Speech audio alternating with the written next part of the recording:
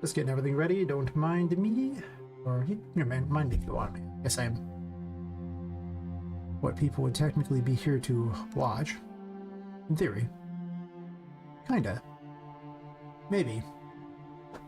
Hopefully. Not. Well, I appreciate the wrong turn if that's the case.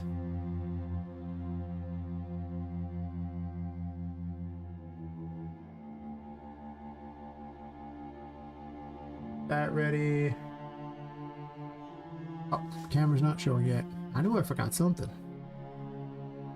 I do be forgetting the stuff sometimes. Just saying. Alright, there I am. Yay me.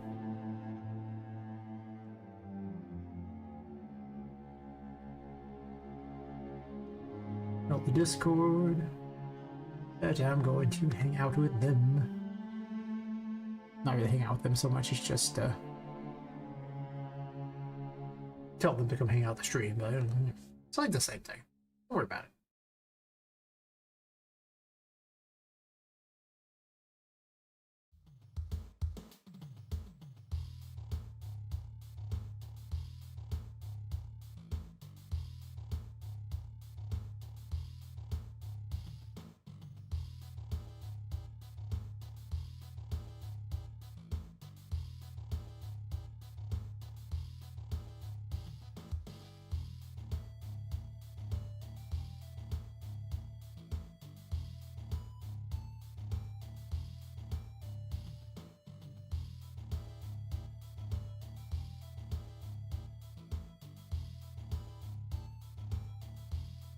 Can actually open up the other level.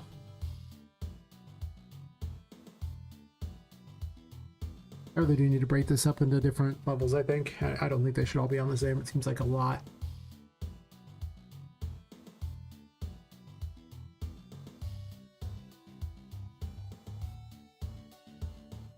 The Discord link, slowly but surely, it farms the people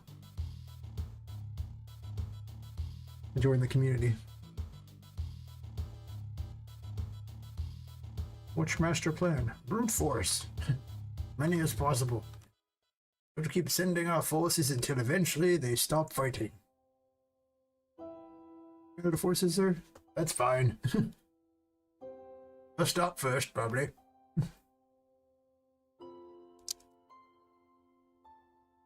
We have reserves. Probably. Do we have reserves? Oh, yeah.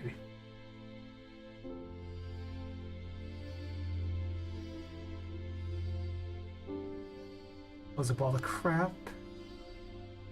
Up all the shaders, sure. Tell the YouTube to join the Discord too. Discord, yay! Guess I can put the little YouTube emojis on there. Feel the YouTube not letting me pick my own emojis. YouTube could be so much cooler with their stuff if they actually let me do some of these things. Like if they were like Twitch, but they aren't. Okay though. Now where's the stream help? There we go. It was confuzzled.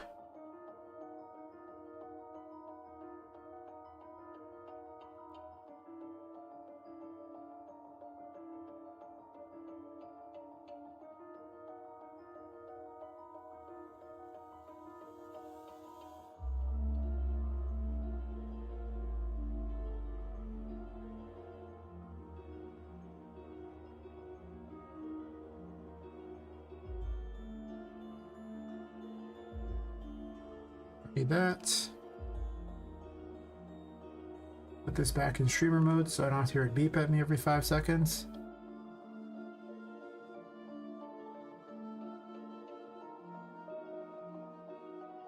Sweet.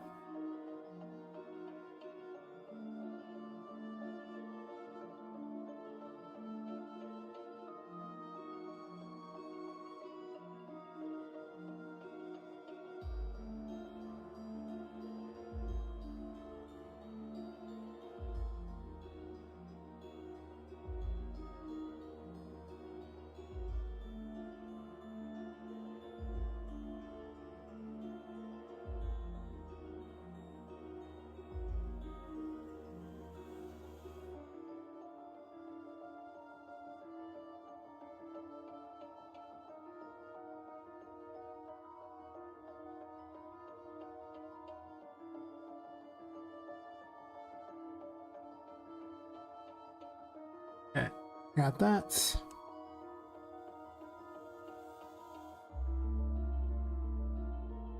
Epic was so nice, they gave me new assets to play with. Oh my god, I put them on here just to remind myself to use them.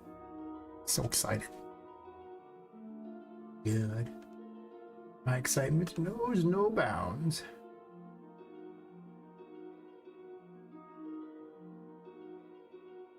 Takes a long time to boot the levels though, so I need to fix that, but still, I mean, look at these new toys. Seriously. I mean the circle and the crystal thing.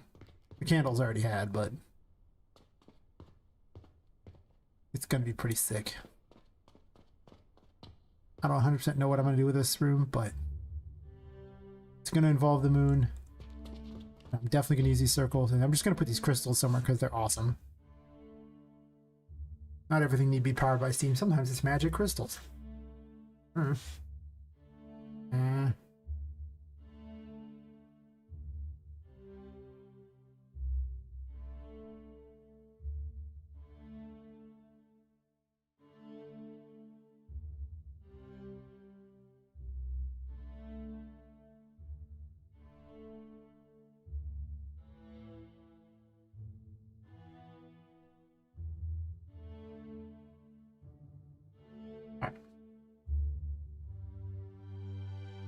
What else came in this cool pack? Because now I want to play with it. Also, I should probably H-load everything. That's true. Oh, please.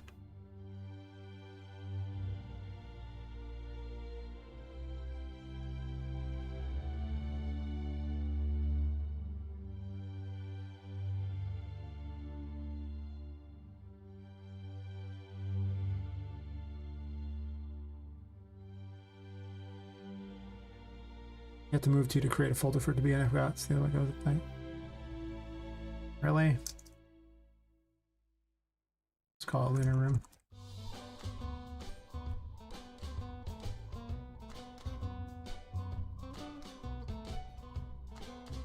Oh, that's not helpful.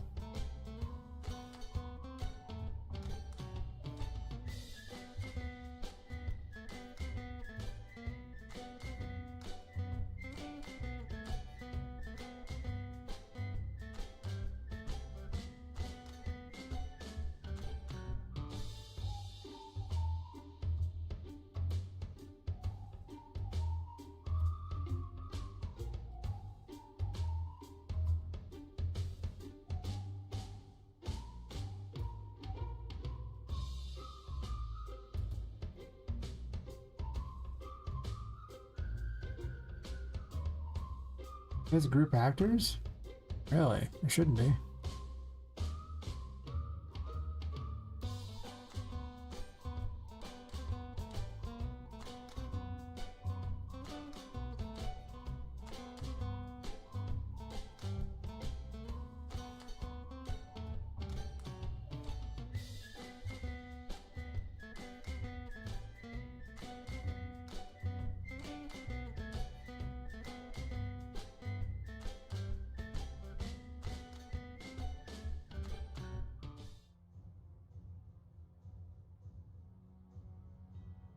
Oh no, it's still grouped. I usually get rid of these horrible things.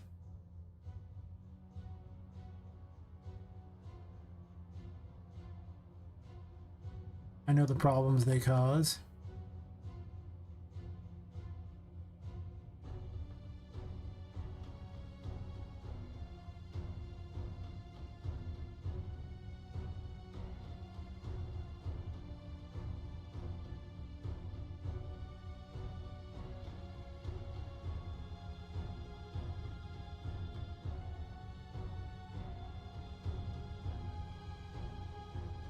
Do I have a Pirate Cove? Sally's room is actually near to Pirate Cove.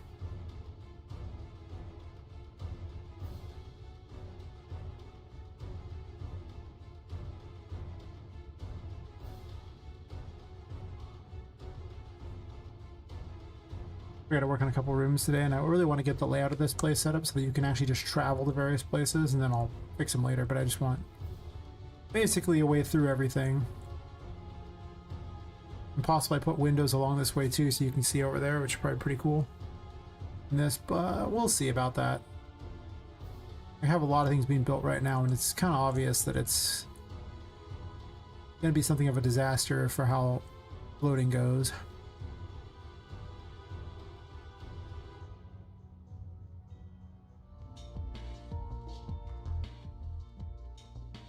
Okay, well, first off, this one needs to be deleted. Why it's still there?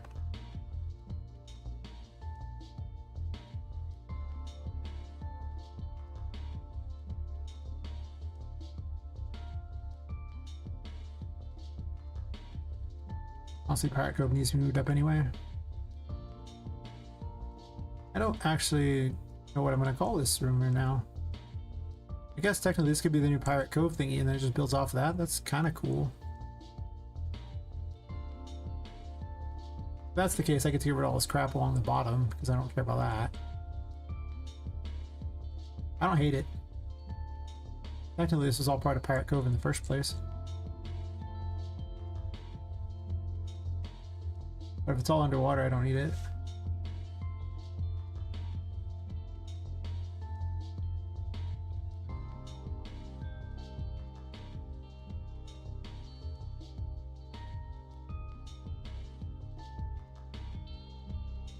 I want the water to be like taller in here so I can actually Hey, another guy, how's it going?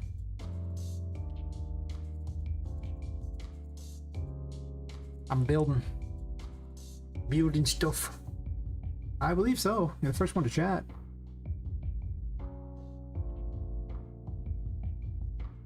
Right. Only the loyalist followers are first. The chosen few. Those who would bring balance to the game dev.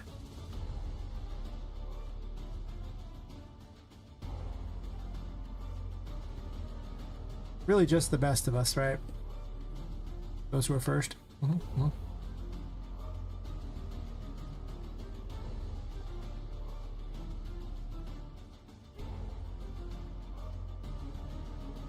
Well, you know, they always said would bring balance to the force. They never specified that he was going to make the good side win. They just said balance to the force, right? I'm just saying, like, they never specified him being a good person.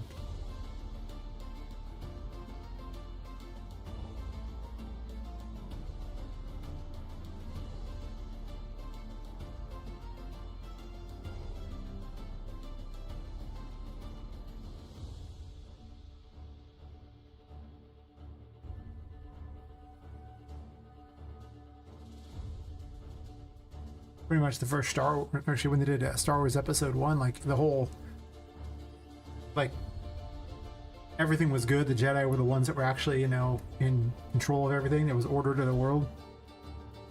I always just thought it was funny. They're like, we're gonna break order. Or balance to the force. I'm like, why do you want to balance it? It's in your favor, you dumbasses. I don't know about done with. I spent like 4 or 5 hours yesterday messing with him. I fixed Patrick and so that he actually does all of his attacks. Could they be better? Sure. I kind of feel like Vu could use one more attack. Also, she's only got one behavior pattern, and then she just gets new abilities along the way, which is... She plays better than she does.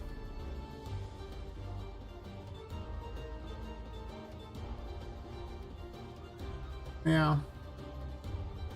Patrick's needs to probably be a little more unified, I think, in how he does his things, because it's like second phase he starts shooting projectiles, but it mostly just translates to him being less aggressive. So I probably need to make him... I probably need to do almost the same thing as I do with Vu, where it's just a very similar pattern. But I guess Patrick has the super jumps and starts launching a lot more things, but it's not actually all that hard. I've been finding it to be a real problem when generating bosses or creating bosses is that they, a lot of attacks sound really cool, but they don't always pressure the player very well, and it's like, well, if the player can get away and heal, then without it even worth the boss's time to do such an attack, you know? But you can't just sit there on them the whole time, because then makes them fight nearly impossible. It's not Dark Souls. Plus, they're also relatively early in the game. So I'm like, how hard do I want it to really be, knowing that, like, Patrick's like the first boss. He's like a first, like, But the first major boss is like Vu, and she's like at the end of the first world. Like, I mean, there's like, it's going to be like 5+ of these places. So, I mean, how tough does she need to be? I keep arguing with myself on this. I need to decide what additional ability Poppet has before designing many more of Vu's behaviors, I think. Like, I was thinking of giving her one additional weapon, because it's like an hour plus before you even get to her, so I kind of wanted an additional weapon. As far as I know, I mean, maybe I could have a harder difficulty. I wasn't terribly concerned about having a harder difficulty. Job 1, finish the game. Job 2, I can always just increase numbers. There could be a hardcore mode, but there's no saving. I don't know why you'd want to do that to yourself.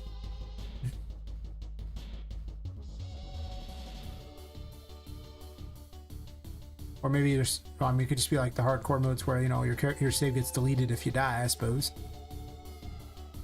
But yeah, I'm definitely not building for the Dark Souls people. I'll put it that way. I'm building for, I think, more of like a middle of the road level difficulty, because it's Metroidvania. And Metroidvanias can be super hard, but I don't know, games where I have to sit there and constantly replay the same thing over and over and over just to memorize some pattern, I tend to lose interest pretty quickly. But there might be a harder mode, I don't know. Maybe a New Game Plus mode if people actually like the game enough for there to be a New Game Plus mode. Obviously, if nobody likes the game, then I'm not making a New Game Plus mode, but if people like it, maybe.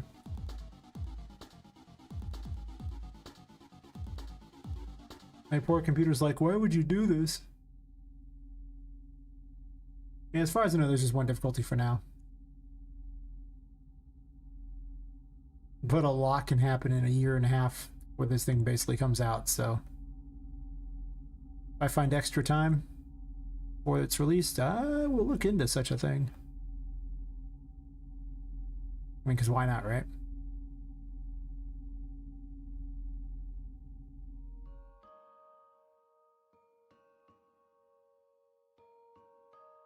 Well, that's just right against the thing, isn't it?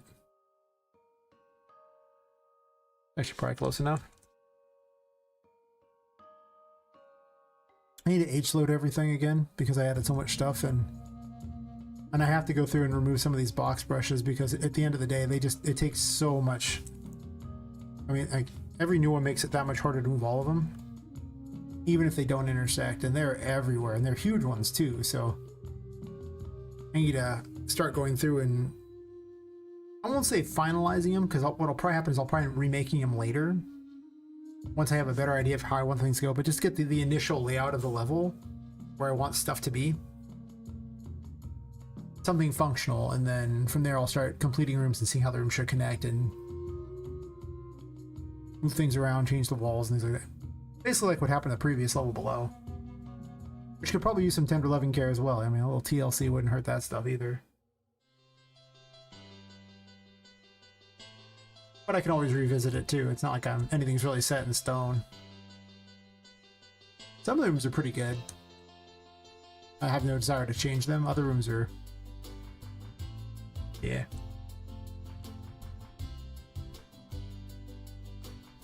Yeah, like the game's just set up only to really have... like, I could change the boss numbers, the enemy numbers, make them just hit harder, give you less health. I could lower your numbers, but I mean, other than that, I don't see how. I guess I could spawn more enemies. It's not really set up to spawn more enemies though, unless... well, it's just not really set up to spawn more enemies. I'd have to make a whole new room system that had a different set of spawns, a different array to work with. Not like it's impossible to do, but it's like extra work that doesn't really lead to the initial experience, because most people are probably just going to play it on the normal difficulty. I can have game journalist mode where you're just invincible. Take that, game journalist.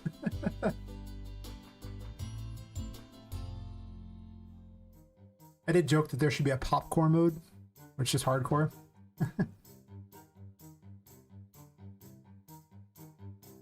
But it's unlikely to be. unlikely to be a priority. This track good? Doesn't matter, it's 45 seconds long, irrelevant. Can't use it for 45 seconds. I mean, I guess I could, but it seems like such a waste of my time.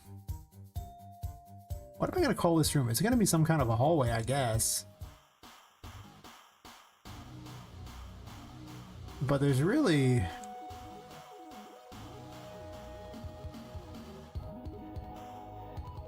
The design of this isn't very good right now. Like, I don't like this hallway. I do like the Pirate Cove idea. I think the loot room is gonna be cool.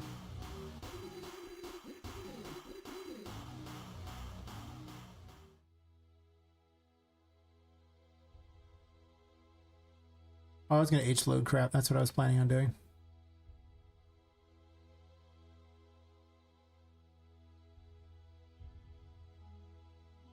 It'll help some. Are these already children of Whimsy Wonders? Well, then... Oh.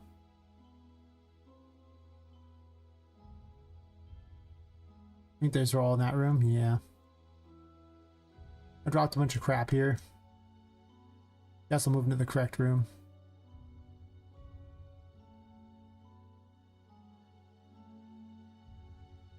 I'm really excited by the new stuff I got from that asset pack.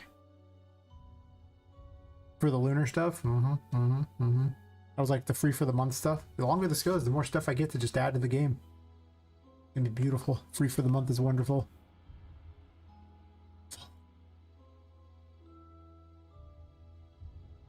They're probably all in this room. Almost certainly. I mean, listen, free for the month stuff is saves so much cost of this game. Like, it's just so much cost. It's just removed by the fact that it's just, oh, they gave it to me. I was paying attention when they did. Neat. Hidden Grotto. Yeah. I mean, where's it at? Where this?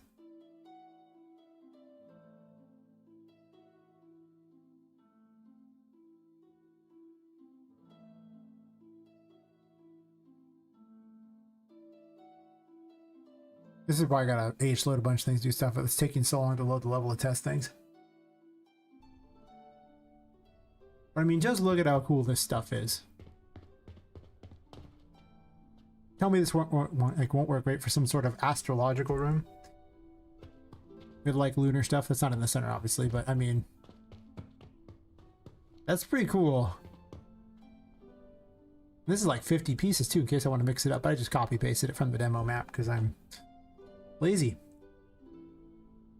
I was like, okay, that's cool. What a great system. So I'll probably have like terraces going up higher that you have to get to and have like the lunar room up there. The magician one, right? Yeah, bring it up.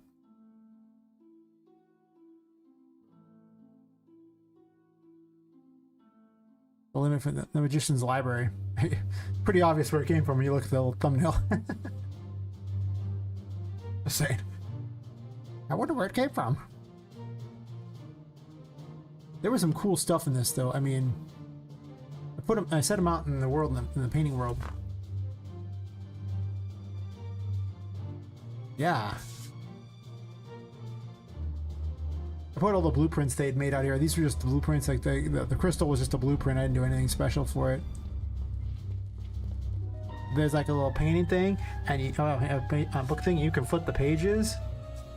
Granted, I don't know if you can flip it more than once, but the fact that it lets you flip a page is kind of cool. Don't know if I'm gonna use it, but that's neat. Yeah, the secret passage thingy, which is awesome because look, it's like up, up, up, up, and then it goes. Here, it's solid, and then it's like, oh, it's not solid. Yay! I thought that was sweet. I don't know if I need this painting thing, but it does have a painting. They just zoom in on it, which I could also do too. There's a weird bubbling cauldron. I don't know why that's even that interesting. It's really not. Another candle lantern thing, which is apparently right underneath where these are at. I just put them there without realizing that's where those spawned. But still, this crystal thing and this material used for this is pretty neat. I might make use of this setup for something, for some sort of secret passages, because it's too cool. I was thinking with the Moon Tarot, because the Moon Tarot makes things that are illusionary real and illusionary things, or real things illusionary. Kind of a flip-flop. At least that was the plan. It might just affect illusionary things too, as well. But I mean, it's too cool.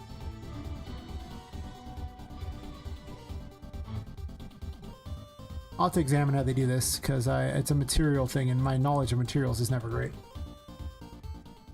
Hey Panther Kitty, how's it going?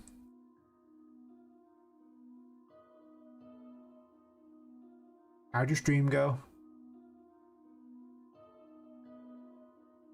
How'd you working on Minecraft? Oh, appreciate it. I was just showing off some of the new toys I get to have, because I was very excited. With this wall being one of the coolest things.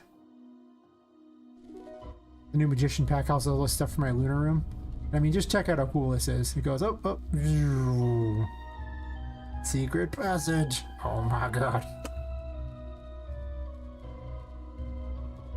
I'm gonna use this for something. It's just too sweet not to. And of course, these cool crystals.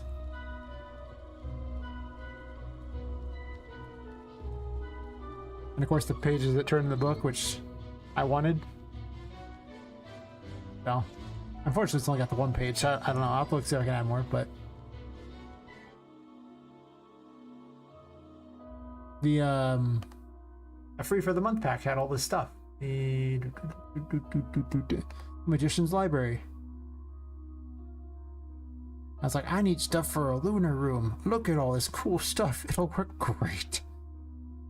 Toss some mushrooms in there. Toss, you know, weird altars like this stuff here. And I guess I don't want to go too mushroom happy, because like that was technically the other one. Can I have multiple pages? Oh, maybe.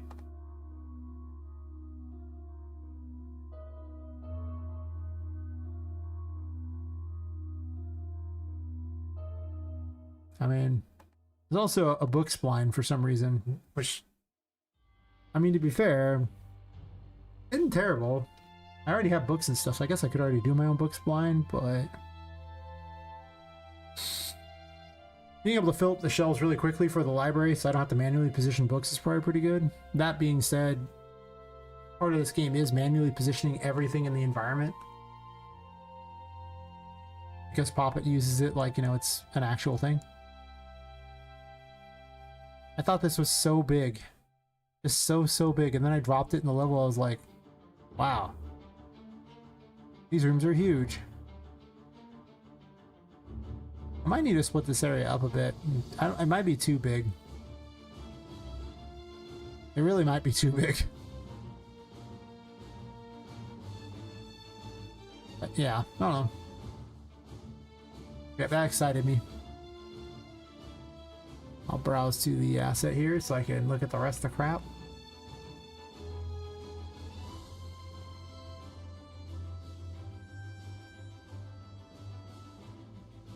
Because there's all this stuff. I might go look at how they built stuff too. Sometimes I do that.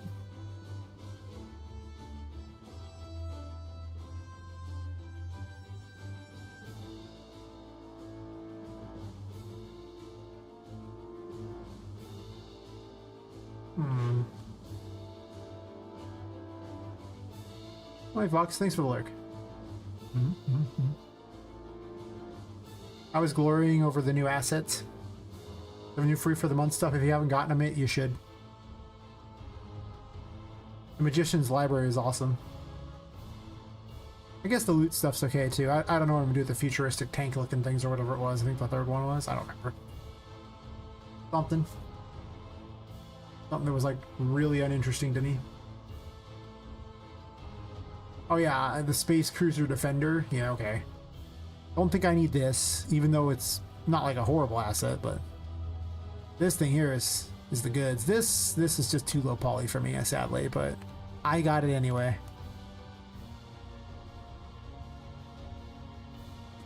Very sad. But this map,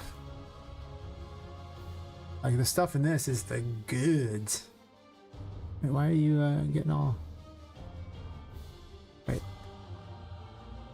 Ah. Why are we out here, buddy?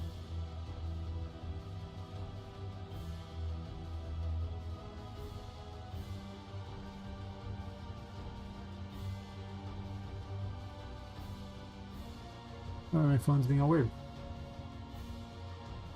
I mean, just look at how cool this... Well, this is a very dark map. Alright, well, let me go ahead and fix this guy's decision to make his map the darkest thing in the history of the world. Only I'm allowed to do that, thank you.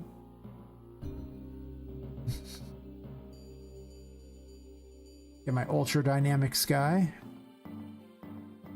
Delete all these dysfunctional things that they try to add on all these levels. None of that, none of that.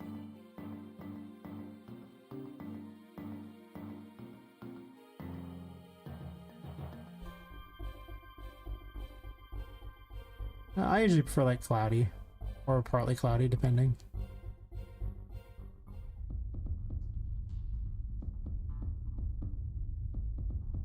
It'll still be dark, I guess, just not whatever what's going on there. See, now this is good. This I can actually see stuff. The other one was an abomination. Should be cast from this world. Yes. Right, we look at all the cool stuff here. Oh my god. Books everywhere, perfect. Weird thingies. Just zooms in the pictures for you. Sometimes I just take the ideas for the code here. Oh, that's right. It might look like there's lights here, but they ain't lights here. Not as far as Poppet's concerned.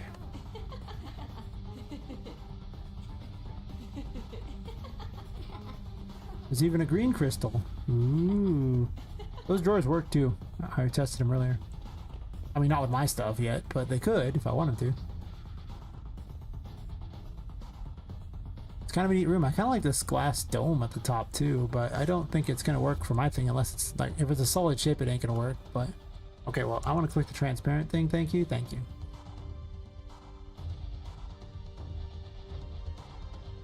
Interesting. But I could just use book splines to get things like that. Some of these are really neat looking, though. I'm probably not using half of it, though. So I wish I'd had access to these pillars before I placed the other ones. They're kind of nice. Just saying.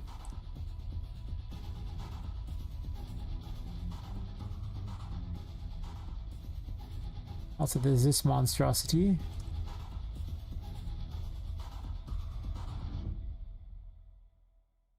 But yeah, I don't know, I'm very excited about this.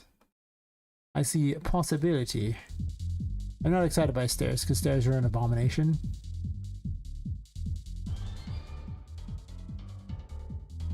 Are these carpets flat? Oh my god, thank you, a flat carpet.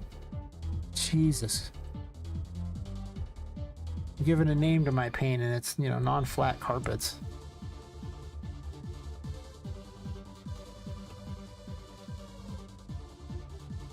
It sounds like a knockoff Final Fantasy VII track.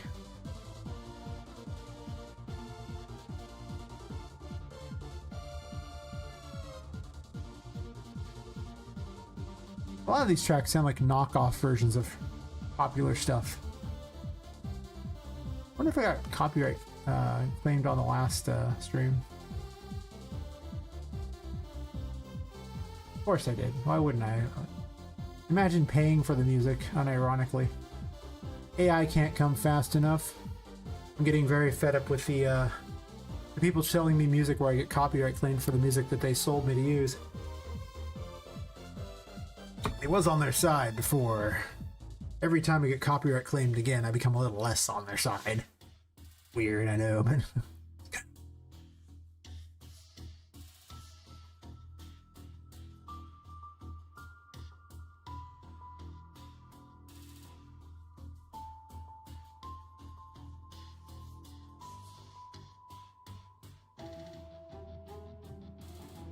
I haven't actually tried music generators yet. I did the voice generator to test that out, and those were fantastic. Better than most of the voice actors I heard on Fiverr, which I guess isn't saying a whole lot, but what I heard on Fiverr did not impress me a whole lot, especially not for what they wanted in price. I know just because you bought a microphone doesn't mean you're a voice actor. Weird, but it's true.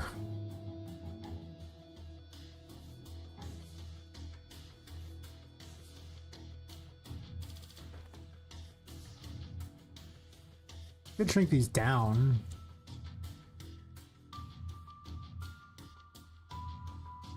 Probably gonna put the candles in here too. Honestly, this should probably just be a blueprint itself, which might become the case in a second here.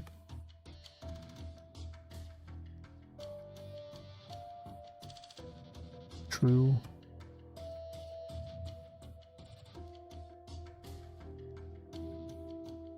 Yeah, I really copy pasted this because let's be real here. Look at how many pieces this is. Like, it's just a bunch of little stupid pieces for everything. I ain't doing that. Say hi? I ain't doing that. That's a lot of work. Their circle looks just fine. I'm more than happy to use their circle. Maybe I make my own someday, but I don't know. Probably gonna move where these candles are too, but for now I just wanted to grab them all and put them on top of like a mushroom or something. More specifically, I'll put these candles with the other pieces of this here. So I can just, you know, select all the circle and move it up. Alright, let's grab some big mushrooms for no apparent reason. I know it's kind of a rehash, but listen. I'm square with that. That's perfectly fine with me. Actually, I'm gonna grab these mushrooms too.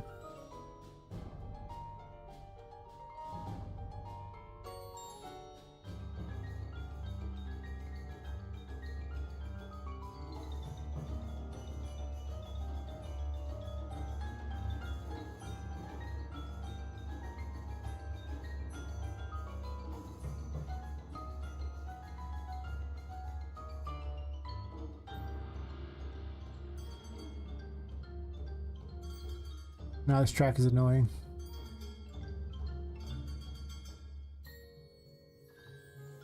Wait, did I have that selected the whole time? Did I move? I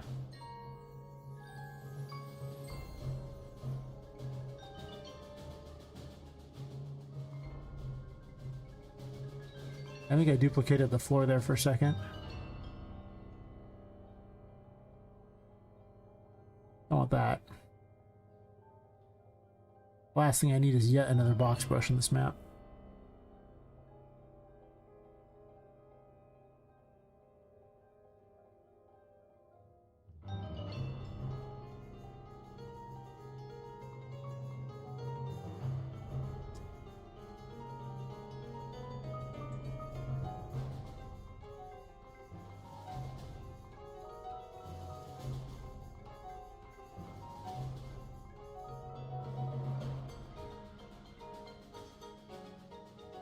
I guess the entire Moonlit Garden could be like flooded.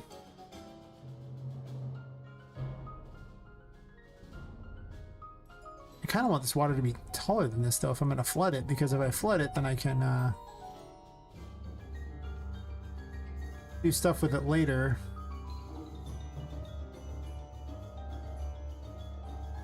Basically allowing you to go underneath the water.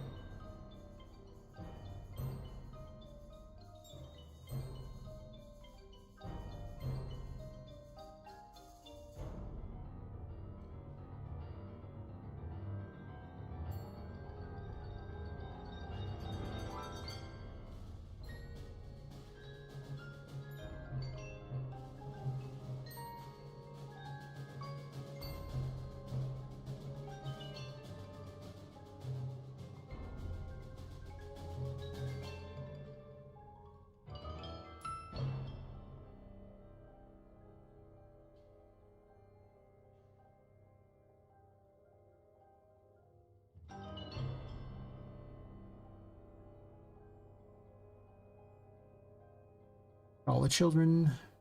I put it in a folder like that so I can do this.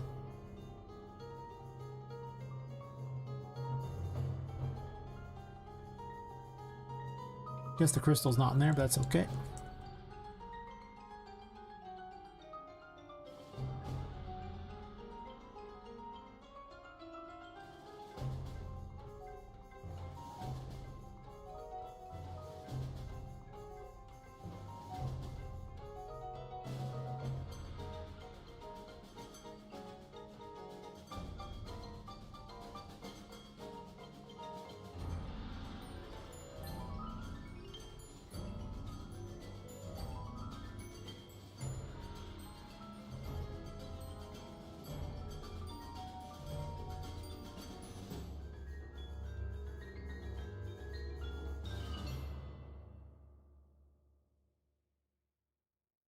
Oh, it's actually just hovering in the air, and that is why.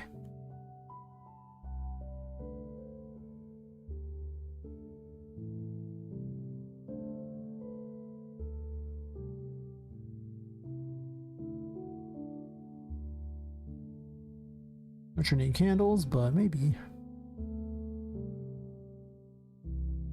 Let's move that to the circle as well. Nice. As well you should.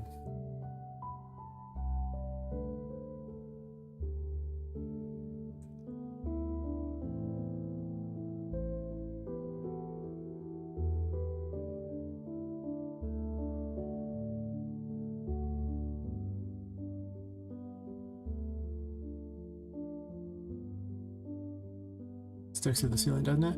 Maybe? Kinda.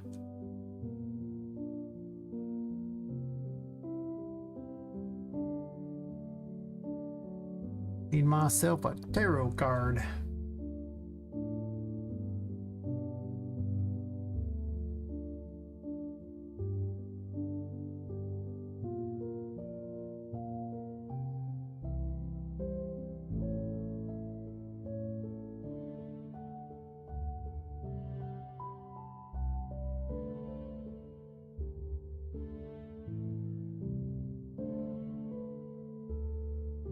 Boy, that's right. They have to be turned this way if they're gonna be turned at all.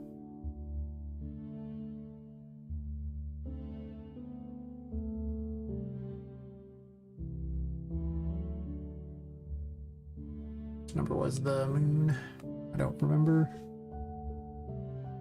Tarot. Das ist Tarot, ja.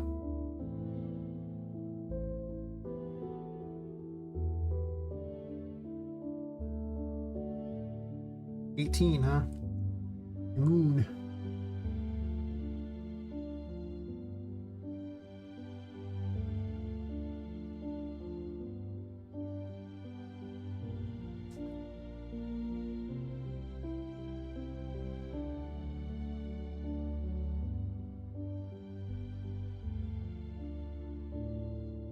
It's working its way up to being useful.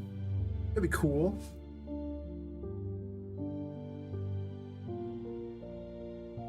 Yeah. I mean, collecting free stuff is... Don't forget to actually just click, you know, free on, like, you know, just the stuff that's just normally free and see what else is available, because they put new stuff out there every month.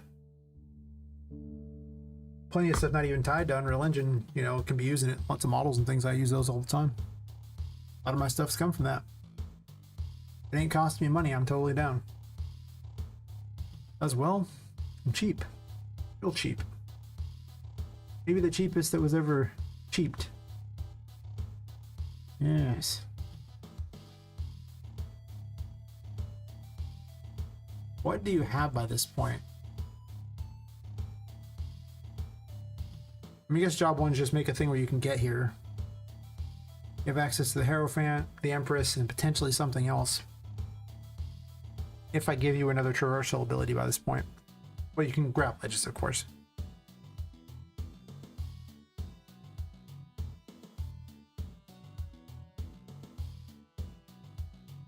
Because the moon's a new traversal ability.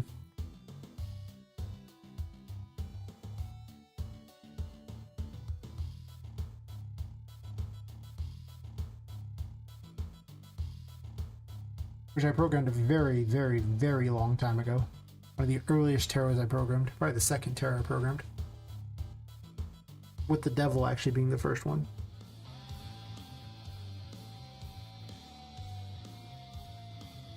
So I'm pretty certain it was the devil, and the devil I'm not even keeping.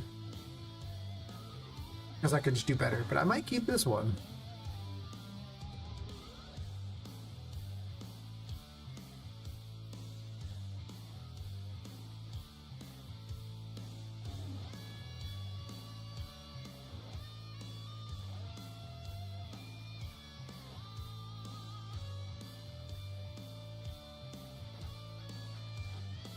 Whoa, down boy.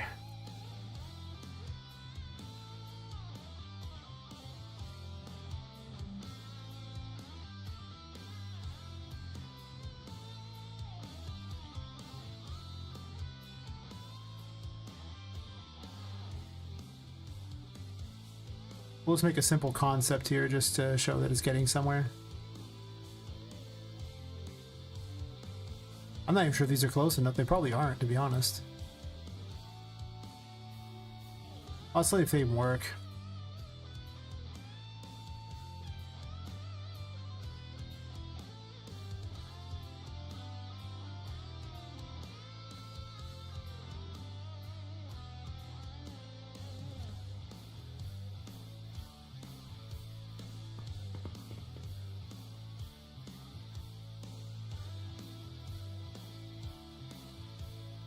Oops.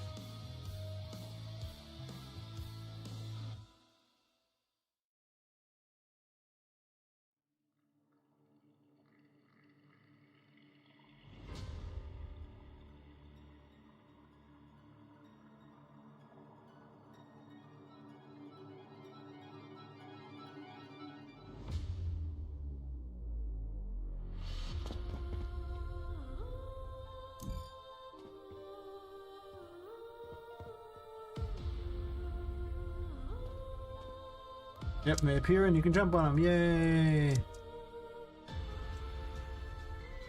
But the moon goes away. Oh no!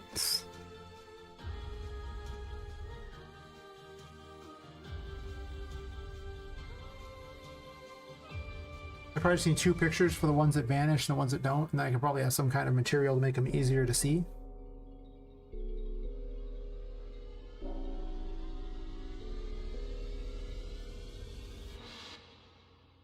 We need to have very specific things. I mean, I guess I could just use the moon tarot for every single thing and they just appear or disappear, but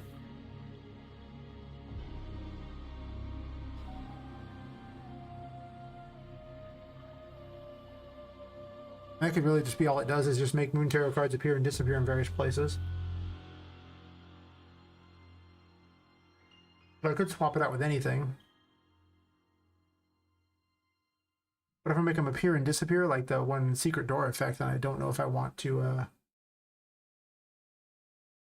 I'd have to limit how often I did it, because I had to put it in the material itself for the item.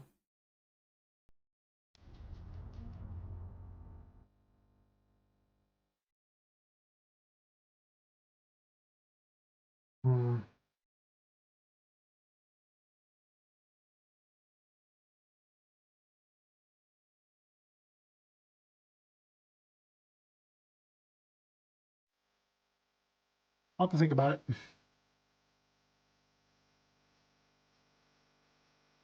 Obviously, I'll put lots of things there. You can have Hierophant and things like that.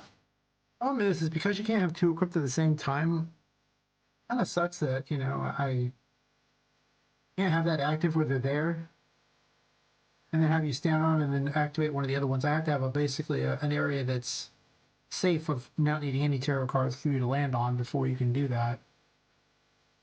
The switching mid-air, like the timing on it's pretty bad. So there's a time to switch between weapons. Plus I need a look for the moon, like what the moon's gonna be.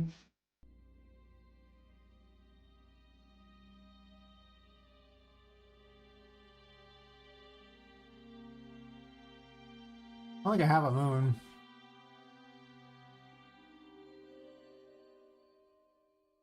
Make a crescent moon that goes on her back or something. Make a little moon wand for her.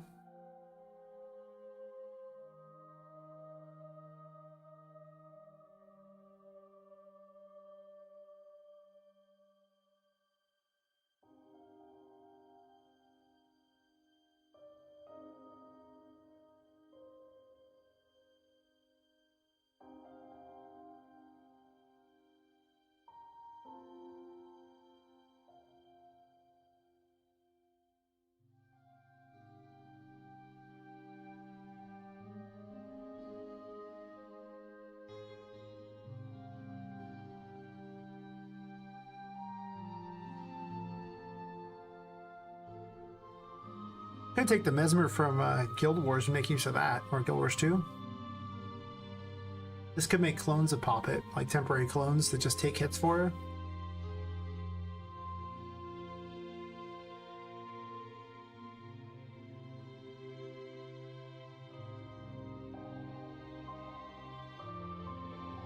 Like, it could have the ability to make clones of her, and then, like, the last ability can let you blow the clones up to do damage. And the enemies attack the clones, or well, if the clones are closer than you, they attack the clone, and make the clones die in one hit or something.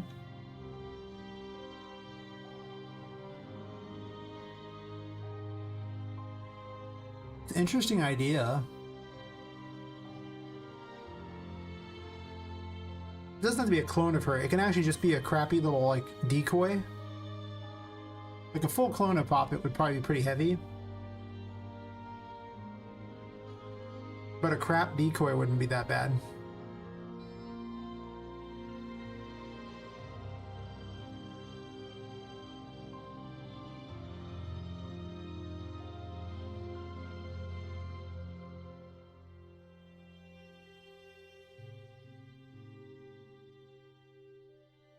I don't hate this idea. Like, is it weapon capabilities, a traversal mechanic?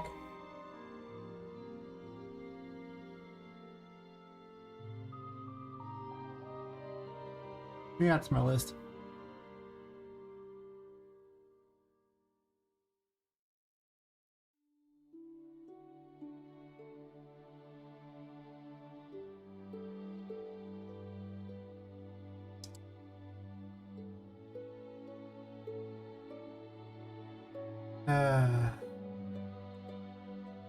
Silly bots. Thinking that I'm actually going to pay for viewers. Which don't pay enough for that. Besides, that's... you bot, you can get your account banned. Now, what I really need now, apparently, are subs on YouTube, because if I'm going to keep getting hours like that, I'll be monetized on YouTube in short order. Last night, I had over 400 hours for that stream, just watch time. You only need 4,000 hours in a year, just, you know, 10 of those streams would have been enough to get monetized. I don't think it's necessarily going to happen again. I never had over 100 viewers on there before. But last night I had under 103. Without a raid, because you can't be rated on YouTube. That was wild. It didn't start until like 6 hours. And actually, that's wrong. It actually started picking up over time.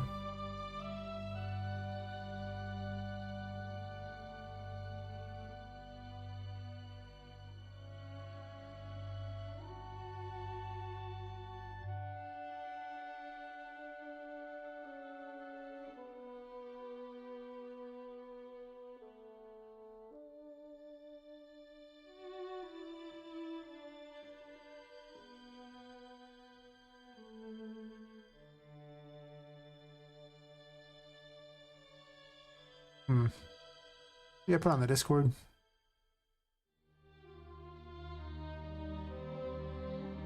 Start advertising people like watch me on YouTube. Or not watch me. Sub to me on YouTube even if you don't watch. Yeah. Just so I can get to the 1,000. I need, oh God, so many. Save image.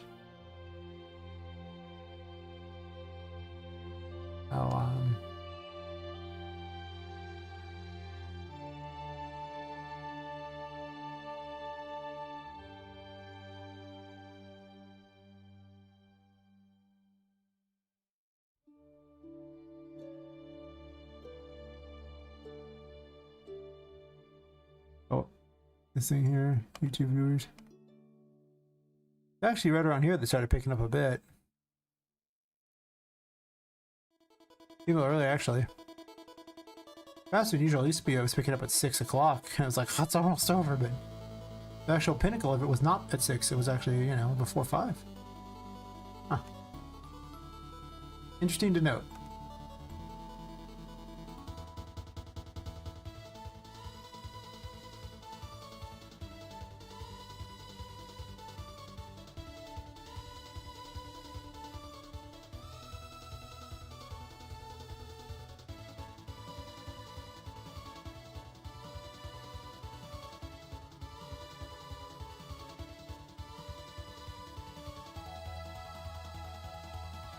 What if I just duplicate Poppet? Ugh, I don't want to duplicate Poppet. What if I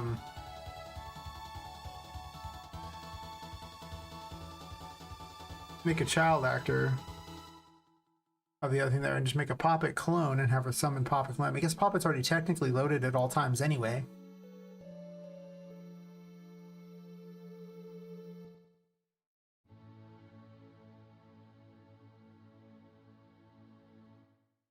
This could literally be the Mesmer,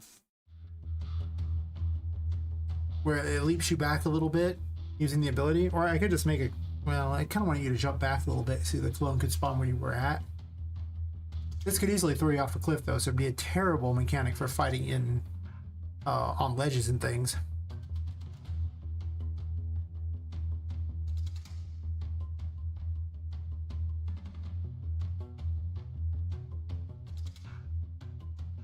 Unless the clone wasn't solid, you could just move away from it.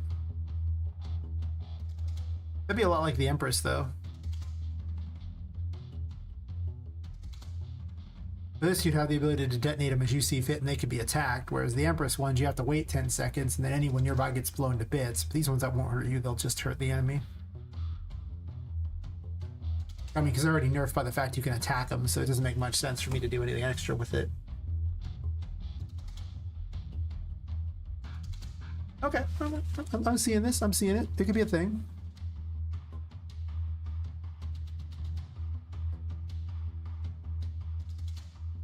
What's the fastest way to accomplish what I need, though, is the question.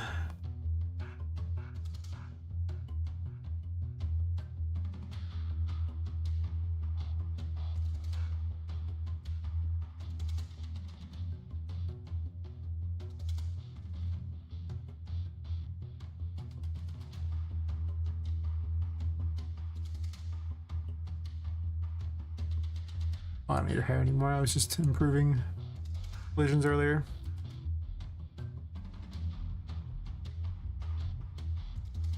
I'll take a bio break real fast. Spare back.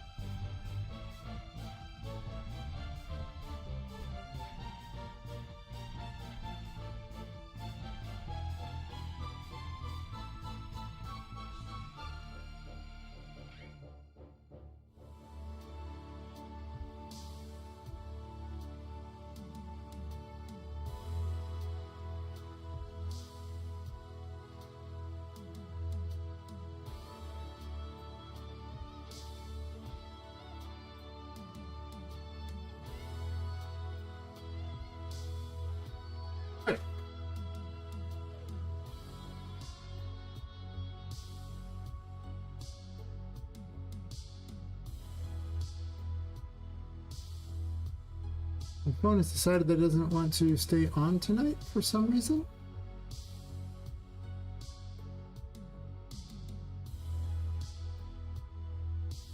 I've had this happen before. They're just like, nope, no working. I'm like, okay. I think it's back.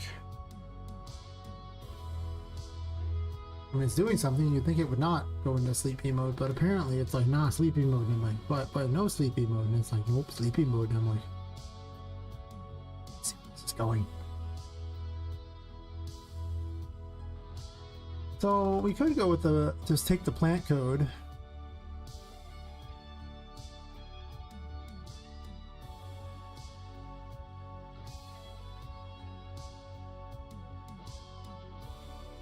I don't know if I want to use this code though, per se. I guess I could take parts of it.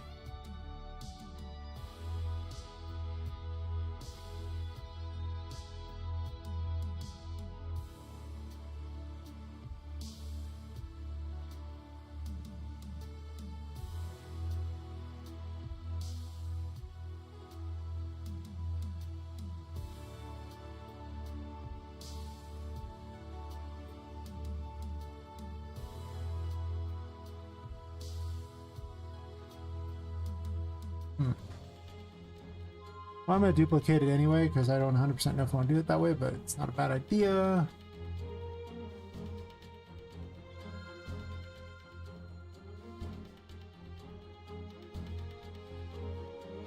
Phone.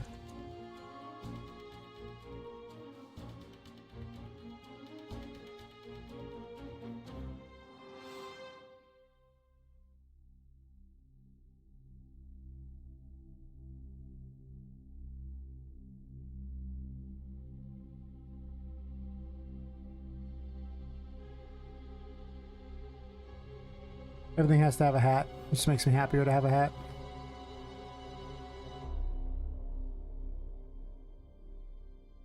Yeah, this isn't going to swing like a weapon, so it doesn't matter.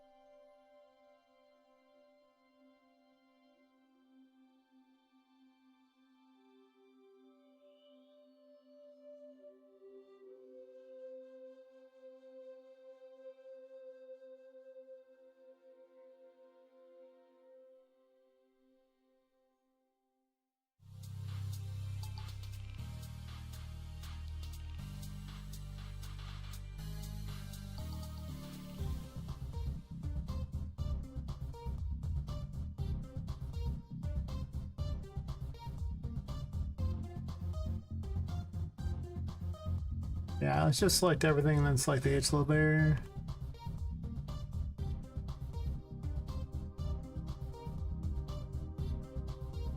Didn't I select everything on the map? I did.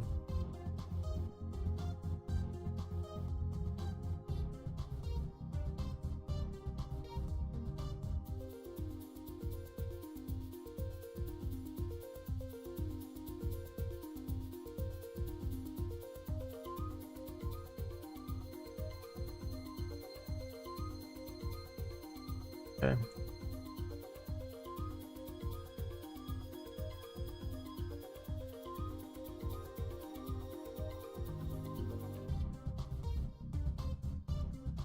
Yeah, that's fair.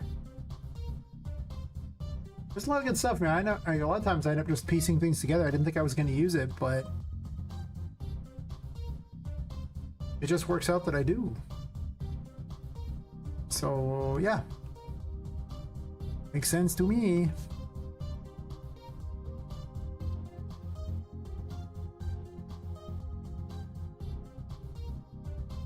Wasn't there a moon already on here? Did I delete it?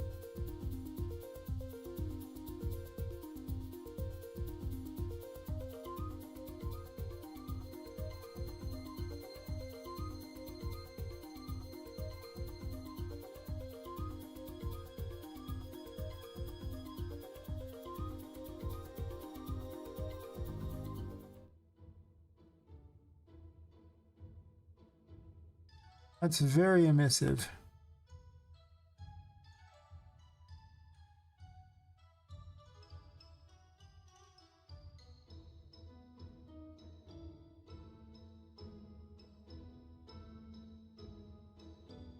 There's a half of them. Enough is enough. Is there enough ever enough? I don't know if that's true.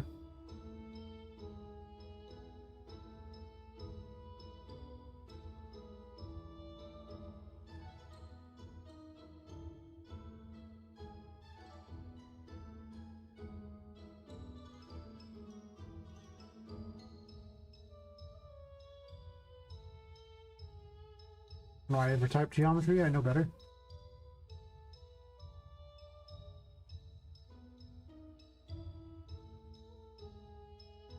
I think I'll do a cylinder. I don't think I want it to be completely round. I think I actually just want it to be like a little half, no, crescent moon thingy.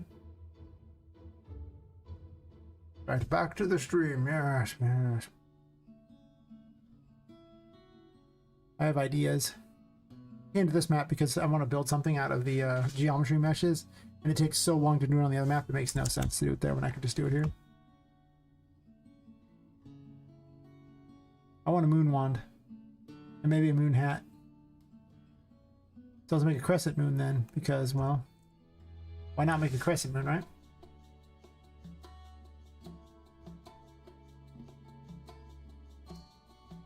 I was really stupid that I didn't select the material I wanted before I did that. Let's just go ahead and delete that then and start fresh.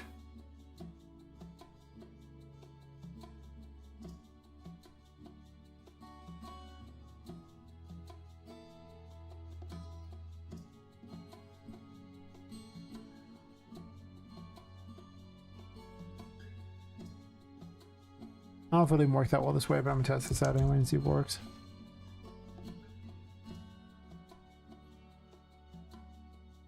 That looks terrible with all those things. I'll have to remember that. I honestly think I'm just gonna go with the solid color then, because it's gonna look weird no matter what I do. Yeah, that's true.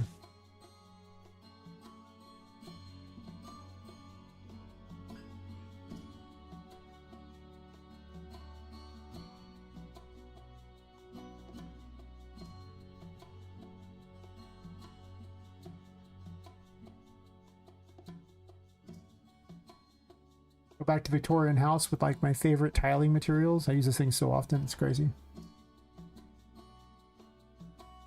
I always use one of the glossies. Doesn't have to look that detailed.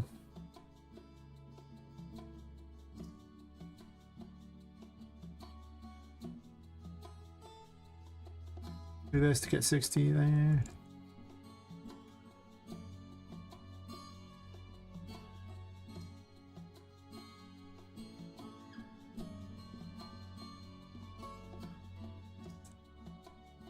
This should be like brain dead simple. You want to crescent moon, what do? Do something like this and then just make it negative. Boom, instant crescent moon. Wow, that was hard to make. Before that wasn't hard to make, it was actually really easy, I'm just saying. Another question is just how thick do I want this? Is it a thick boy? Or is it maybe not so thick? Nah. Not that one.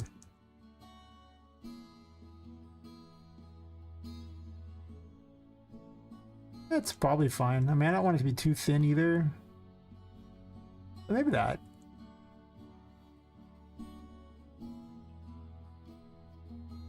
Alright, so with these things done,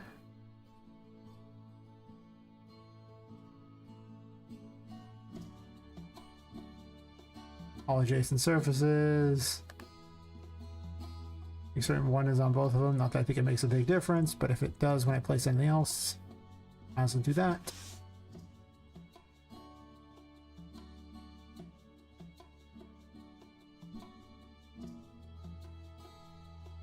We'll mark them as space, I guess, because... Oh wait, I already have space. Do I?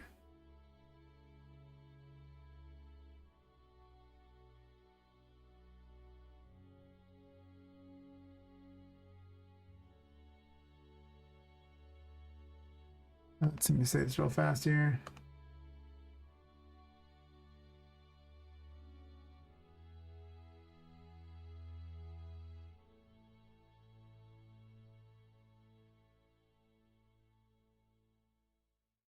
No, they're not the same. What they are is you go up to these geometry brushes here.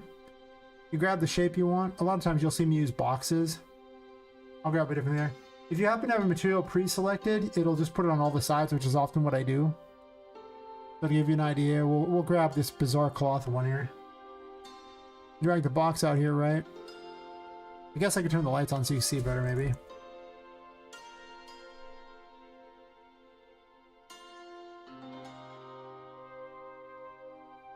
Apparently we didn't get the other things like that. One moment. Did I not have the cloth selected? I thought I did. Or not. Interesting. Anyway, you can click aside. I usually click select all adjacent surfaces, and then you can add whatever material you want to something. We'll put this one on here. You can stretch them how you see fit. I have 2. I guess 3 if you count the phone that I'm using as my camera.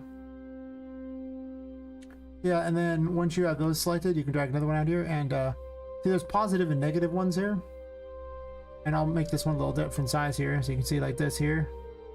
And they're like, you know, positive right now. Like, you know, they would merge together if I wanted them to. Or if I make it a subtractive one here, it'll take chunks out of this one. And as you can see, you make things like walls and stuff there.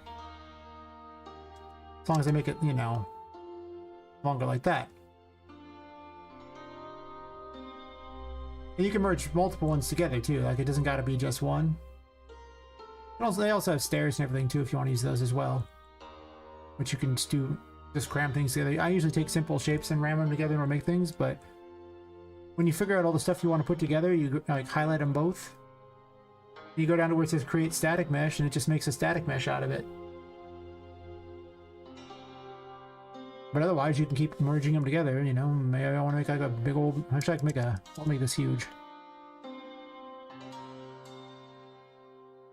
And I'll get another one of these here. In this direction here. Duplicate it. And I'll go this way with it. I'm sure you see where this is going, right? You can make all these things like that. Grab another one here. Oh, I'll shrink this one a bit. Like this. Maybe you want a, you know, circular thing for some reason. You can grab one of these, you know. Set it to a subtractive. Pick the number of sides. I like 60. It's usually good enough to get it round. We'll rotate it a bit to 90 here. Start building yourself a little fort here.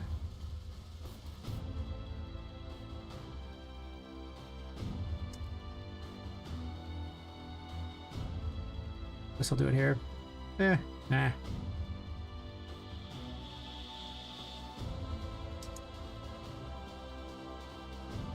There we go.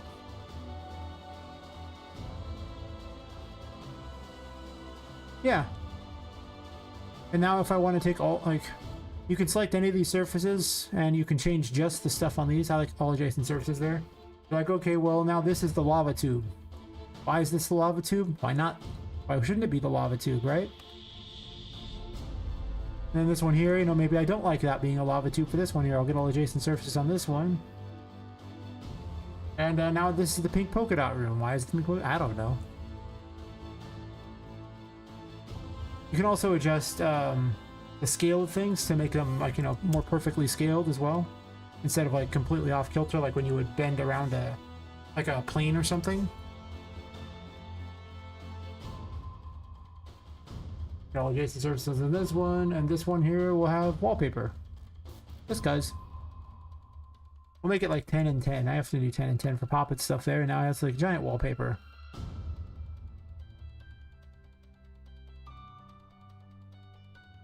You're like, oh, well, this room here, I don't want the same thing here. Select all adjacent surfaces here. And this is my glowing room. Why? Why not?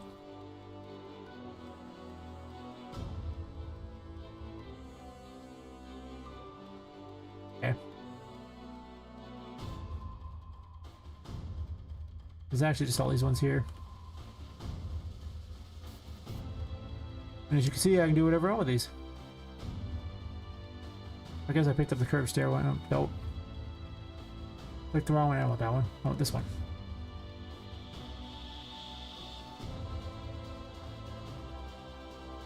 Move them all around, whatever you want to do with them.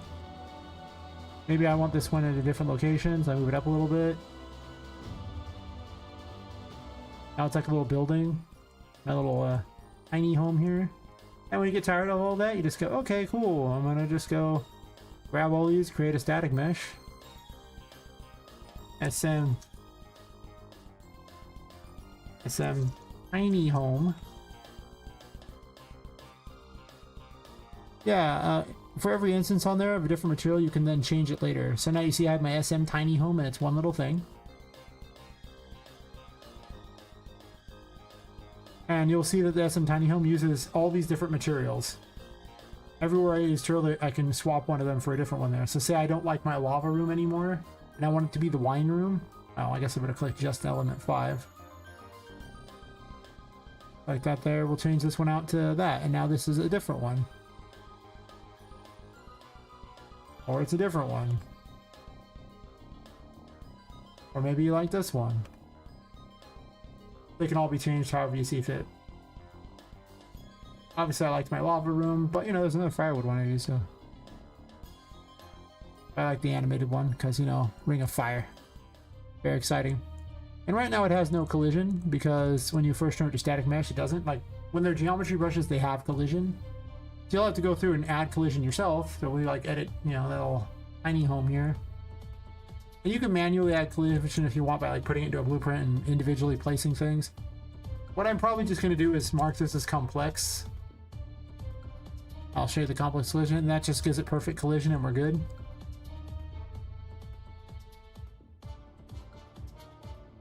And now if I drop it in the world, this is fine. Yeah, you can change the materials all you want, whatever like that. So as you can see here, now I have this little place to run around in.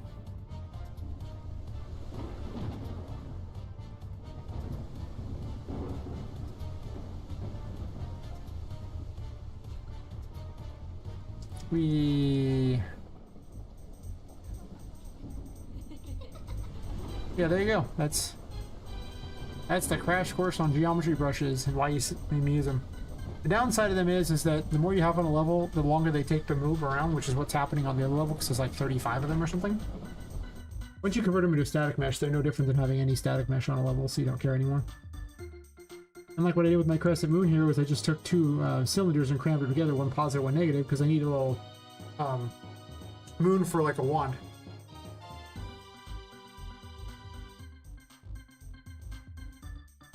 This is my building level. I just build crap out here. We're always testing bosses and things. Because it takes long to load into the other level, so every time if I'm going to make a slight change to a boss, I'd rather not do that. So I just dropped out their little stuff here so I could just test a whole boss fight. Make it seem like it's super awesome out here.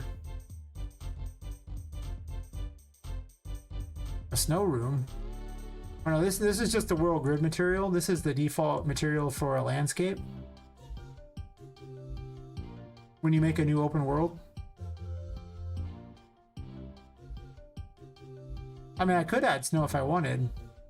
I could add weather and things, but I just didn't see much point because, like I say, it's my test level. That's fair. It's pretty bright. I mean, I have the light set really bright right now because I was just building. Making a moon wand. And maybe some kind of a hat out of it too.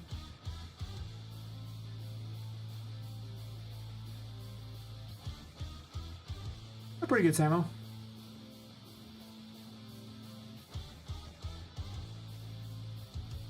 I had some ideas for the moon tarot, so I was working on that today. Made me very excited. I don't think I even need to make anything special for that. I just needed a crescent moon for this to work.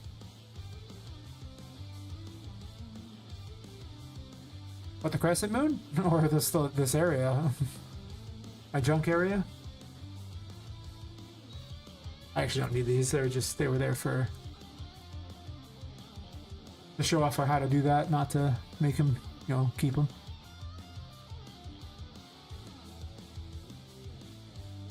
Thanks. Yeah. It's very easy to make. We'll call it the 5-second special. Just because I needed it at the top of a wand.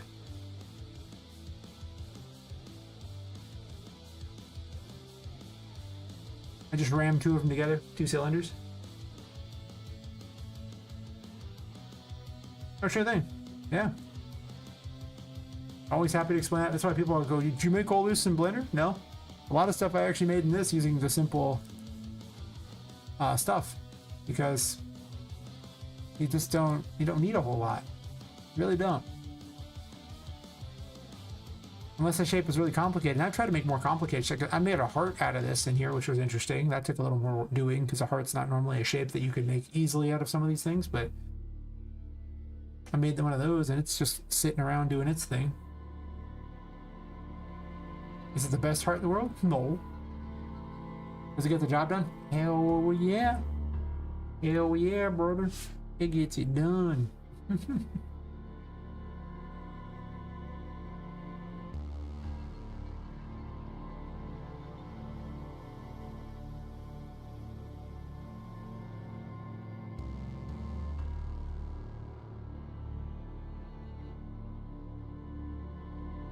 I just slammed a material over the top that it's just an emissive white material because it's going to be used for the top of a wand and not for an actual moon. Could I texture it? Sure. If I wanted. Don't see a lot of reason to, but I definitely could.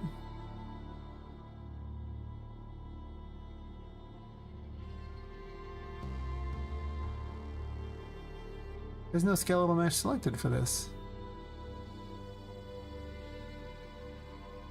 But it says there's like mushrooms and things on there. I'll shoot as a weapon parent.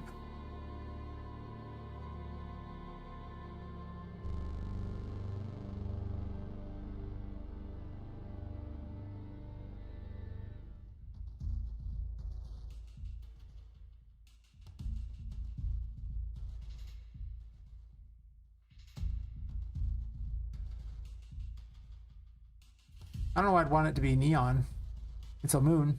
Moons are usually like more white or something like that. Maybe make it a slight blue or something. Or red potentially because the moon in the game is currently red. I don't know why I'd do neon. That's a strange color, I think.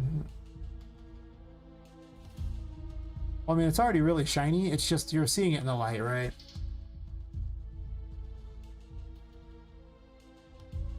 As you can see, it's already like super glowy.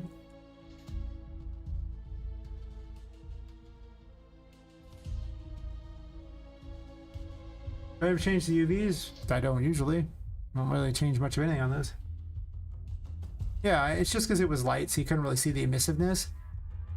The games you played at night, it's harder to design in the dark, or in the light. You know, like, yeah, it's hard to design in the dark, so I tend to change it up a bit and not do that.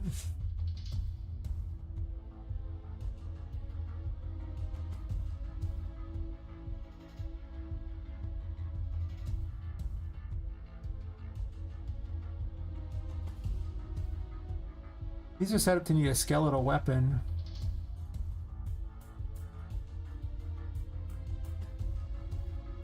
Let me check something here.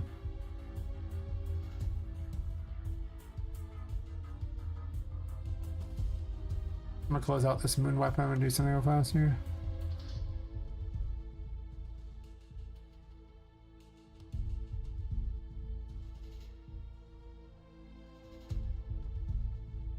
Being slow.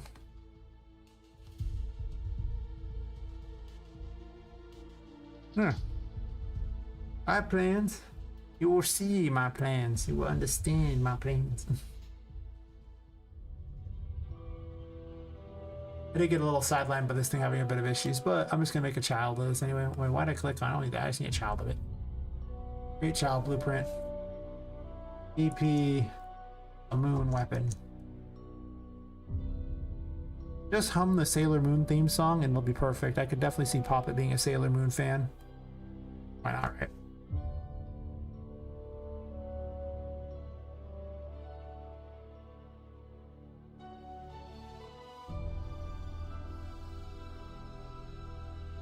mean, come on, she's into like tarot cards, for God's sakes. You know she's a moon fan. And again, so is every single woman I've ever dated in my entire life. I'm not saying they're all fans of the moon, but I'm saying they're all fans of the moon. Like every one of them. It is adorable. They're like, I like the moon. I'm like, you don't say. I too like the moon. Some. But I have the sneaking suspicion they like the moon more. Call me crazy. I just think that that's true. They're like, moon, and I'm like, God damn it. Is that really the world we're living with here? That's fair. I mean, I'm glad. I like the moon. I just maybe not as much as some of them really like the moon, and I'm like, oh, okay, it's okay there. We're just stepping back a little. It'll be fine. You just do you. Freaking crazy.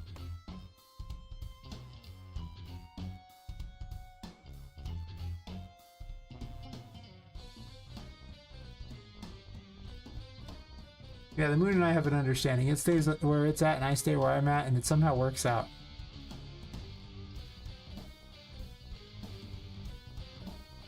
Even it has been well established that it's hiding all the cheese from me, and you know, I'm obviously gonna have to get it from it at some point. Freaking jerk, taking all my cheese.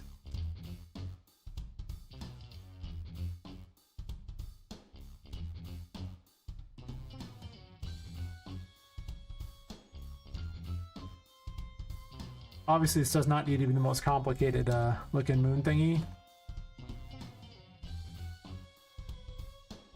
It actually be a moon staff for that matter too.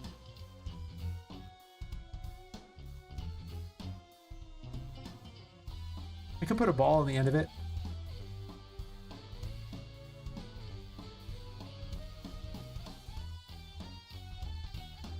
True.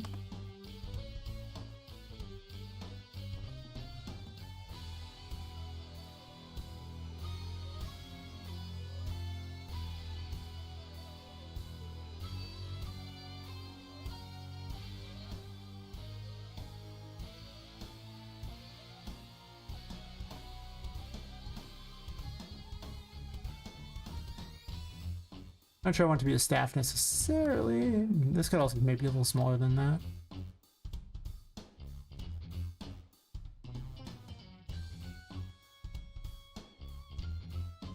I feel like I'm sneaking around or something.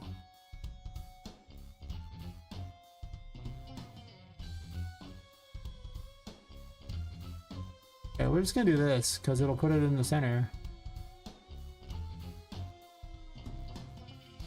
And move the moon.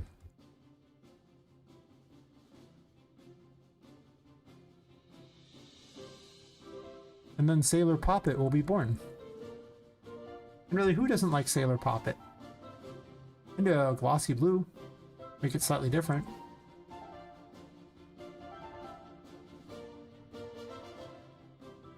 I don't make this black. Yeah. I gave it a slightly bluish glow. I have a bunch of pre-made ones I've already made where they're just duplicates of this, and I just keep changing the color and the glossiness of them so I can just recycle them a lot. Maybe more like a stage magician. Oh gosh, do I have a top hat that I could put a little moon on? That'd be sweet.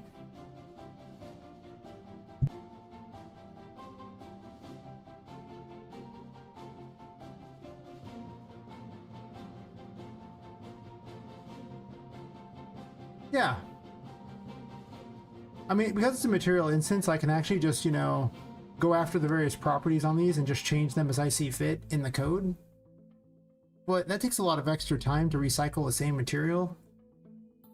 When if I'm going to use the same color palette on a lot of things and I don't plan on changing it, there's not much need. There are ones where I do change it though, but do the instance thingy. But in this instance, I really don't see a world where I'm going to be changing this one.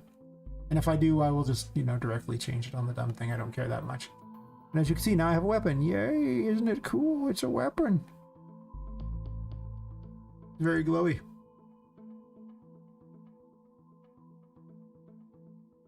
My little wand.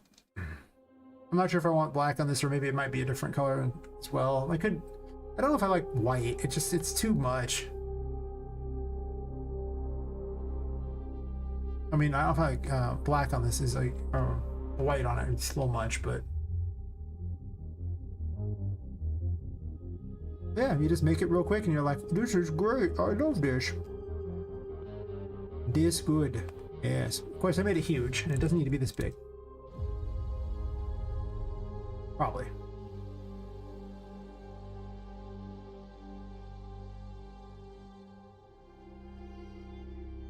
Doesn't seem like it's really shrinking it, now does it?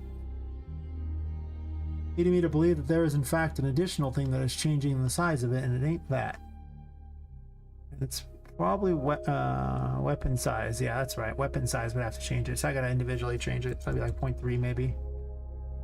0.3. Squished. Tiny wand. The tiniest wand is tiny. Oh yeah, for some reason it's been doing that today. I don't know why. Plugged in, right? It is. I'm gonna reset this thing real fast.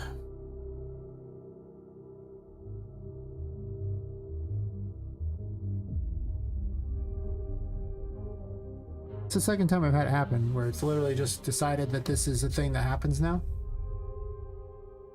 Do I have a top hat?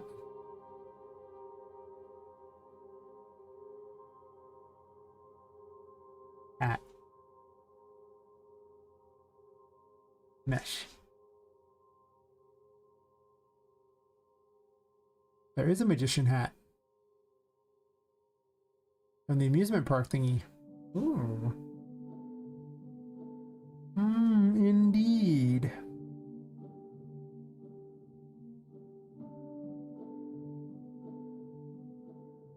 We could pop it a top hat with a little moon on it.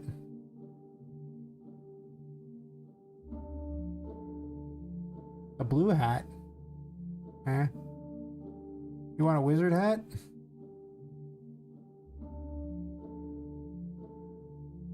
Put a little moon dangling on it, I guess. It's not a bad idea. Sure. Might change the coloring on it. It's really bright. He already has a magician hat, though, I guess. So technically there is a magician. So I guess in a way, the magician should actually probably have a top hat, right? Thinking about it. If you're the magician, should have a wand as well. I need to make a magician wand. I don't know what to put on the top of it, though, because I'm kind of already using a bunch of things anyway. But sure, we can try this out.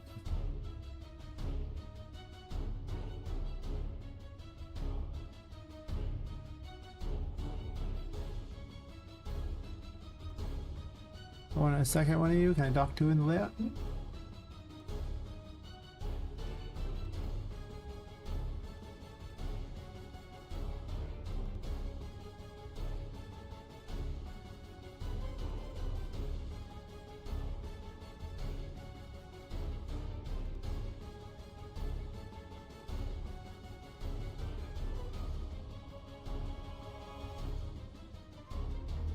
Yeah, so I was thinking I was having a little thing dangling from there. Small moon.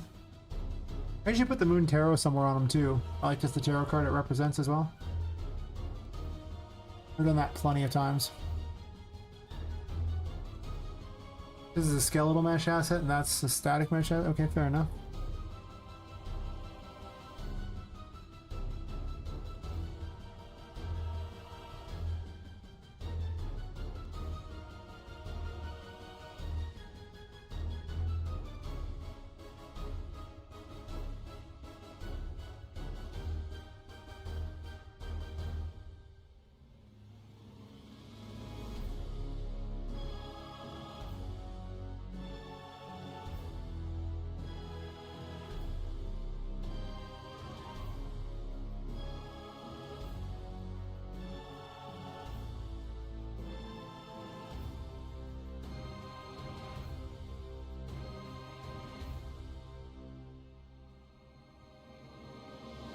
Obviously I made the little crescent moon huge, by the way. I could have made it smaller, but I didn't. That's my explanation for what happened. 0.1 thing too. It goes beep.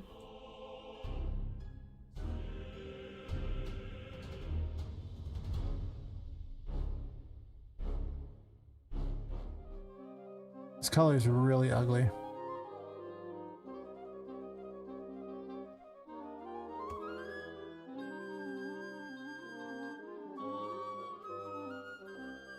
Alright, maybe I can keep it. It seems real hideous though. It'd probably get pretty ugly to look at pretty quick, but let's test, shall we?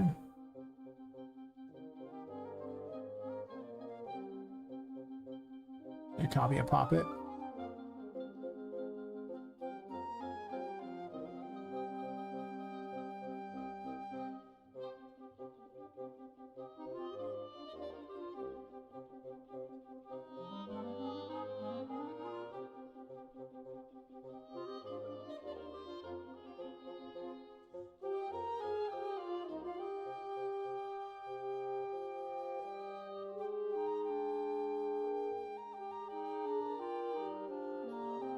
Just to double check. It is 18, right?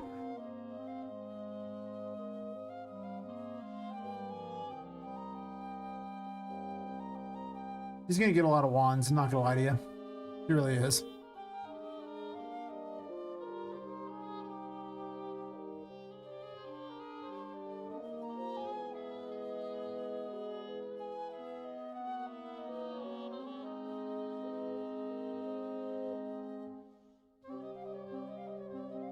She can hold it just like she holds...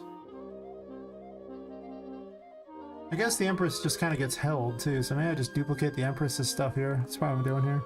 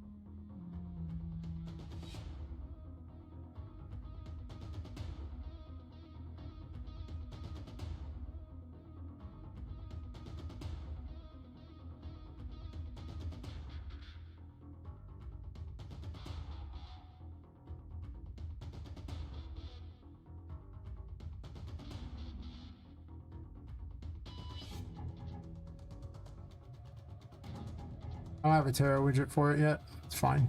I can make one though, I guess. But it doesn't have one. Though I might make it where it actually just fires little projectiles at things instead. And those turn it on and off. Spotify's all like, for 3 months you can, you know, for $11.99 you can have Spotify for 3 months. They really want me to sign up again for them. Every once in a while I get the Spotify triple month for like, you know, $12 deal or whatever it is, because they really want me back, and then I just cancel it afterwards, and the process repeats like twice a year, I think. A soft reference is not like an actual reference. It's like not a loaded reference to it. It's not a hard ref, basically. When you look at the size map for Poppet, it doesn't automatically load that asset just because Poppet's been loaded. And this is so I can async load them later. Async load class, cacti class, and then spawn the actor. So this way, you know, because at that point there would be like 44 pieces of equipment or something that she would have equipped, and that's a lot. So using this async thingy, sometimes it takes a little while to load the first time, but after that it's actually pretty golden. If your computer's a little slow, it might be a little crappy the first time, but it's better than it being slow the whole time.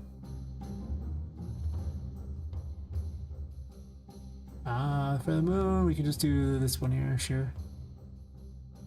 I don't think unequip even needs anything here.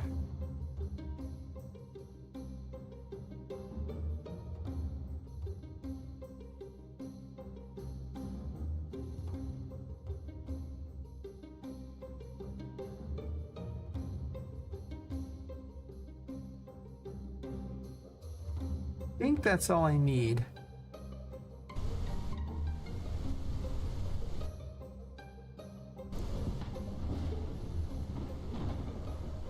Well, as you can see, it was kind of a failure.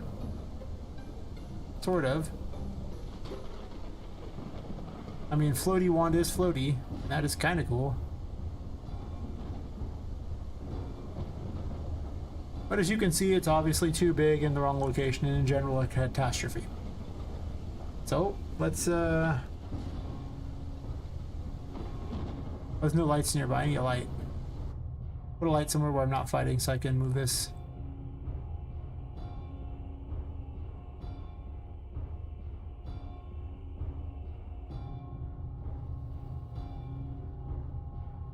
Yeah. I know.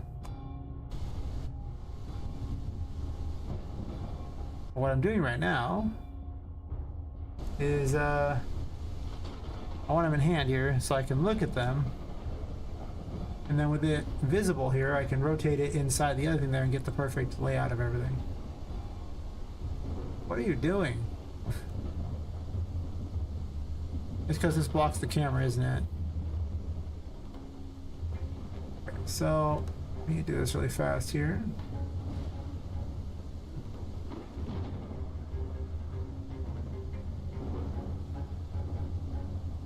It's inside of the actual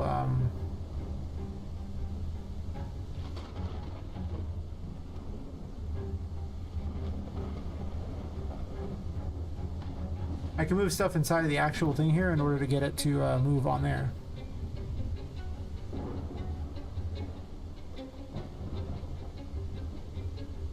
So you see, I'm just going to position it like this. I'm going to make it much smaller too. But you can't shrink it immediately. That's not easy to do. And then also for the hat.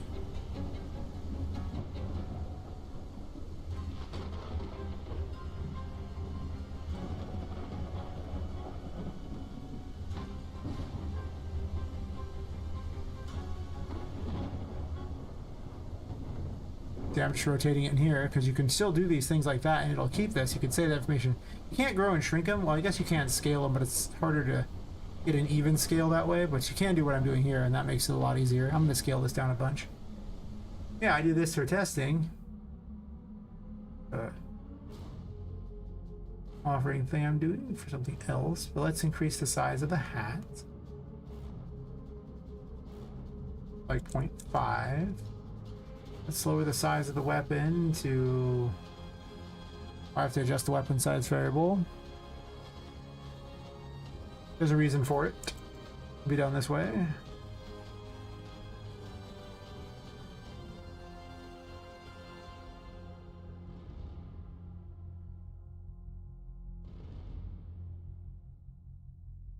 Boot it up real quick.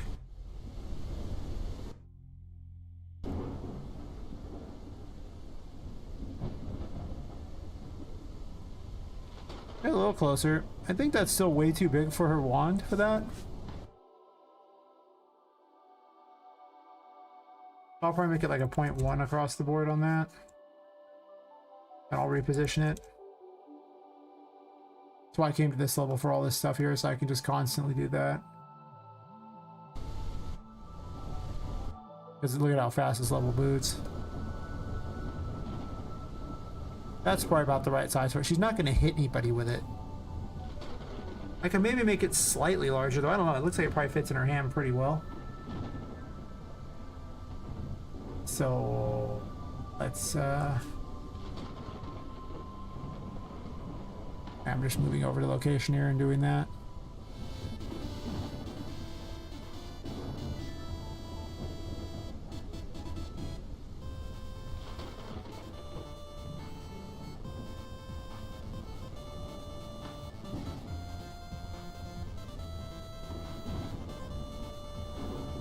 Yeah.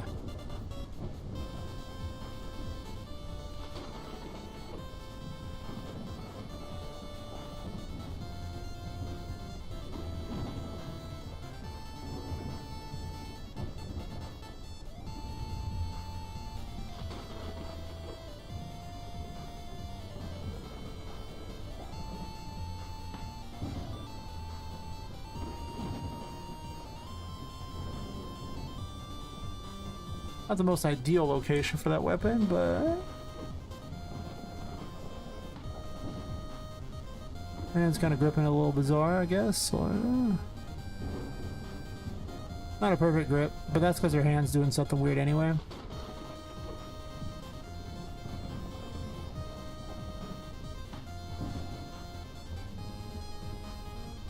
And the hat needs to be moved down because it's just like the other. It also needs to be bigger. Because look at where it's at on her head. It's just, it looks terrible. So we got the wizard hat here. I'm just gonna increase the capsule component to make it big and floppy. Oh my. We launch her again and we can see where this is going.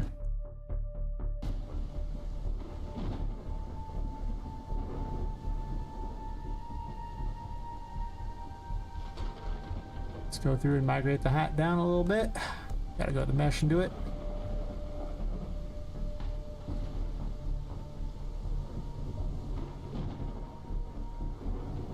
A little better.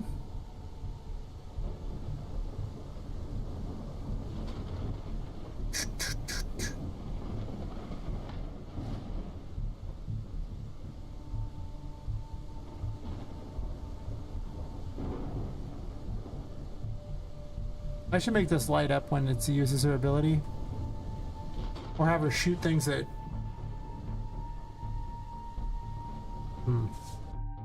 Oh, the masterpiece code was just because when I was detonating all the enemies, the previous version, 5.5.3, was having issues finding all the descendants in an array.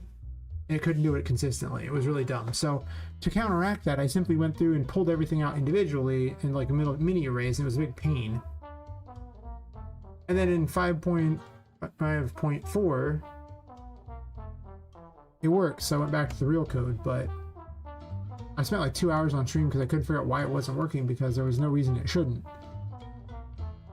It turned out it was just a bug in the engine, but the code specifically that's done here though, find it. It's an enemy code.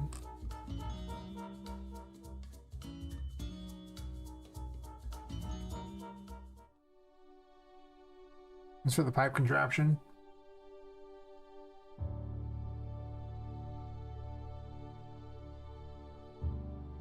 The code it's supposed to replace here is it takes and gets all the children components and puts it into this. And that's all you're supposed to do. This gets like, it goes to the mesh here and it gets every single one of the things that's a you know, child of it all the way down there and puts it all in an array. And the purpose for this is I go through this character piece array and then I, you know, using a do-end loop, I go through and go, okay, well, get this -1 because arrays start at 0, and it casts to a static mesh component. Now, if this fails, great, I don't care. But then what I want to do this is set the simulate physics and then throw it in a direction. So this way it blows up. But the masterpiece code was because like this wasn't working, so I literally had all the other code to replace this. Hey Lippus, how's it going? You're just in time for Sailor Poppet.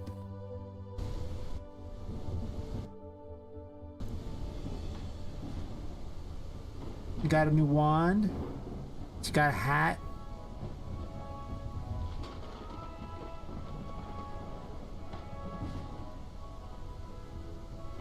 I need to make the moon effect good because the moon currently just puts the moon out there. It does have an effect in the world, but something is screwing with the camera.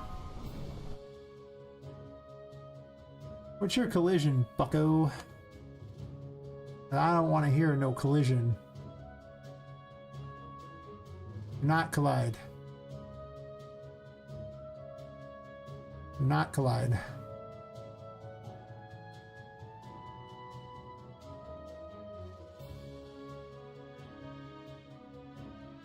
Poppet Moon, yep. She's the one called Poppet Moon. Come repair the internet. No internet, why? Sad world. Did you? Nice, nice.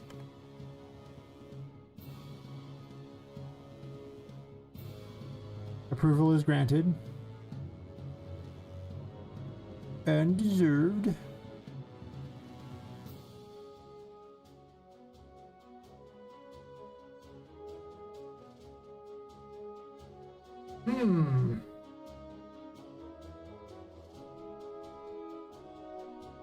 So what was the bug you solved?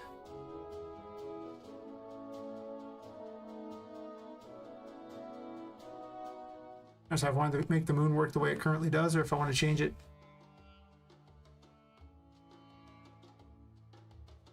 That'd be more fun if I was a projectile.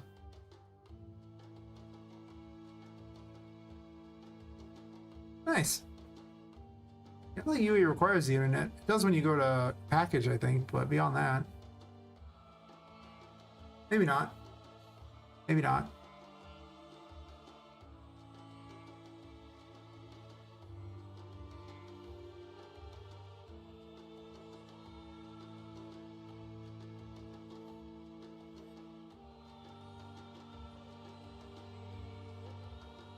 The current version of the moon does not seem like it's going to be very good for puzzles. Where is it? Where's the freaking game? Can't find the game, it's hidden behind everything else. There it is.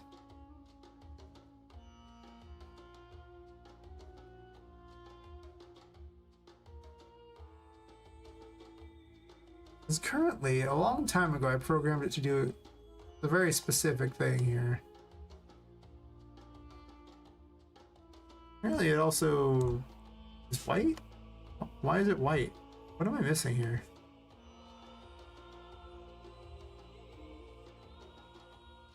I have questions. It just has a really powerful light on it. Why?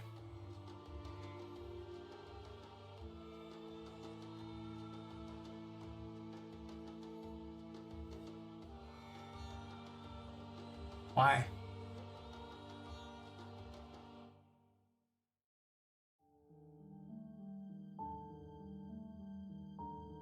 I made a macro for that? Yeah, whatever, I'll just leave it. I don't care right now.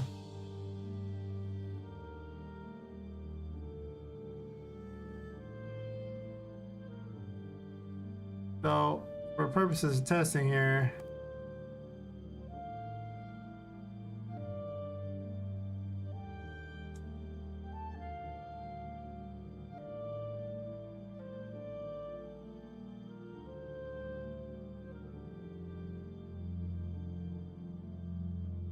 yep. Oh, so I was just saying it's I'll show you in a second. Yeah, currently the moon effect is that if things like the moon things are visible, it'll make the other ones visible. So basically trades them. And I can do it with any kind of surface I want. That light is way too powerful, I don't know why it's there. I made this, this is like the second tarot card I ever made. So you know. Some are visible, some are not. And that's the main thing that I made it for. But what if I just fired something at these, and if it shot them, then they stayed visible for X amount of time? Like they were like semi-transparent, and by shooting them, they become visible, or able to be used, and then they fade away again. Or maybe there's the reverse as well. Some things you could shoot and they become intangible, like you could see through them a bit.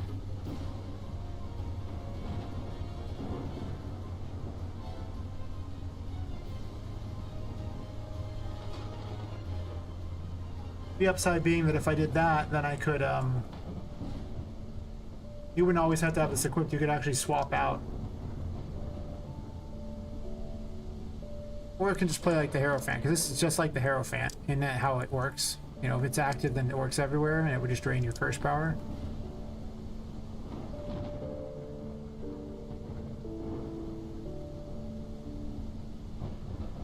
Which one sounds cool is the question. I described two different versions.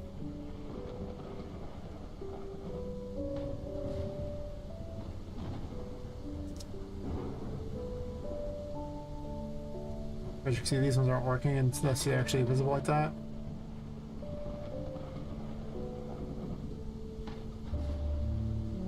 Presumably you would turn it on and off as you went through various platforming areas.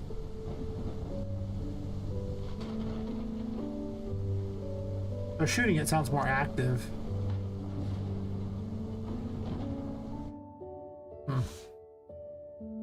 As for what the masterpiece was, as I was just saying earlier, it's literally the code for blowing these things up, but in 5.53 it was broken and didn't work right. It couldn't find all the children in this, you know, the child components of the mesh. That's what this is supposed to do. It gets all descendants. So I had to individually go through it and, like, you know, pull out sections of them just so I could find what I needed. And that was that big long string of crap. And it just gets replaced by this.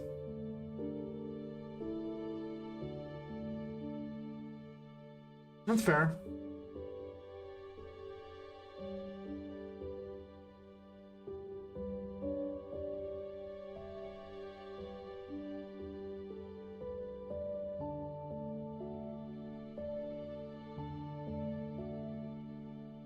I don't know if you can really semi-transparent things very easily. You can definitely change the opacity on them. I remember it being not as gradual as you want it to be for the fade in, but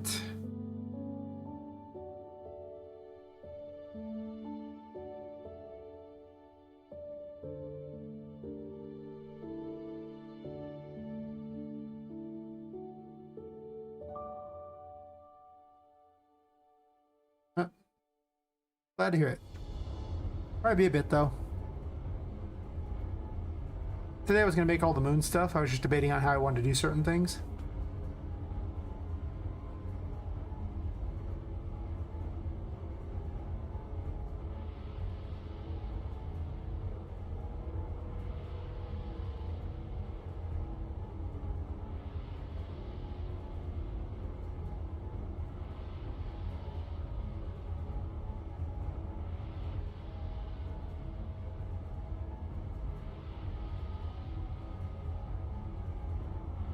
Mostly the other two effects of it.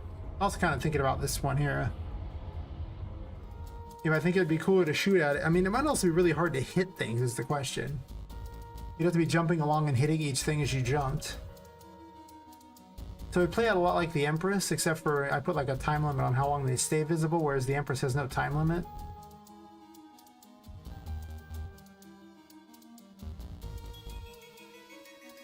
And their state reverts back. Would that be fun? I mean, it would make it be hectic. Well, it doesn't have to be. They could have like 10 seconds. It wouldn't have to be that hectic. It would play out different than the Empress. Yeah, okay, it would play out like the Empress in that, you know, basically it's the ray traces hitting it essentially.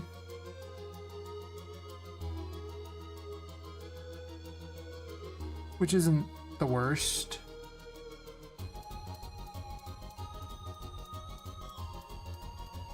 In which case I'd copy the Empress plant.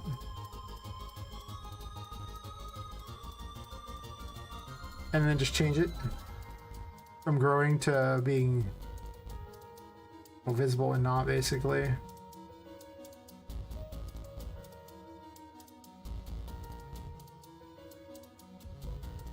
And it puts a counter over it that just slowly counts down. I guess I could just make it. I was just thinking it over.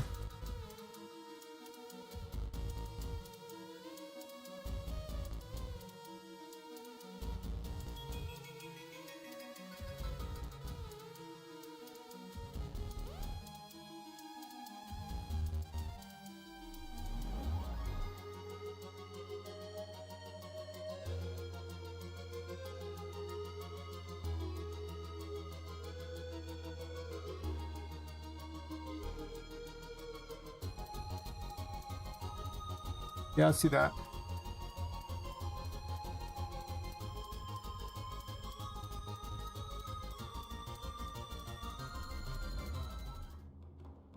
What are we gonna call it? Not a plant. Let's call it a moon object. I don't know. Not everything needs to have those, but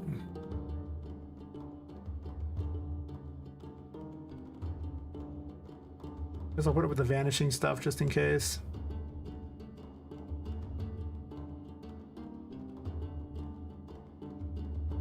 There's nothing saying I can't recycle the other mechanic for a different one, if not for the moon.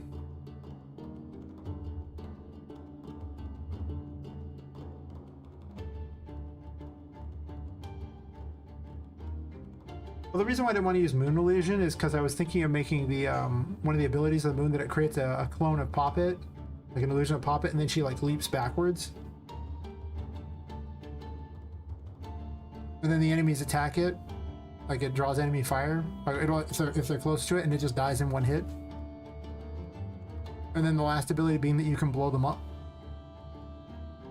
The damage only the enemies, not you. They already have a weakness to being hit and destroyed, so you don't need to hit the player too with it, like we do with the Empress. It has no particular weakness. So that's why I didn't call it a Moon Illusion.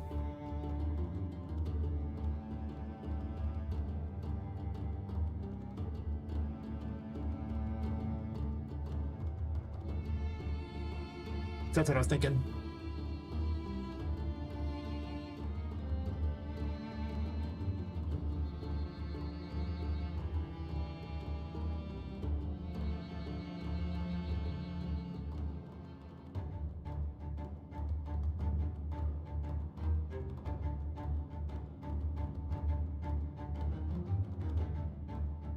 Mute these for a second so I can hear stuff. Stoof.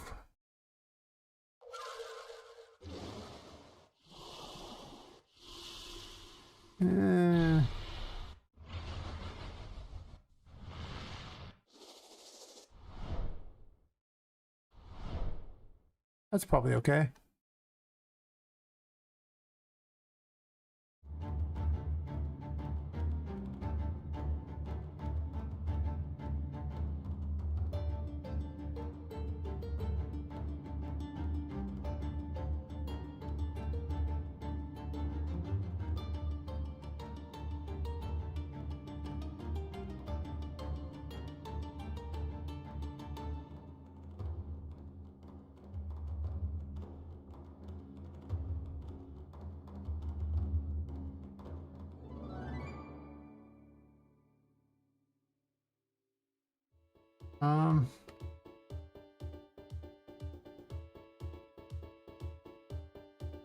VFX here. Wish I kept them all in the same location.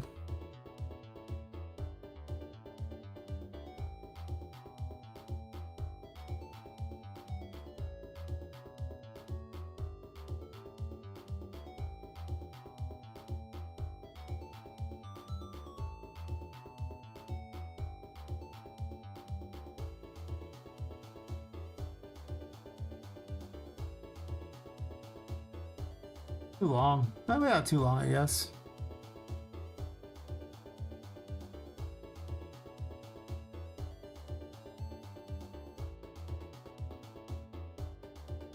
You probably can't scale it though. Oops.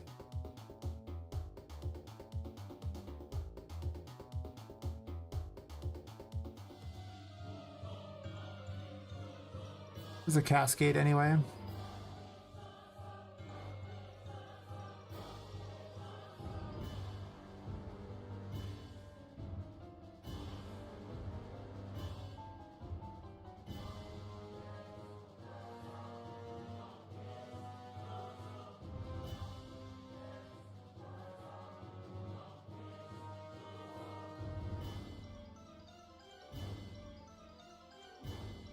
That's actually probably not bad.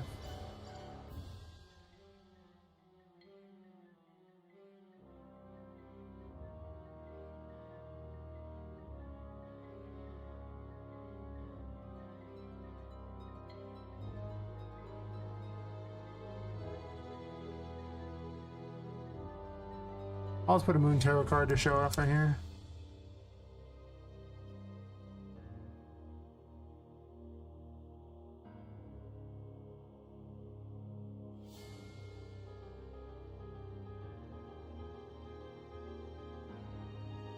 sure I'm using the right one, because one of them is much better than the other.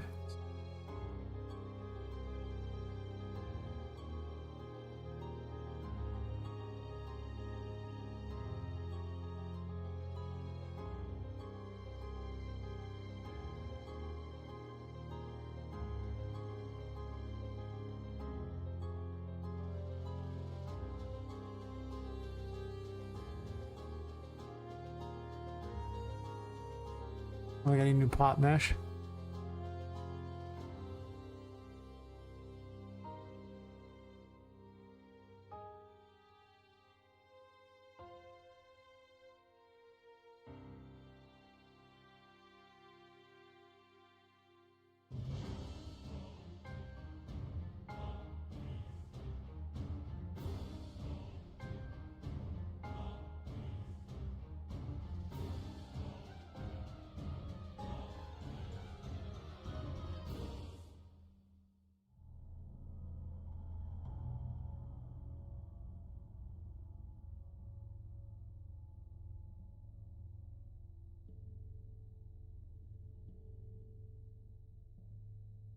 Hmm.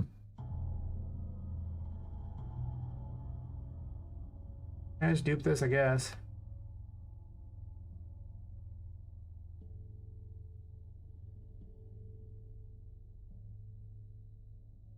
Moon widget.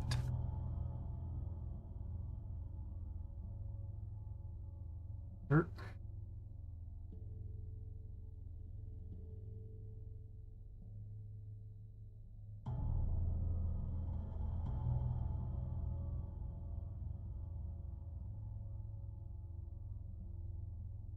API HUD.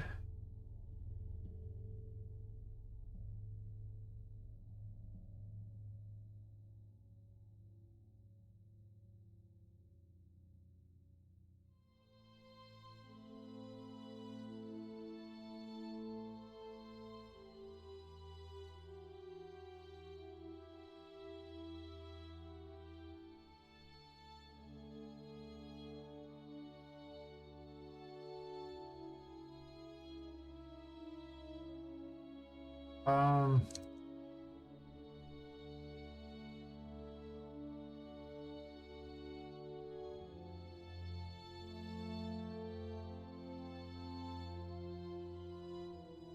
I think it's the same one because they're both going to Poppet, so you know.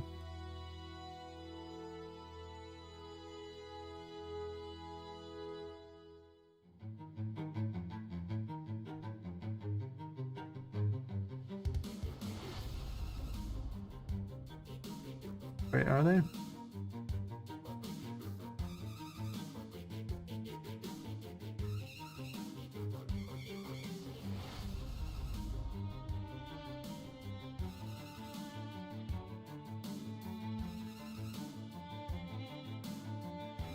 Sounds good, I'll be here.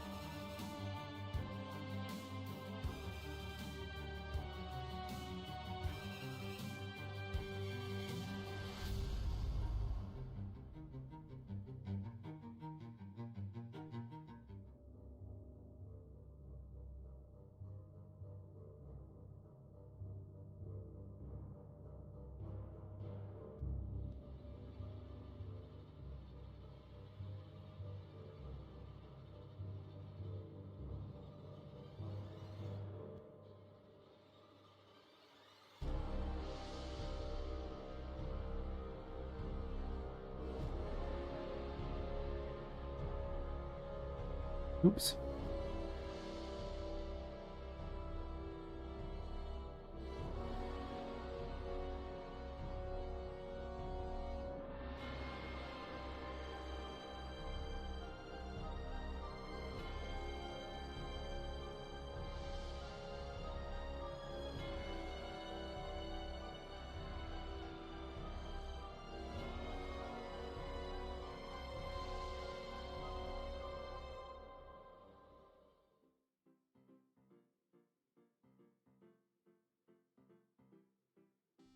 What did I call the other one?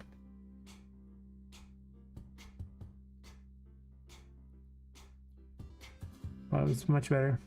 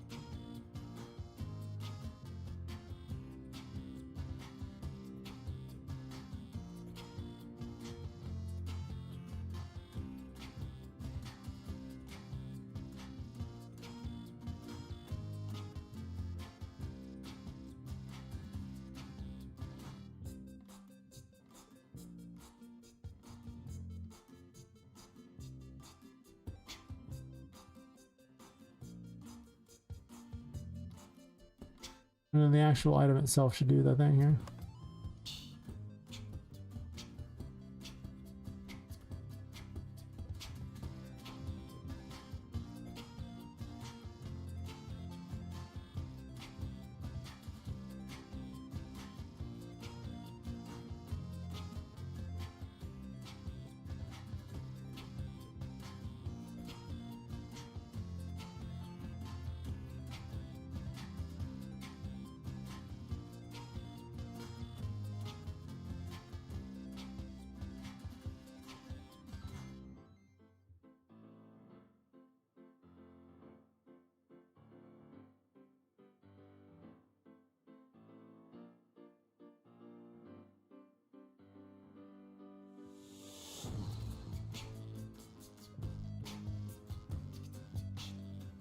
Well, now we'll just set visibility, I guess.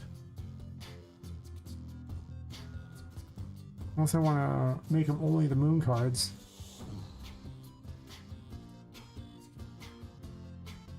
It does make it easier.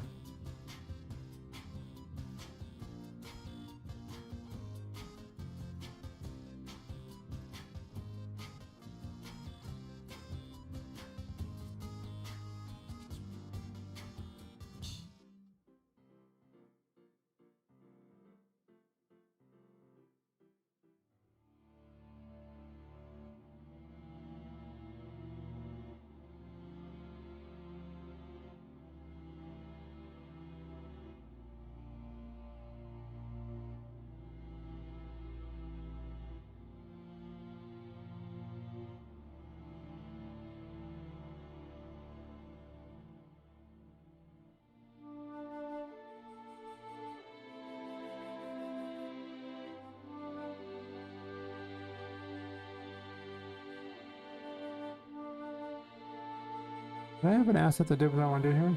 Hey Mike, how's it going?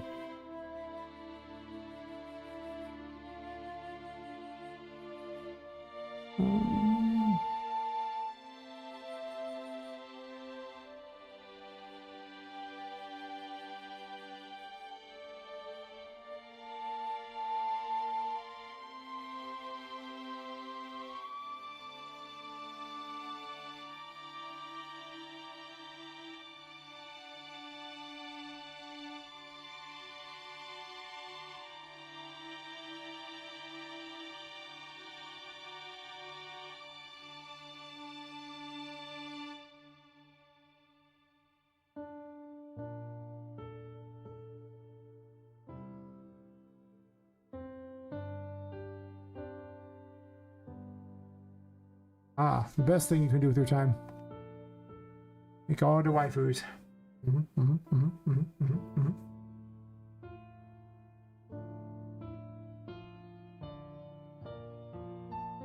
Never enough.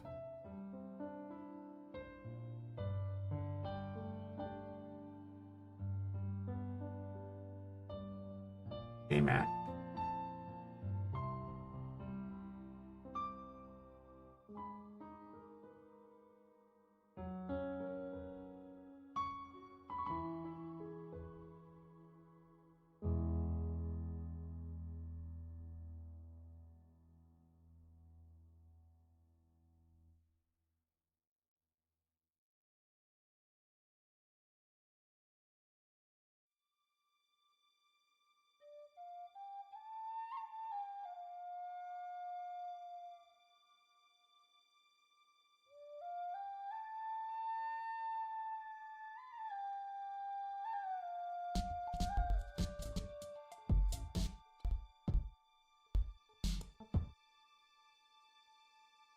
Hmm.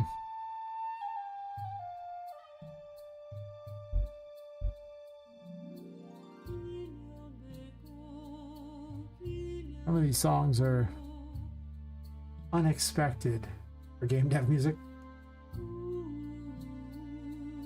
Whatever.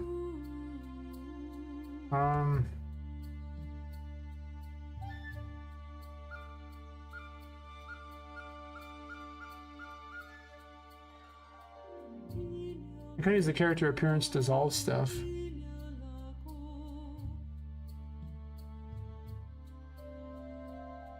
That would be fine. You know, I'm just gonna do visible, not visible round. Actually, I want to set the opacity on it.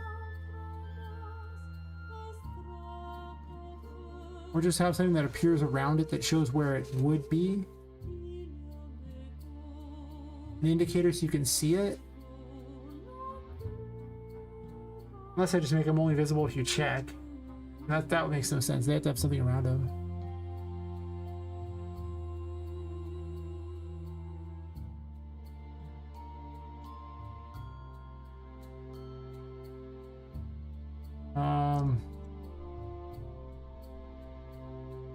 Sound card? I don't have no mesh.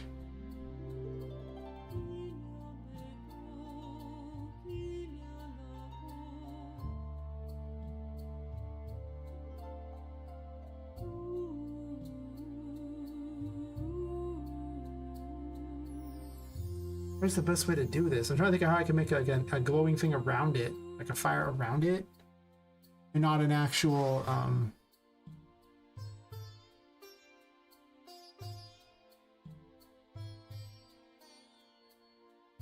what I can do is I can just make a frame, and the frame itself can just be like the size of a card except for larger, and can just be literally I make a quick frame. That'll work.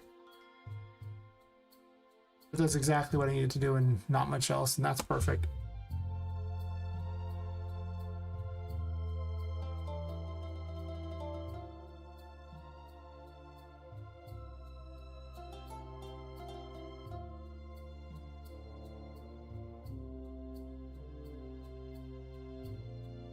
I'm already on it, perfect.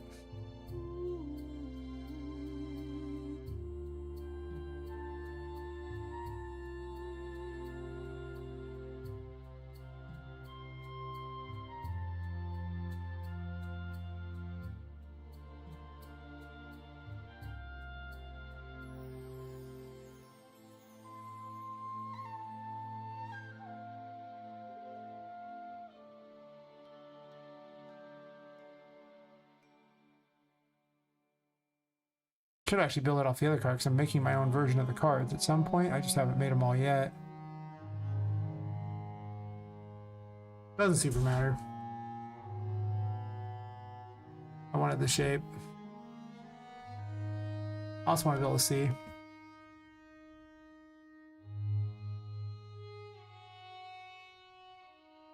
I see now? Okay. Can't design when I can't see.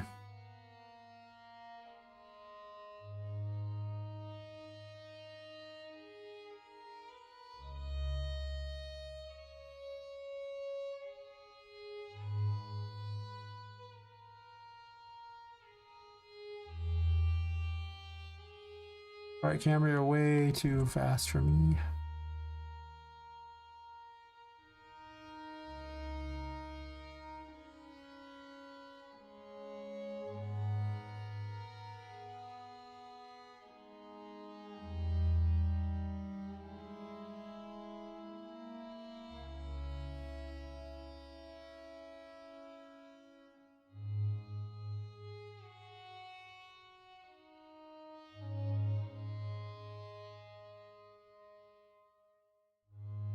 Point two.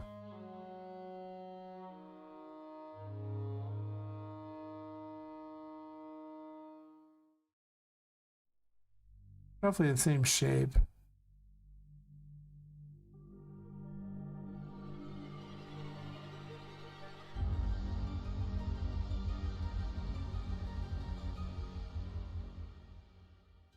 Probably more accurate.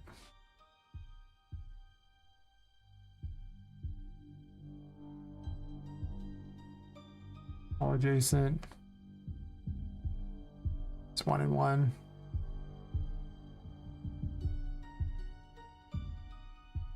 Duplicate it.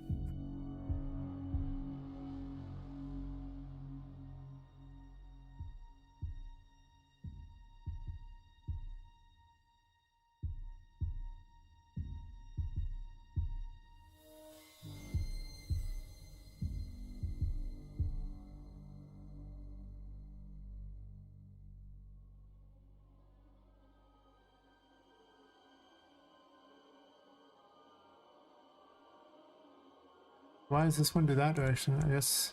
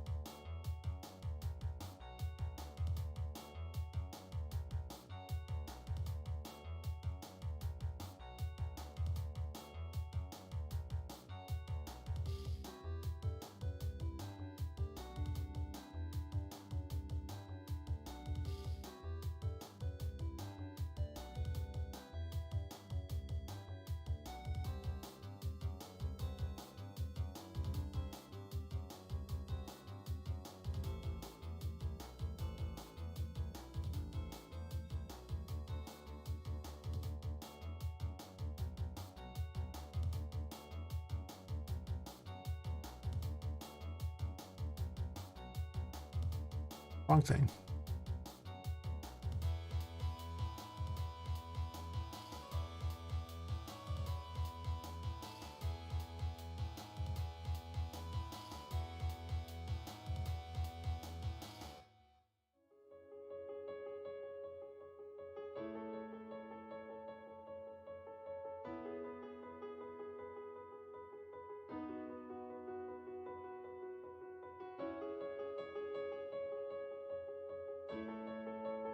See, this does what I want it to do. It might.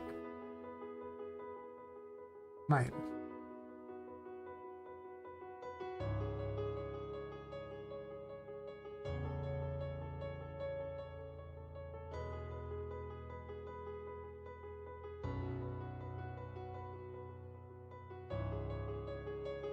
Welcome back.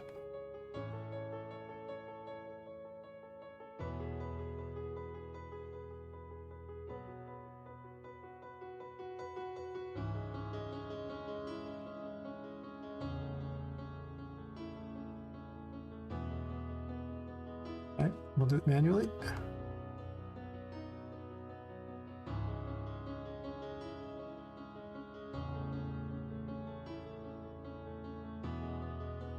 I want a thing that appears around the cards to show kind of like an effect, but I couldn't think of a good way to get the particles to do that.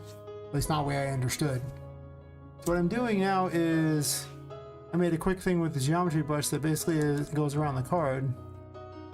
It won't have any collision, but what it'll do is it'll appear whenever the card is not being used.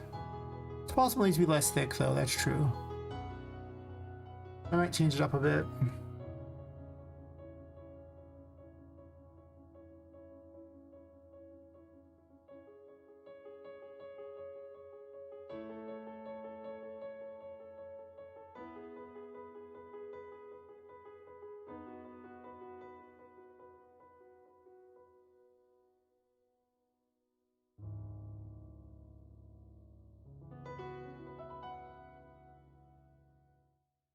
Okay.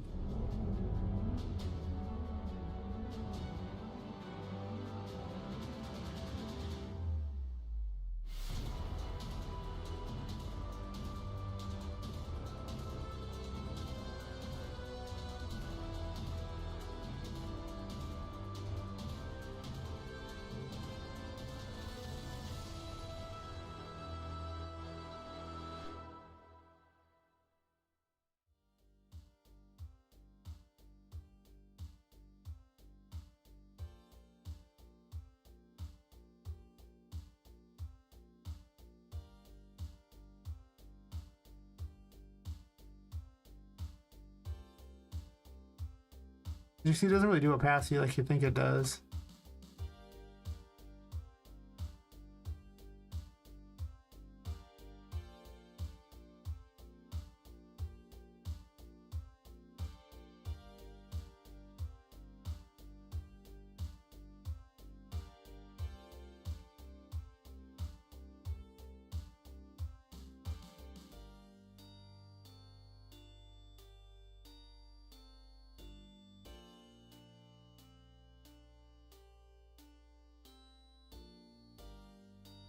Instead of using that material though, wait.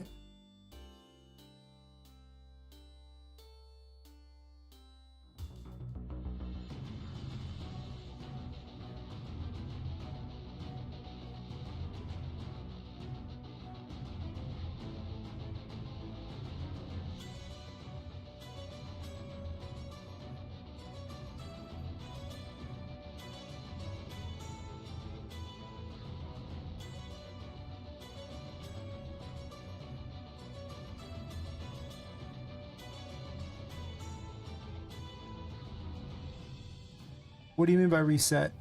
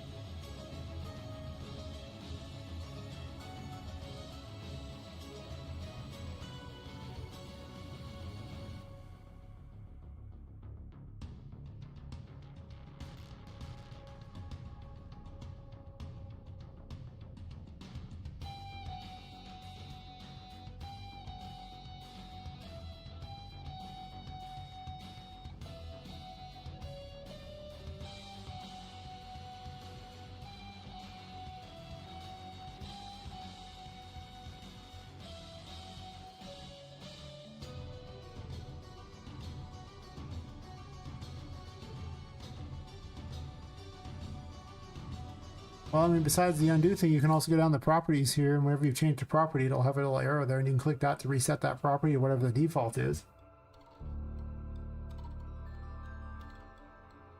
Most of the time I'm not resetting, I usually just save, but you can do undo. If you undo it enough times where there's no changes, then it won't require a save anymore or a compile.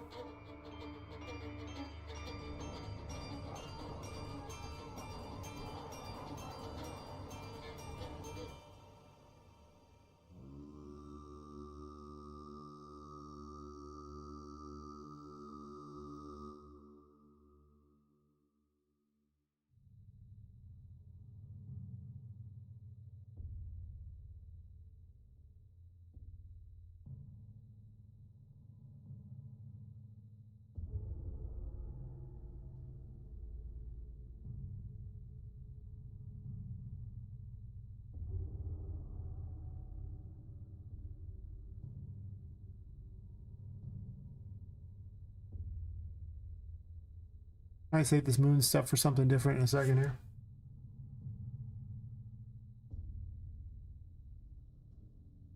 So the first one,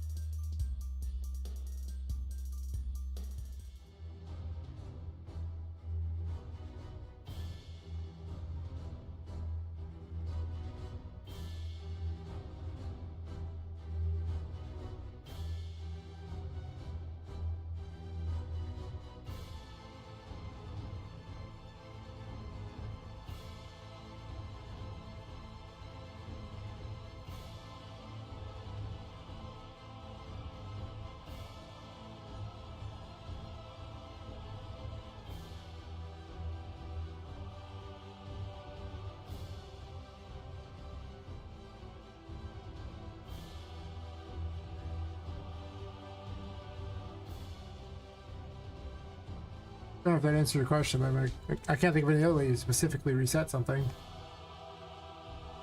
It's pretty much what you do.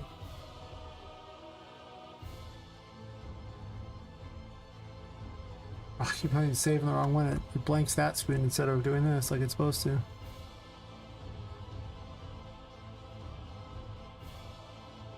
Yeah, that's how it is. The only ways you can load an old file. It works too, I guess, but it's a little weird. I've done it before, but resets everything. But usually you can just go up to the undo thingy too, and there's like a big long undo history thing you can go through as well, if you want to really undo a lot.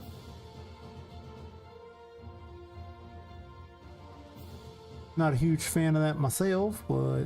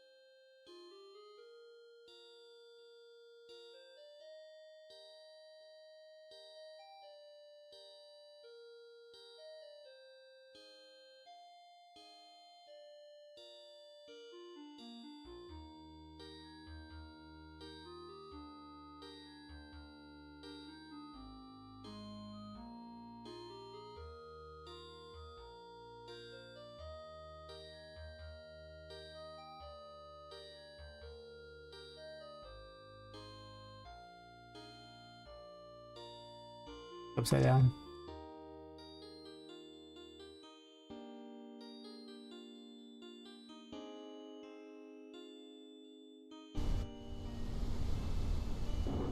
It's kind of tiny. Oh, it's not equipped.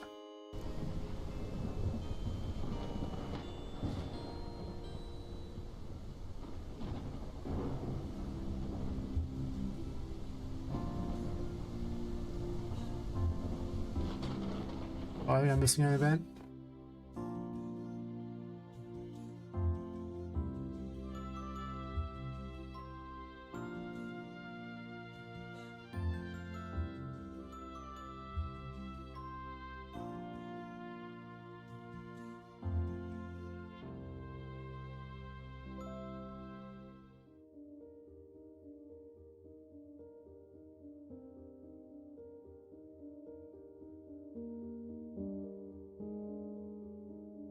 Gotta send a message.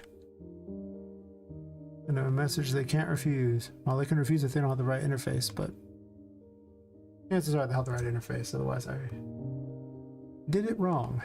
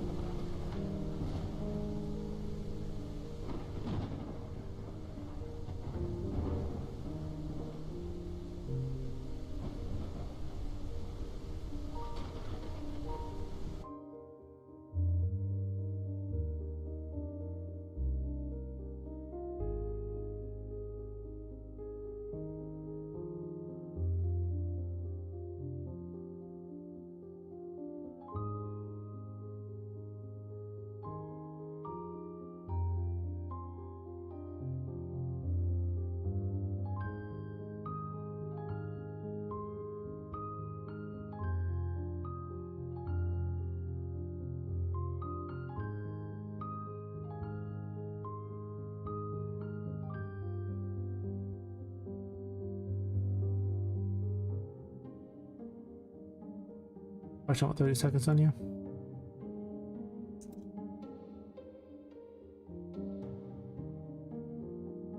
What am I missing?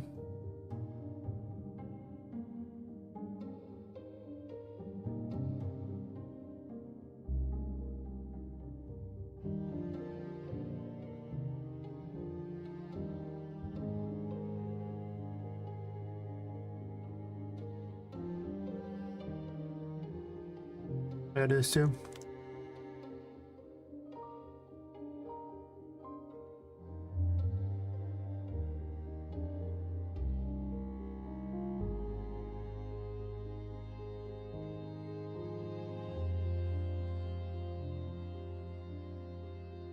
Is an illusion.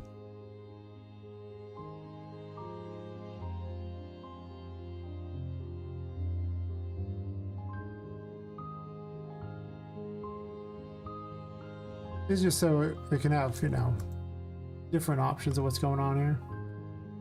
It doesn't affect everything under the sun, just, you know, the specific things. Specific things.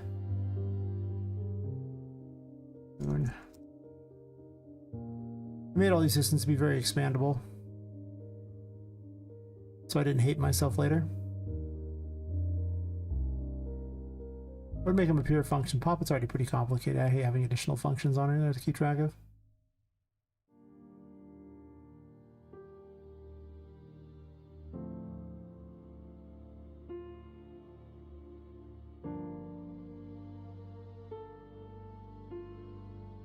I do add them, but you know. Not usually too many of these pure ones. Unless I use it a lot of places, in which case sure, but I'm using it in one spot.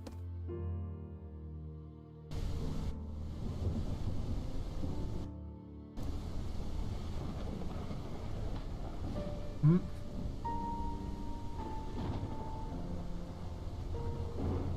at it, see, it has a little thingy on it. You.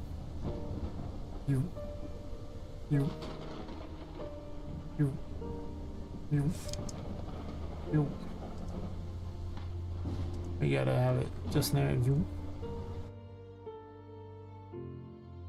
What are those words I was seeing? I have questions.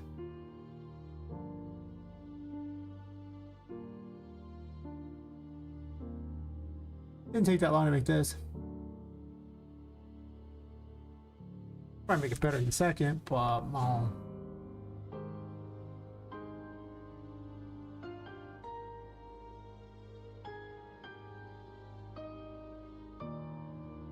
make it ginormous.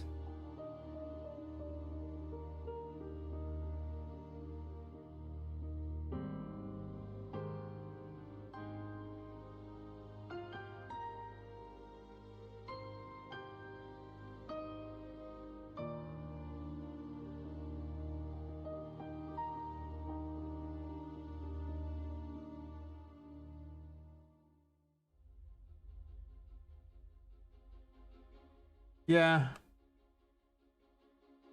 Well, also keep in mind that I haven't built any lights on here, so that could also be part of it too, but definitely some words. There's probably just, you know, issues with those things like that.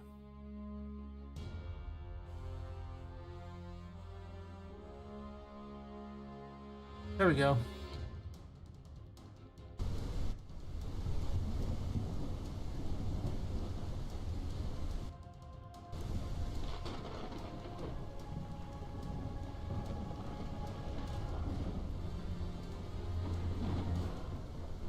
Hasn't changed its collision yet, but I'll get there.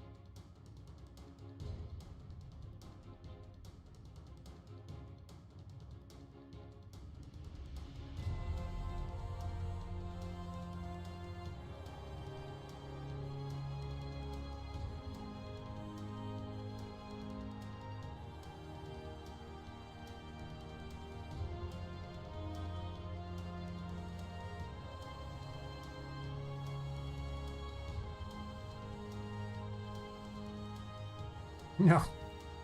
Hell no. I saw how much effort they like that, like just like everything Epic does. They're like, we made it real complicated so it wouldn't save you any time, and I was like, good job, Epic. You showed me.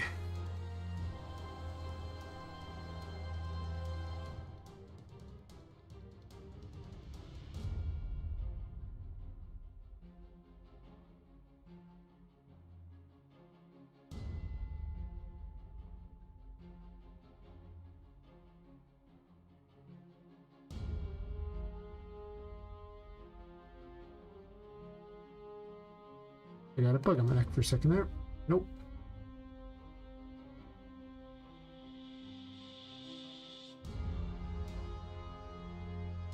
Actually, let's see, arrow up, right? Is that the one I want? Up here, what dictates this? Arrow up dictates, sure.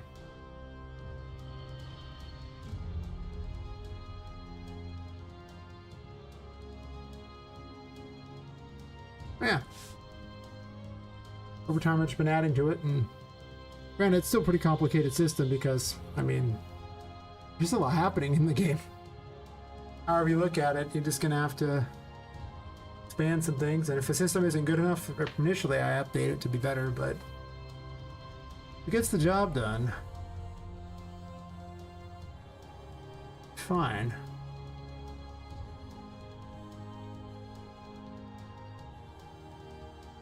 I should actually just have this visible and not visible. So if it's not visible, then it just sets these things here. I'm just gonna grab two of these things real fast here. And go up here.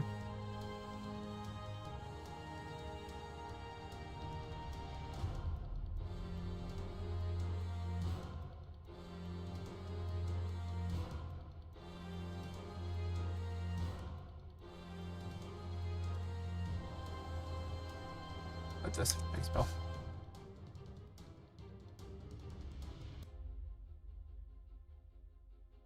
We do this here on the instruction thingy, so I can change this up. Make this, you know, it is instance editable, perfect.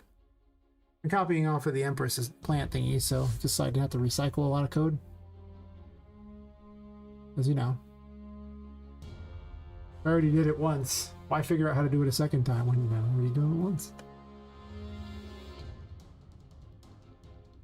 Not gonna probably use this whole timeline thingy. Maybe I will, though. I need to find a good way to make the things only partially opaque. If am I even do that? I don't think I'm going to do that. I don't think I need to. This cascade particle is kind of in a weird location that doesn't really work very well for what I want.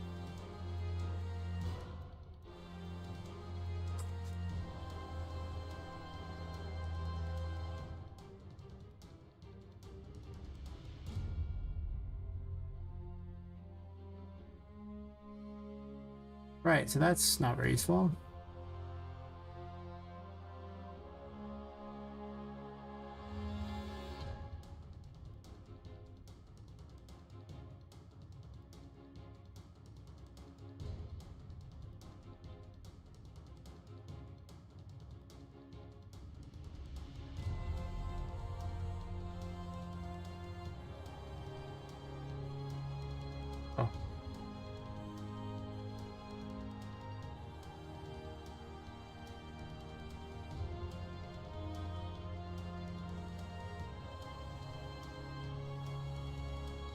Oops.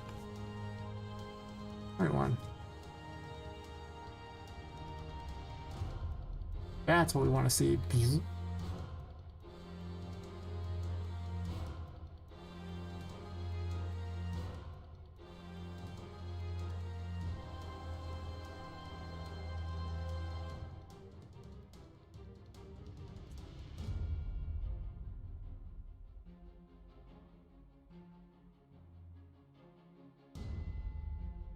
Activate particle, sure. Deactivate it down there, do this. So if it's visible already, this needs to be backwards, so. Right, because if it's visible, it's true, and this would be turning it, I'm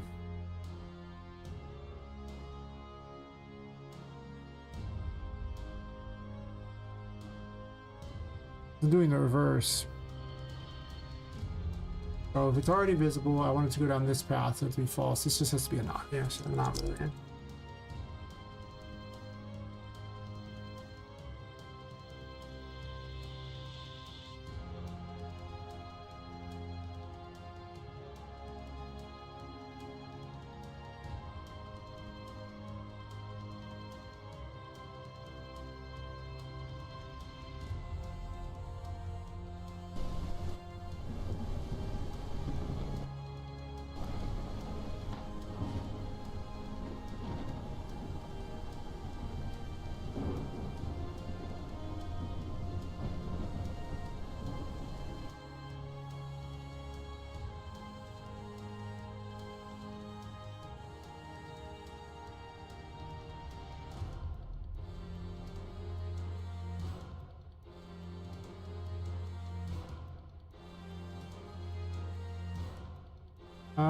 Query only, I believe, will do what I want.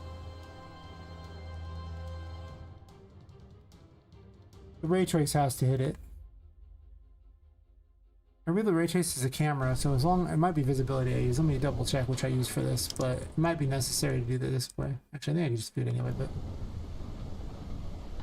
yeah, it's not right there yet. Okay, so when I did this ray trace, it hits just visibility.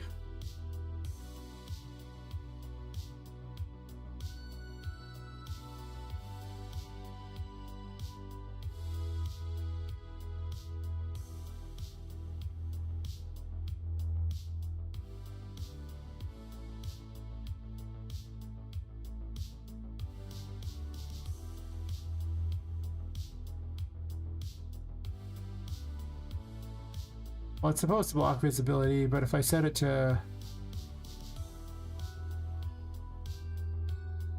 promise turning the visibility off won't do.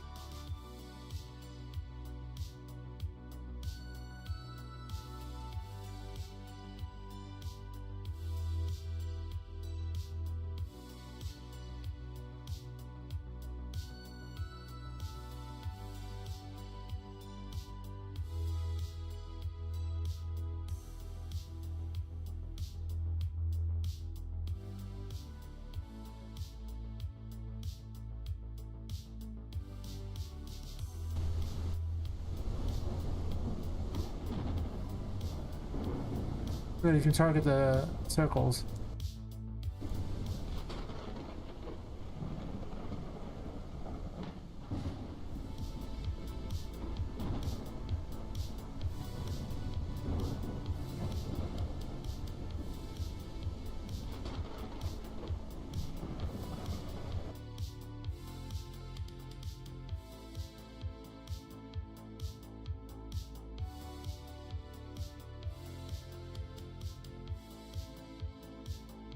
Am I backwards on that? I might be.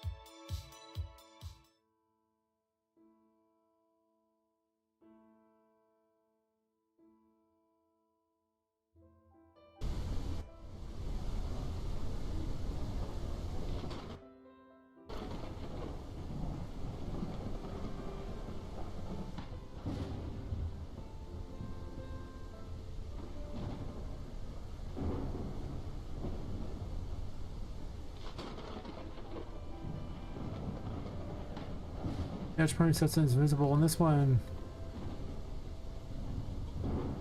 Isn't citing correctly at all.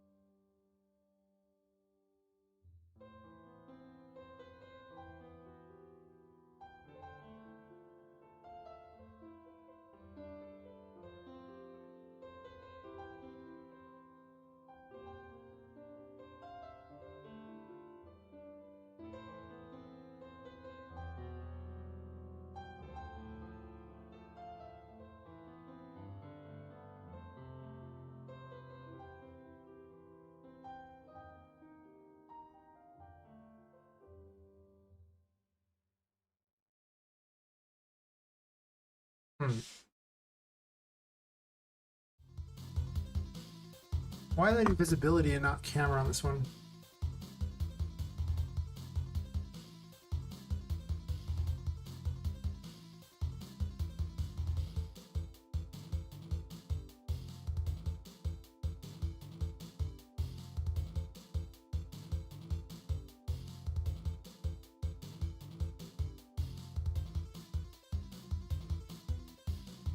I remember this being a problem.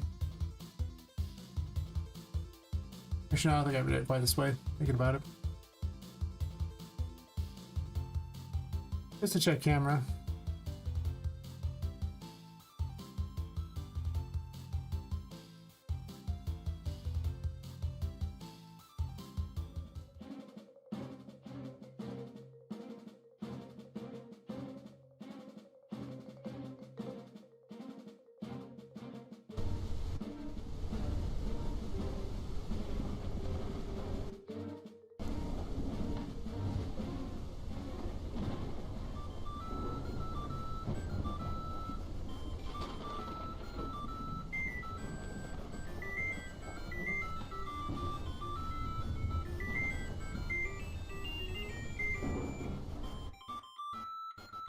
You probably don't block the camera.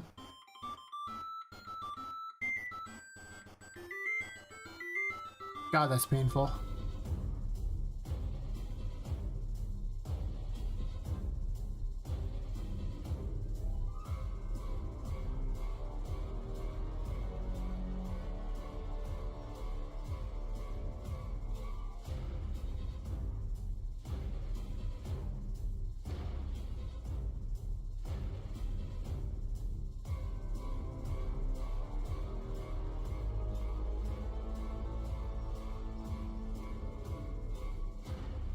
You have to be fair, that doesn't have collision.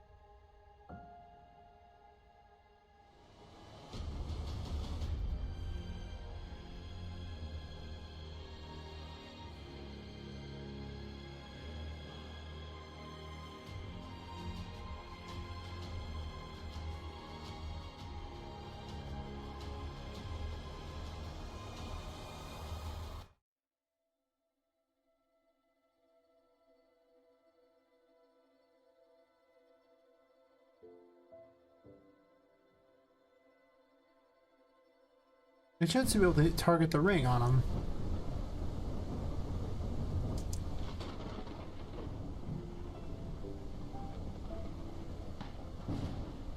This is part of the event.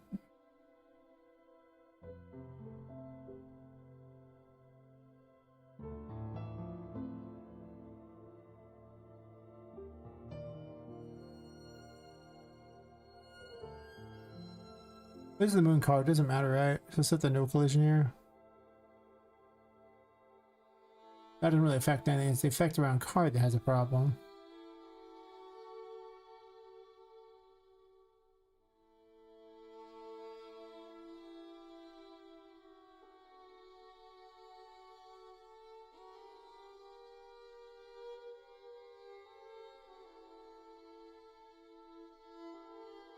That's an experiment. I'm looking for a way around a problem.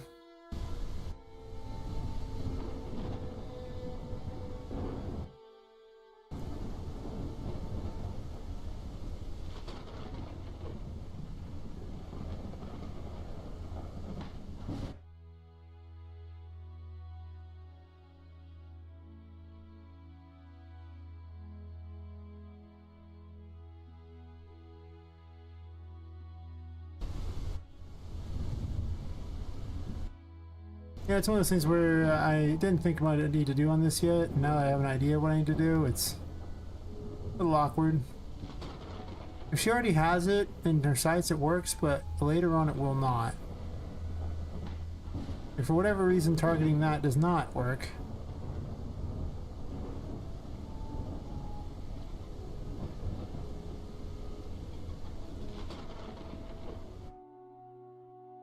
it itself should have a thing.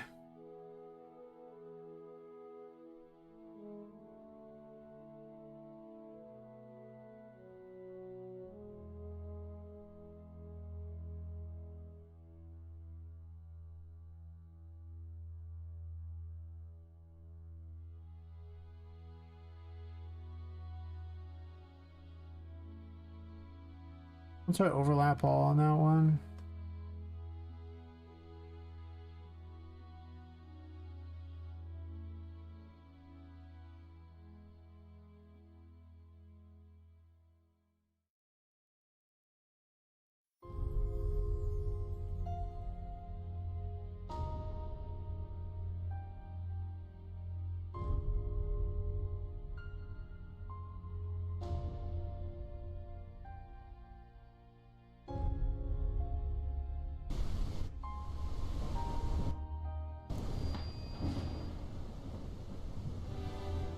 Okay, but it's not finding anything, so it's not going to make much difference, so I can't find anything on it.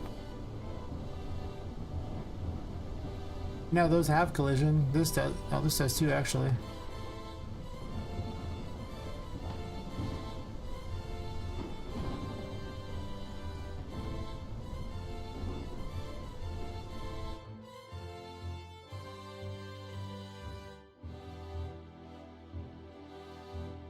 What is it hitting?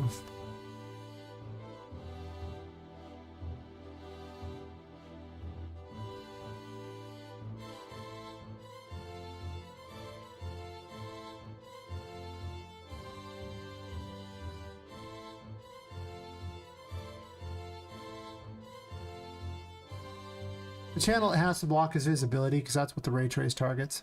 So if it doesn't block that ray trace, it won't work.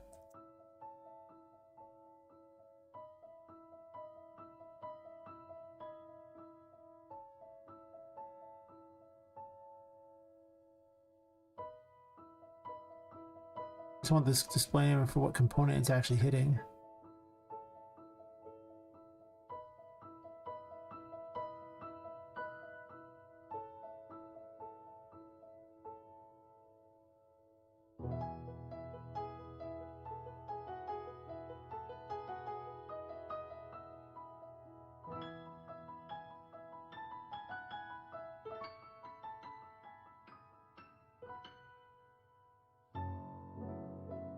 This rate, I'm going to have to ask everyone to try to sub to me on YouTube because it keeps going. The YouTube is getting way more views than the Twitch. And I have to pay for people to follow me on that or something.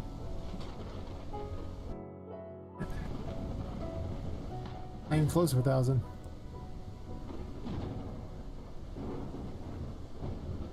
So this one makes no sense. If it's not actually, the ray trace isn't working. Wait. These are not the same. Right now we're up to, currently I have 10 concurrent there. Or 9, you know, whichever number it wants to be correct. And I think there's like 4 on Twitch at the moment. 6 actually on Twitch, so. But each night the viewers on YouTube has been getting bigger and bigger and bigger, and Twitch is slowly going up. Definitely not at the ludicrous rate the YouTube suddenly is. Problem is I need to get the basically almost another 700 subs to get monetized.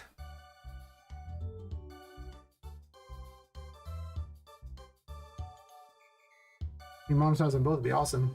That's just more money towards the game. More goodies for it.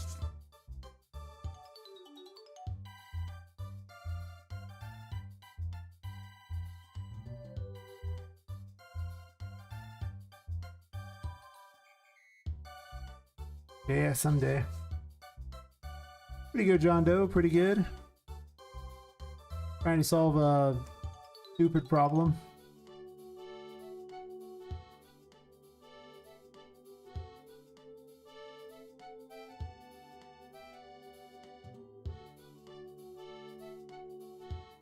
On focus works.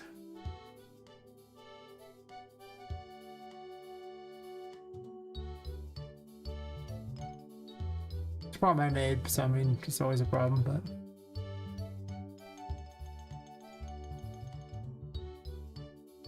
The fact that event on focus seems to work. And both of them are visibility. Wait, is he tracing complex? Yeah, it's trace complex. Maybe that's the problem.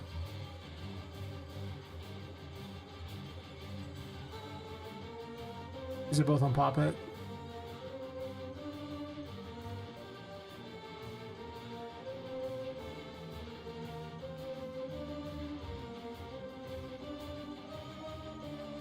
It might be that object has no collision because I just made it, but it does have a complex collision as an option.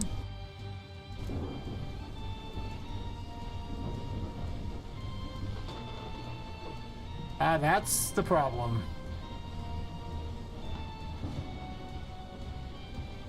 I'm still standing on it, that's a problem, but as you can see, at least now I can find ones that aren't there.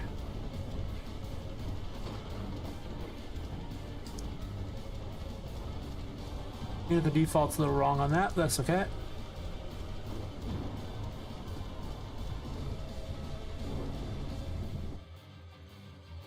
Makes sense. I had to think about that for a second. The fact that I never created a collision for it, but everything always has a complex collision if you want it to.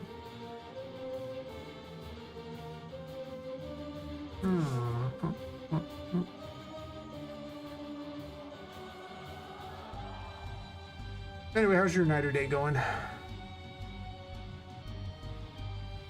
Yeah. What's about knowing why the problem is? Because I made the object, but I never gave it simple collision. Because I never intended for anything to collide with it in the first place. But you can't find that otherwise, but this had a trace complex check, so because it was looking for that. So that was a my bad. Might be.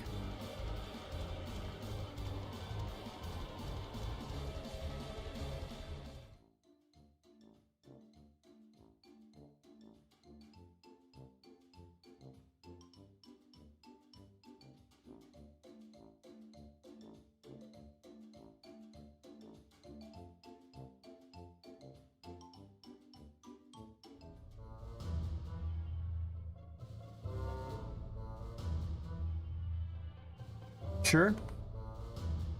You want? Nothing stopping you.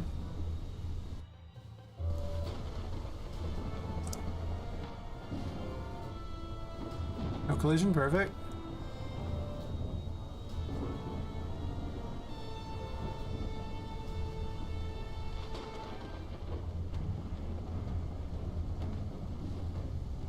Apparently those have collision though, which is weird. Once I set it, they had collision.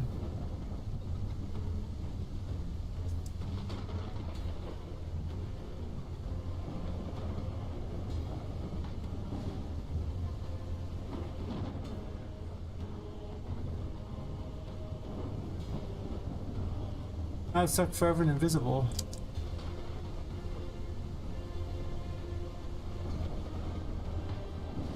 I was stuck forever invisible. Yeah, I ran out of sanity, fine. There's a bit of dumb going on. I know there's usually a lot of dumb going on, but this is different dumb. It's just me confusing certain things here. Hey, Rasta. How's it going?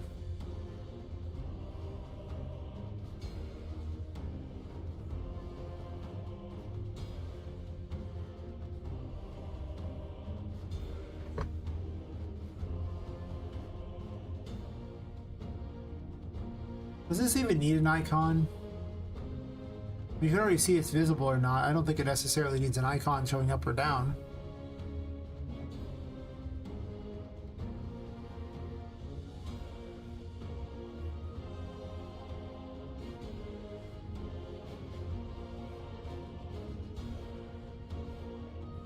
Because if this is true, then I want to make it not visible. Then here,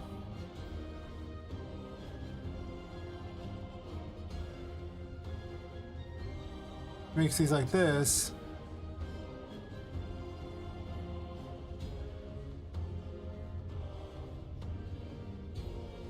Wait, how does this not work?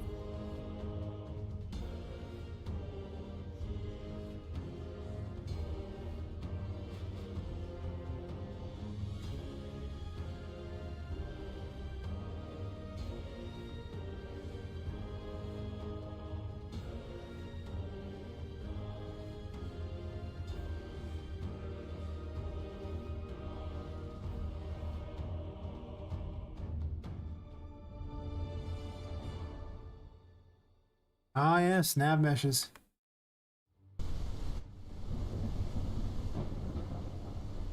Sometimes they're a little finicky and weird.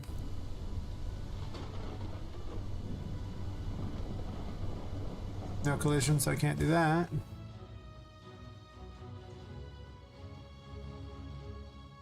I just have a query.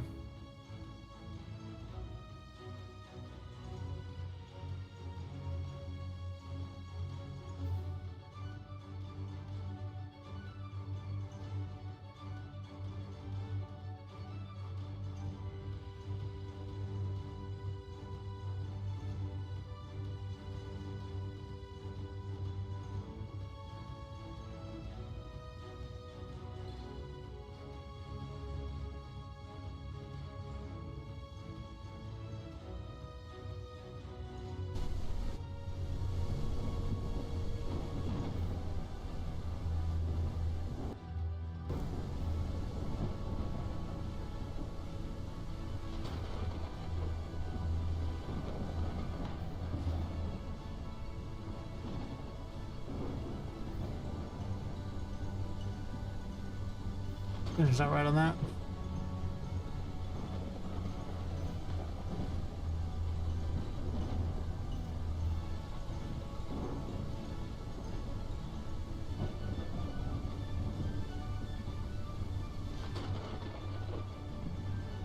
Sometimes they don't really work right because I saw that back and forth over and over and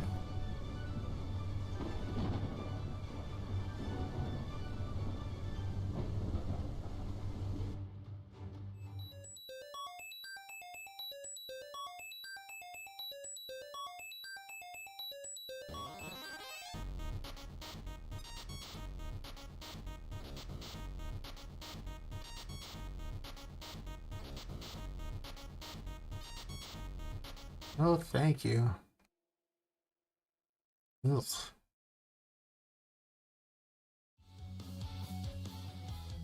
I am most definitely not a fan of that style of music.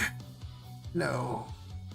Some of these ones are okay, but we guys need to go through and delete those from the collection of things I got from that Humble Bundle.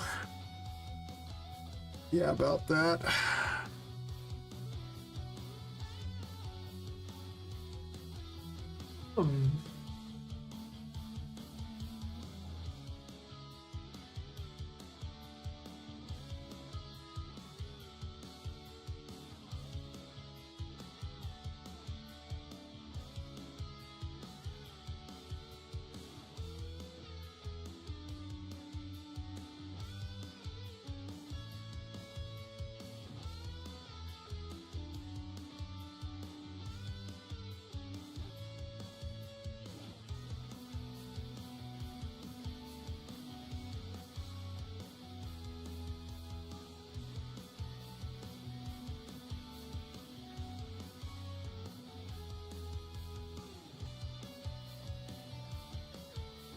Oh, okay, well, sleep well, man. Thanks for dropping by and hanging out.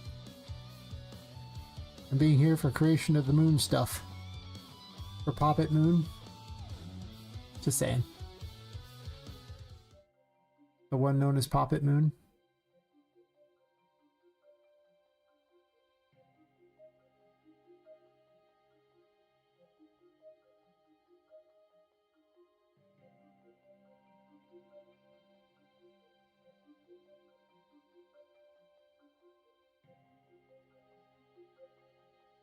Look at that.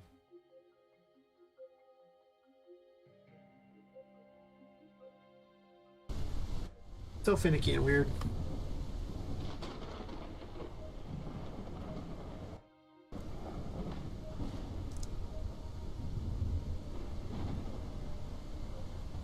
I gave it collision.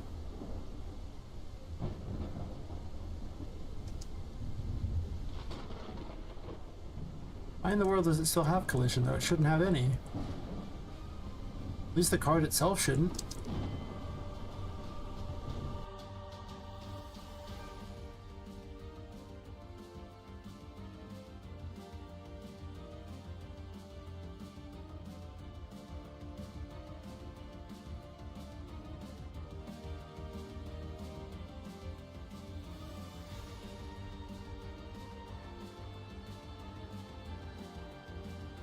In every world, it's only supposed to block visibility anyway. It's never even supposed to block the other.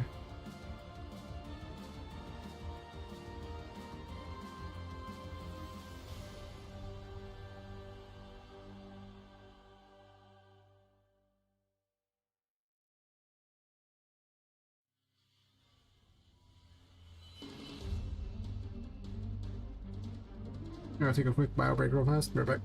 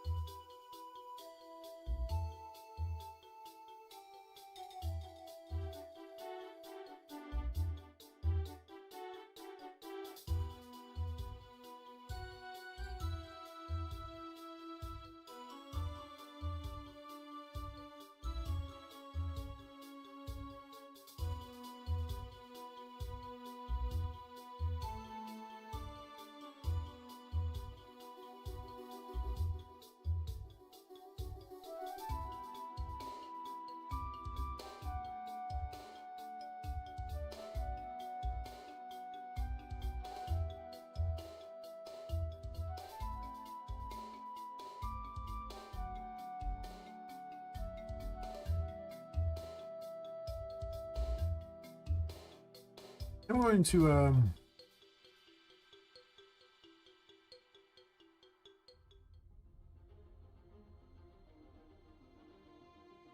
move that for a second.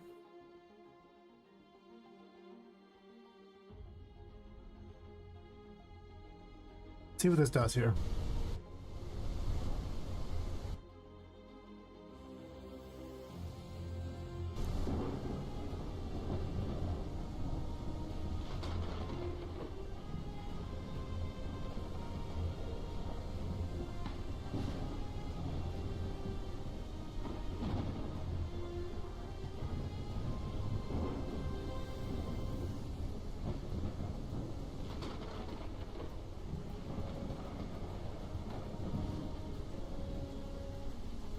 The initial collision is that it doesn't happen.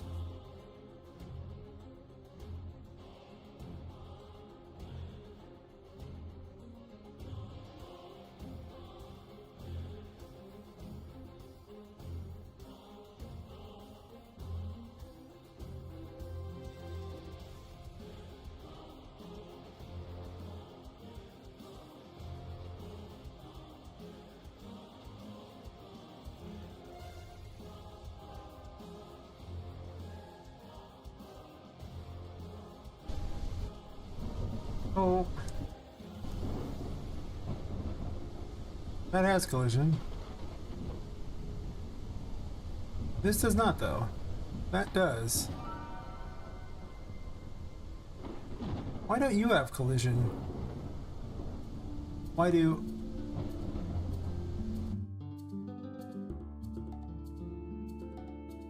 on construction here, I undid this.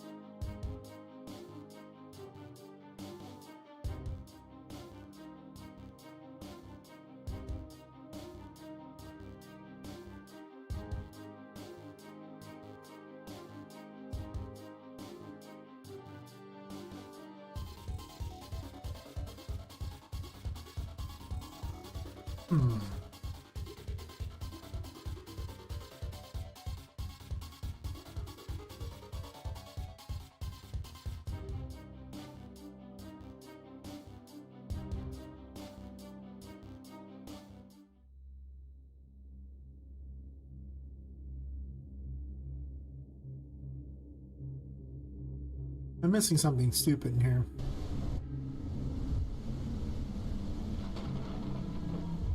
Because I mean, that works there. And obviously this works. So does this. I mean, this part works.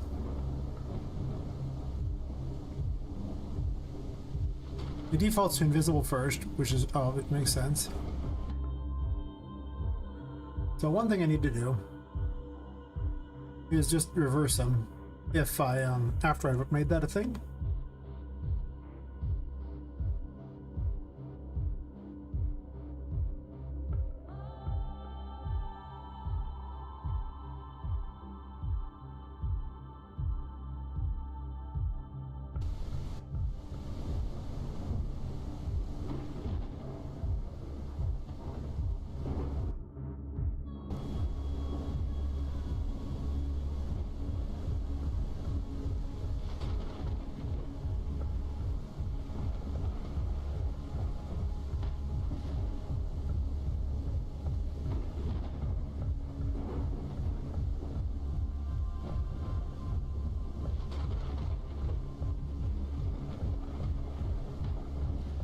Arrow's always down, so I don't think I need the arrow on there anyway. That whole thing was pointless because you can already see it's not there.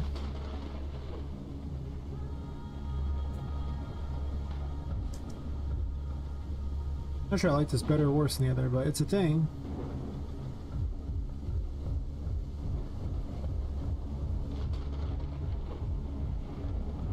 Now the question is, do I have them have a time limit? Okay, well, if we're just going to test here, let's grab this lamp and just drag it over here so we have a thing. You know? I could give this a material to test on too. It doesn't have to be this garbage. Curious, not this. Also, still, no, I did make her a hat. Yeah.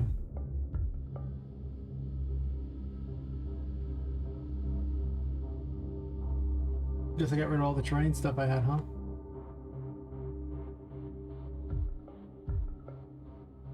I had an old messed up looking terrain that might have been interesting.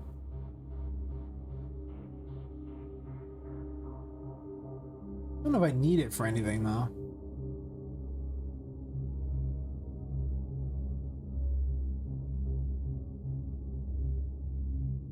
How much I care. I care a little, but not like a huge amount.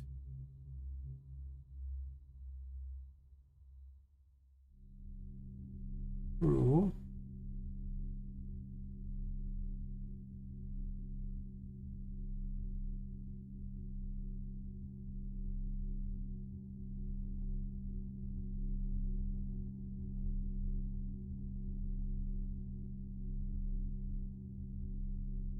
That's pointless. This is not a map I care about, but I'm wasting my time.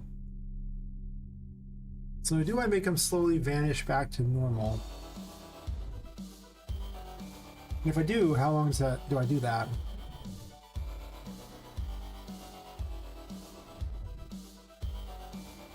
They'd also have to have a count on them that appears too before they turn back.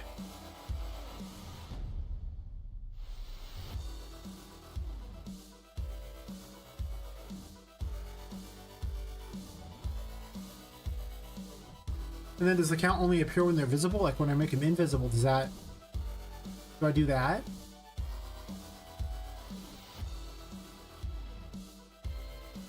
It would make you move faster, I guess.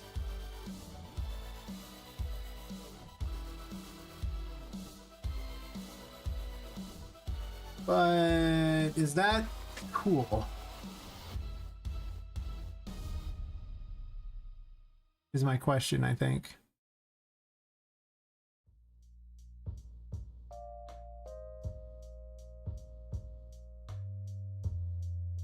Also, this might make it kind of hard to click them, so I'm not sure this is a good idea to even change this, but red's the way up.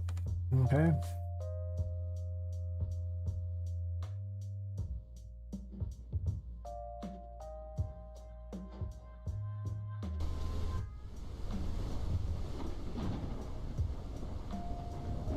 Probably a little better looking. Did I run through this? I did.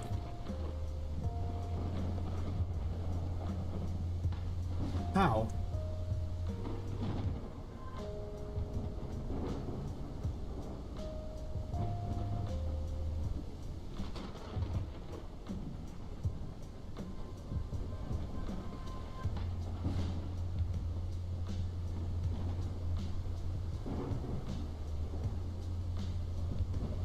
Like they're defaulted to the wrong thing.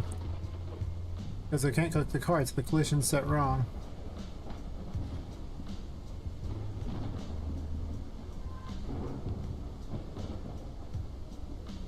I'm just working.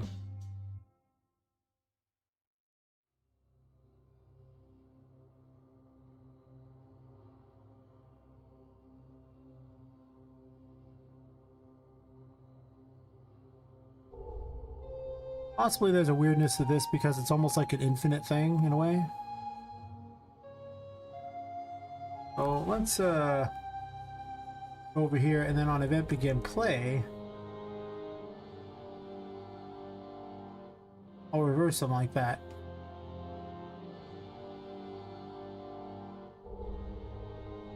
That might fix the problem. No.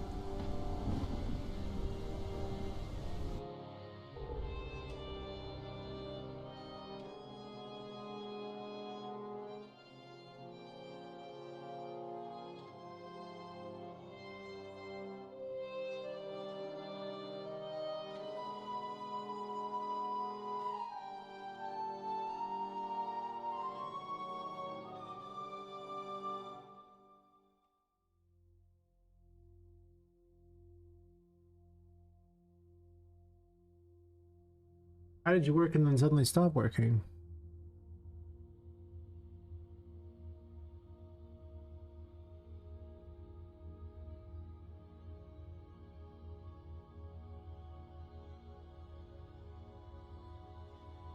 Blocking all channels. And they're all doing it.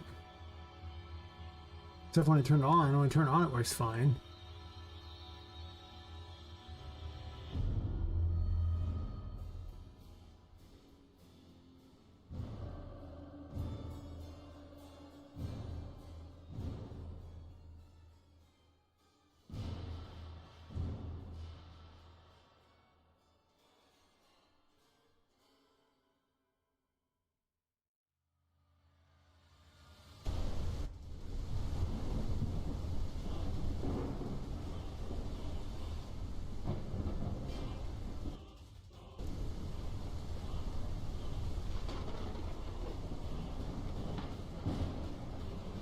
I think it's reversed now because of that.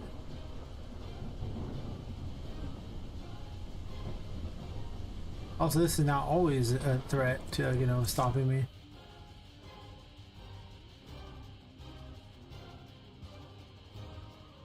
Ow.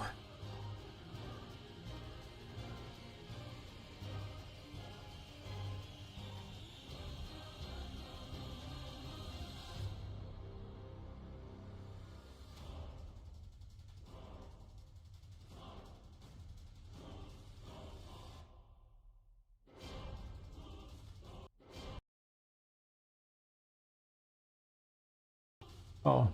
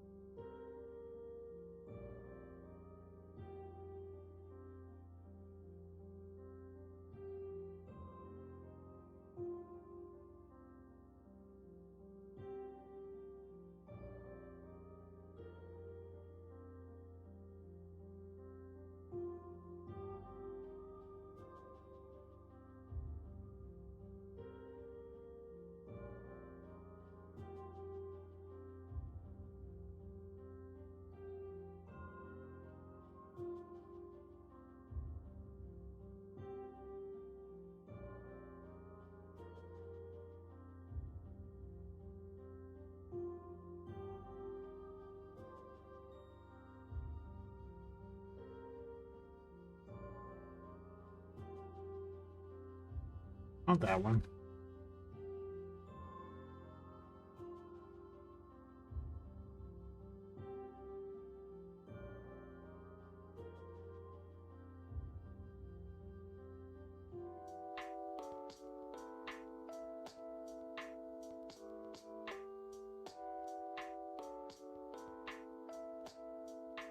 This one, not that one?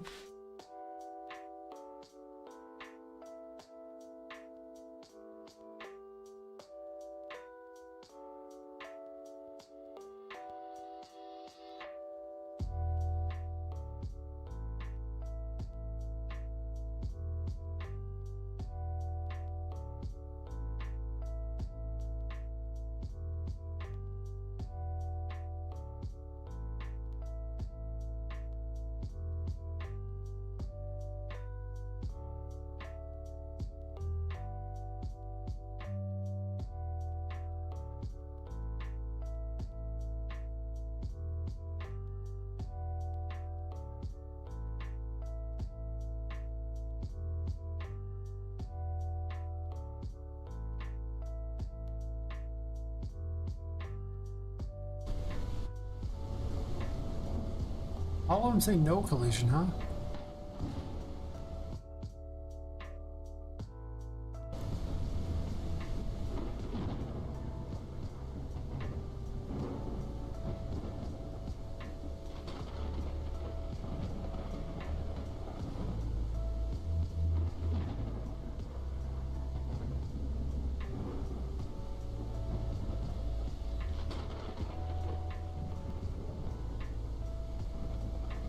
Now it's in collision enable clear in physics.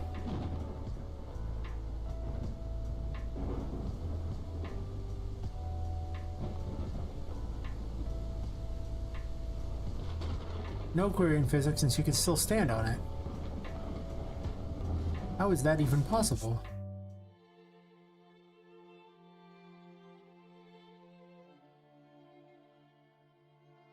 Why does it say no on all of them first off? That's weird.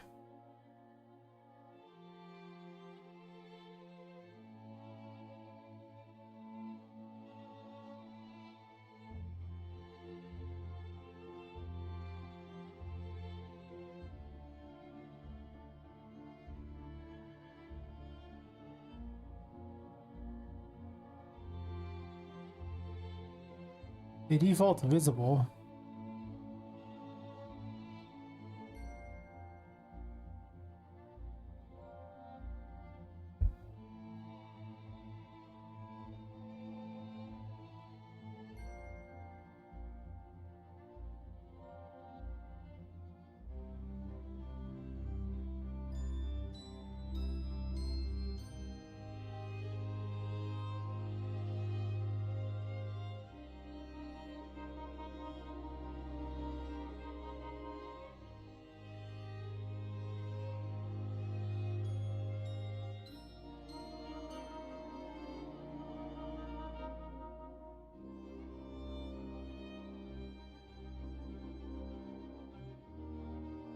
Interesting.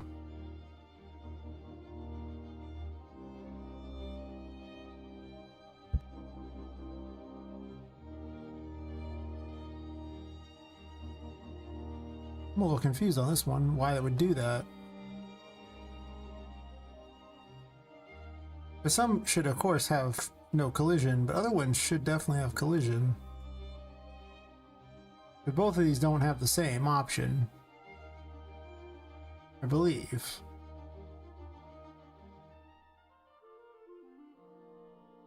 Because they default to collision enabled. For in physics.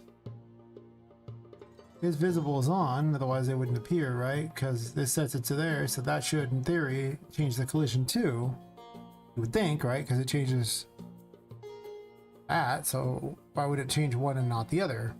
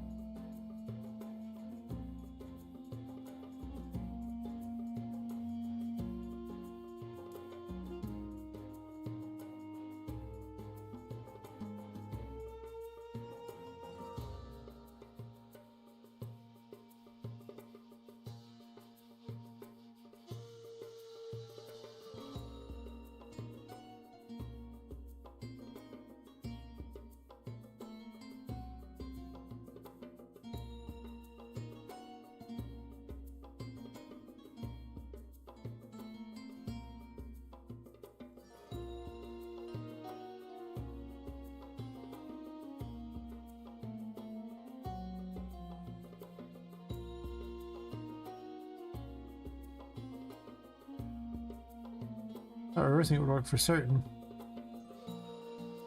It's upon using it, if it's like that, you'll want to set it to true. Because, obviously, if it's not true, then the next time you flip through it won't work, so you set it to false. It goes back through this time, and when this is true and you click it, it's supposed to do this. At the start, it obviously flips them. Because flipping them is rather important, otherwise it won't work right. If it's already visible, you want to set it as no, not visible, so when it comes over here and it says not visible, wait. You really want to do that?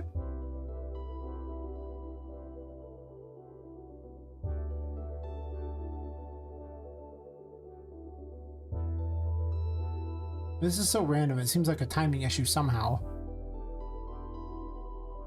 But this is a construction script, so I don't see how that's a timing issue. The construction script should have priority.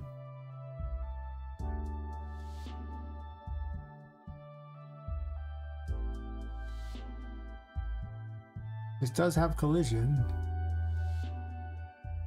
Assumably it has collision.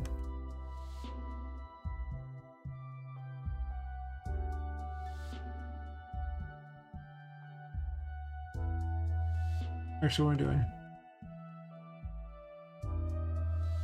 It most certainly has collision on the cards. That's not the issue.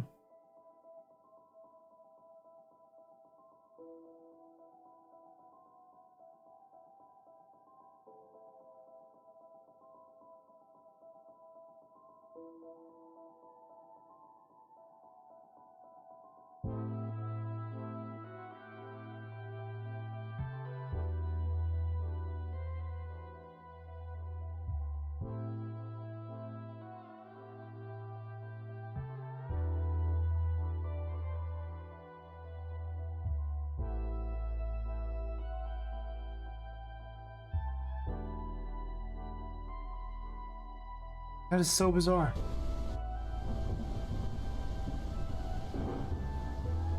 I mean, event begin play is the only that can change anything, but event begin play didn't tell it to do anything else, but I'm gonna turn it off anyway and see what it does.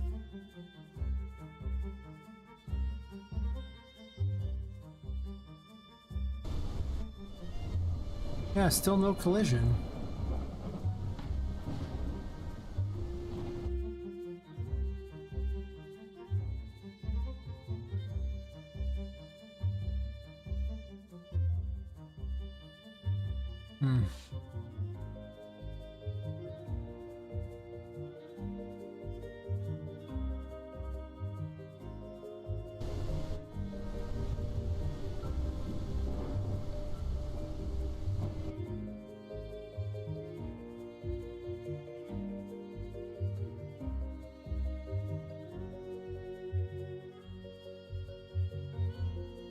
I'll probably start when I started doing that. I wonder if that made some change. So I was like, I could make a change, but the fact that they have no collision.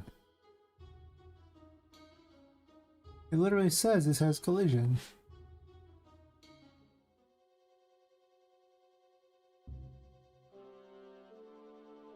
I'm gonna leave the map and come back. This might just be you being stupid. Every once in a while it'll do that, where it's just like, ah, them doing this, and you're like, why? And it's like, because I am, and I'm like, you come back to the map and it's like, ah, no, it works. But just in case, it's just being dumb.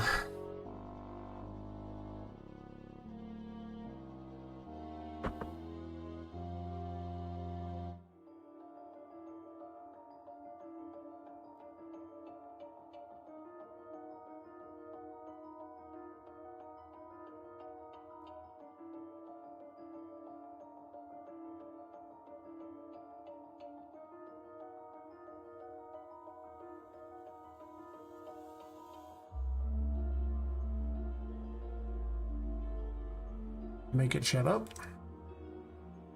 Drop those. I'm gonna take a slight break from this, work on one of the other moon abilities or build an area when I... Sometimes when a mechanic is just being weird. Let me double check though, I didn't actually... Nothing, no collision at all. Nothing at all. How? Why all of them?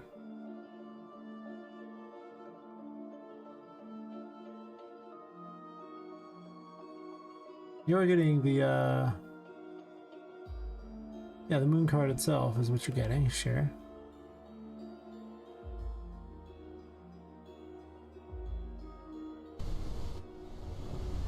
No collision even now.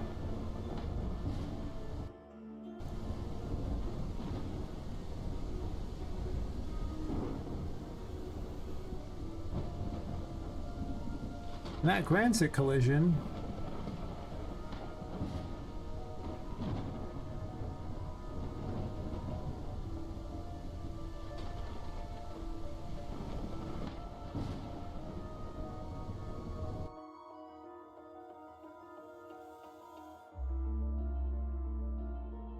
This is mind-boggling because there's no world where it shouldn't have collision here.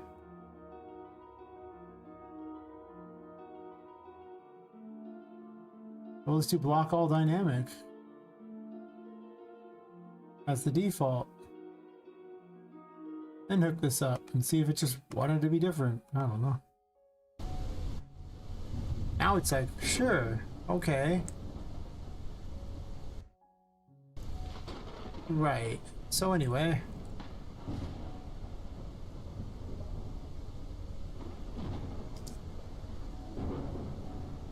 I don't know why it suddenly decided that the collision went from working to not working. That's what's confusing to me, but it doesn't insanely matter if the problem is resolved now. I don't need an answer to that question. I don't care anymore. At the end of the day, the goal is not to solve all the questions that I have. The goal is to fix all the problems the game has, and you know, maybe I end up with an answer to my questions, maybe I don't, but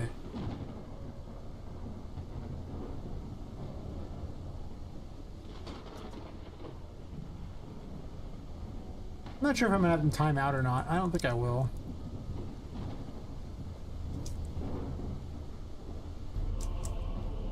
Oh yeah, over there.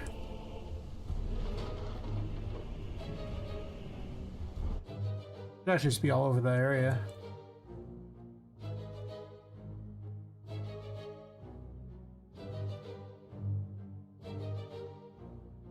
Oh, I don't really do that again. Never ever scale it that way. I am the dumb.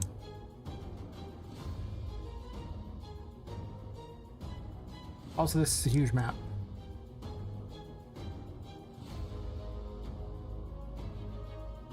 Well, it's a huge room at that point, so at least I can have the my cool music here.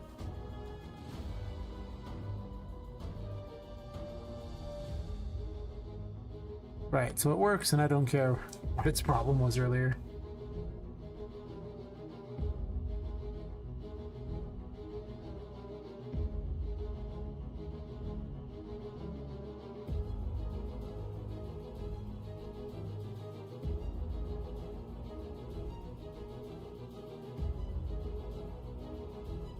The arrow thing doesn't work right though, that's a problem. So this goes to the moon direction on that.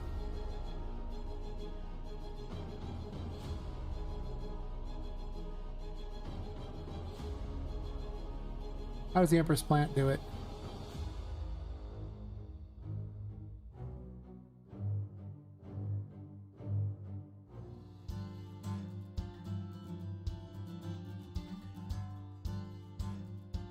Get Poppet.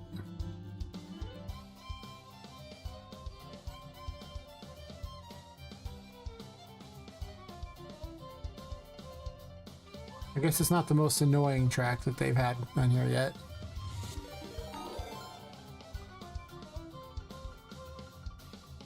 Hey Squidly. Hey Rinks, how's it going?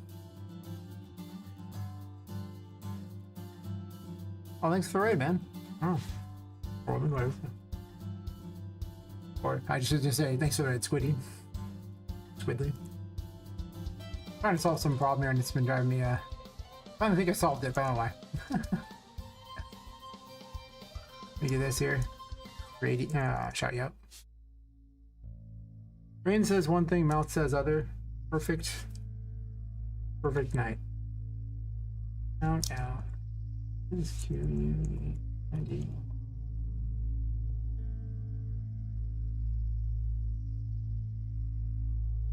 I actually don't know what Patapon is, to be completely honest.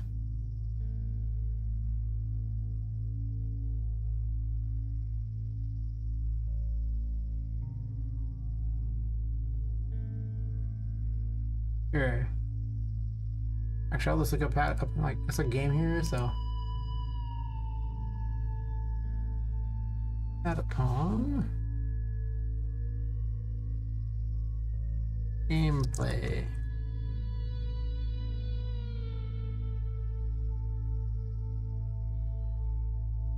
There's no sound because this YouTube copyright is a terrible thing. Show me the game. It's got little minions in it. That's true. But I don't know about, I mean, these are cool. I like them. I like these little monster thingies. Pew, pew, pew, pew, pew, pew.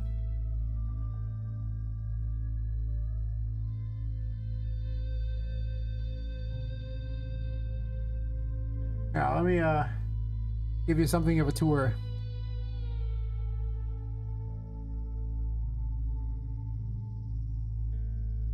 Let's show you some gameplay thingies. We will give the limited tour, which I think is almost like, that's okay, take me a moment to set up anyway, so ads are perfectly well timed right now. Gotta load the map anyway.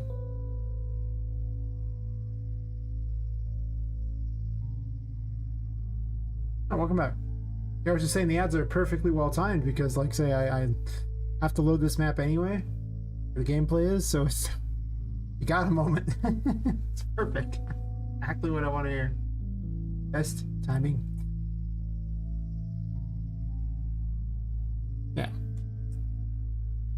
Alright, so.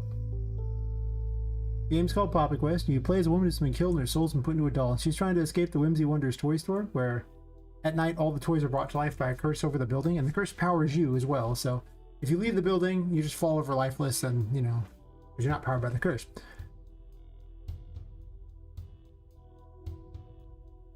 I'll open up some rooms and just show you a bunch of mechanics. I could just play the game for a while, but I'll just show you mechanics. It's more fun that way. Open up some rooms. You can see all kinds of thingies. We'll save everyone a whole bunch of time.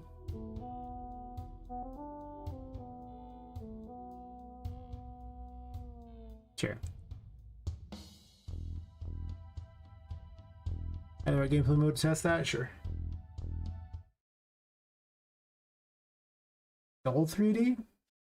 Wait, what? Double? Full 3D. I was like, when does a 3D Metroidvania dull? They're so rare. You'd think that would be an upside. Jeez. Yeah, it is. Damn. Correct. Worst deal ever.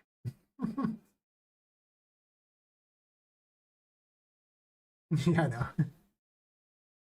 Funny after the fact, it was like one biggest tear ever, tiny violin, you know?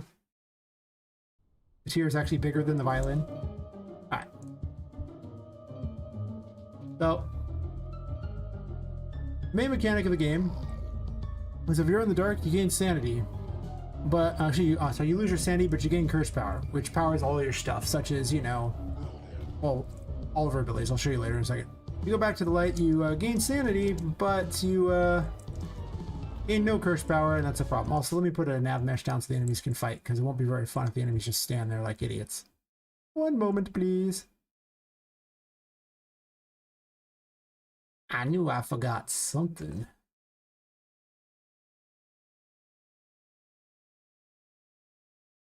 I will put it over here so we can fight a big area, and I'll just play a mid portion of the game. Yes.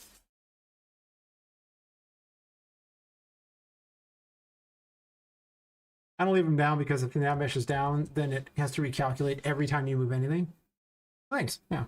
Don't worry. I'll make it look cooler. Poppet Quest. Like a doll. Think of the Pirates guy. He's like, hey, Puppet. Yeah, it's like that. Yes. I can't really do an English accent, unfortunately. Not yet. Soon, TM. Soon. Soon, TM. Definitely. Probably like, you know, in a month or two, I'll put a Steam page up. Thanks for following. I'll chat you in a second, right? Oh, yeah. So, as I was saying, if you go back to the light, you gain sanity, but you gain no curse power. Also, if your sanity ever hits 0, you die. So don't let that happen. She uses tarot cards for her abilities. This one's the Fool. It's a giant squeaky toy.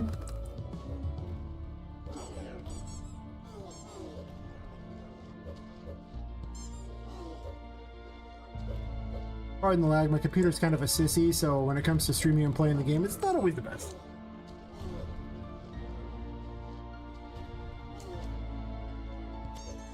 You can break things with it. It's cool like that.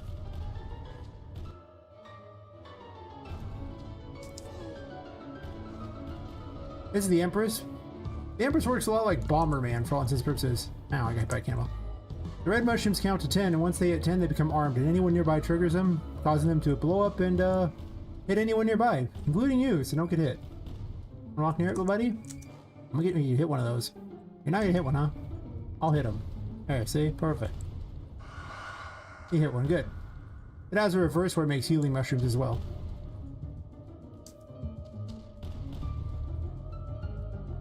You know, sometimes they just don't want to play. This is a magician. One of the things you can do is pick up objects and, you know, throw them. Damage things and stuff. But it can also manipulate other objects in the environment, such as, you know, drawers, cupboards, turns on lights, and manipulate door handles if you happen to have a key for it. Oh, pardon all the text. I was testing something and I got to remove the print strings, so... Guess I can remove those in a second. They'll go away from a bit. After this room, I'll remove them.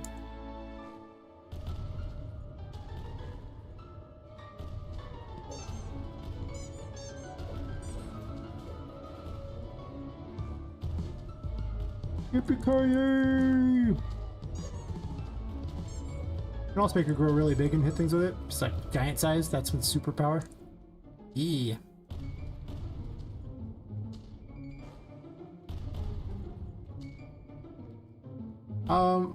From a play standpoint, probably the Empress. I'll show you its other ability because it has an additional ability. But it plays out the most fun because it's, guess I'll run around through this. The most fun because you have to positionally fight with it, which is not the most powerful weapon. It's pretty powerful, but I'm just not going to run through the full maze here. I ran out of curse now. Why? Oh, I already opened this door, that's right. Normally you have to open these doors by finding keys, but I'm cheating. Actually, let me do that. Let me get rid of one thing really fast so we don't have text all over the screen. Won't take very long to do, and I can just teleport to the room I need and we can save the block. It was about an hour and a half to 2 hours a game depending upon how fast you are. So, not too bad. Edit this thingy here. You have the print strings, right? I thought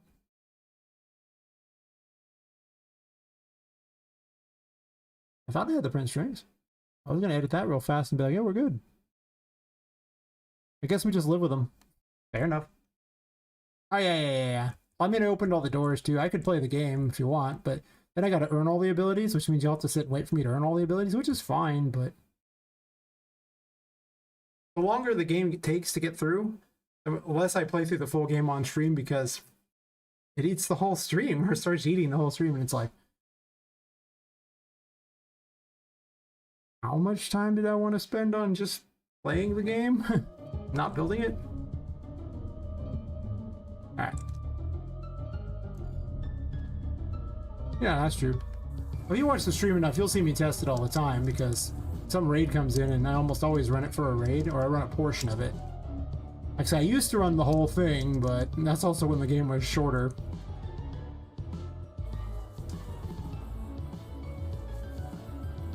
It must be on her that it does this. Well, okay, whatever. The text isn't normally there. Let's put it that way.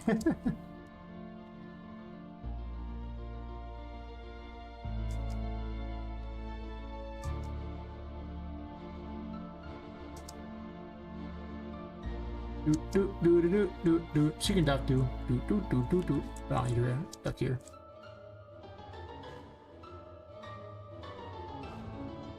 Oh yeah, I definitely got them on time. I actually put some of them in the game already. Hey, way ahead of everyone. Way ahead of everyone.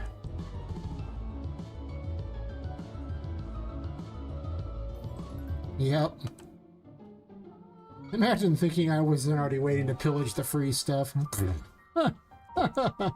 Silly. This is the second biome area. It has its moments for excitement. Oh, actually, we can bubble wand them. This is Temperance. Oh, wait. Temperance? Supposedly it's Temperance? You gonna load up Temperance? Did I confuse the game? I think I might have.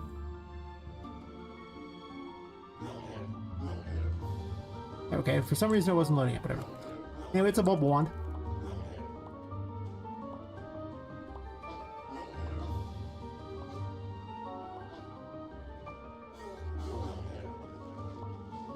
The bubbles eventually break and they come back down, but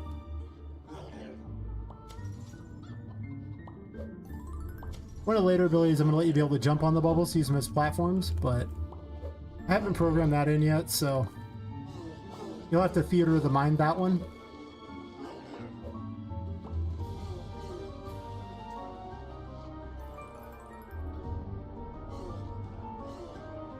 That's her dash.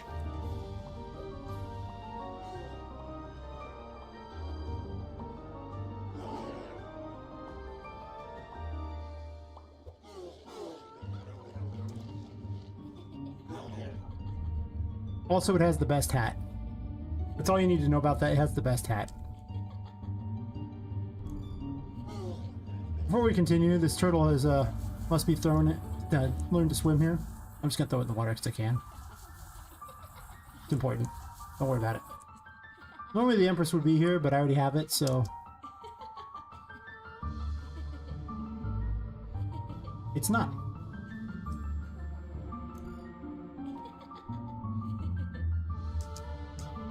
So the Empress's other ability, water kills Poppet, by the way. There is a tarot card that protects you against it, which I have enabled, but we'll pretend like it's dangerous. I'll probably fall in the water because the lag is often really bad. Yep. The lag keeps shifting, but can I even get out of the water? I forgot I disabled double jump because I needed to test something. Double jump was getting in the way. Hi, turtle, how's it doing? Yeah. There we go, it's way out. I think, oh god. I was gonna enable an underwater place, but I guess not. Or not. Fine. Oh, there's no uh-oh. Because I have the prototype for the chariot enabled already, and that lets you just fly around a little blimp, so it's not like even remotely production ready. But I thought it was fun, and it also gets you out of the water because it's just like a cheater ability. You can see it's kind of not very good yet. I got problems. It does fire a little cannonball. It doesn't hit crap, but it fires a little cannonball. Anyway, you can grow and shrink the plants.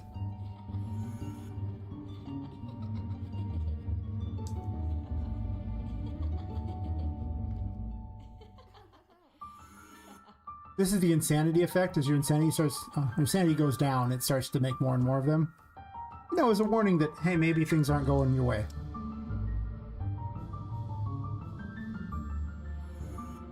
For the most part, it just says funny things that Twitch chat suggested it, but later on it'll say plot-related things. I made a steampunk shark. He doesn't do anything yet. He just kind of sits there. He's a baller. I think. You stuck, buddy?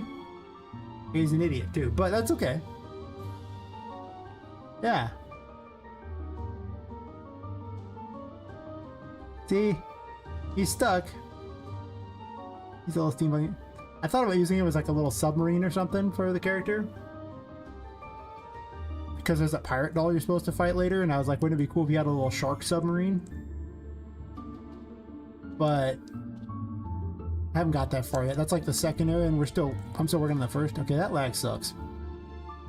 Every time I play this game, depending upon the scenario, if it's packaged or if I'm streaming or not, the lag changes, so it makes it harder for me to to know the jumps because they keep changing on me.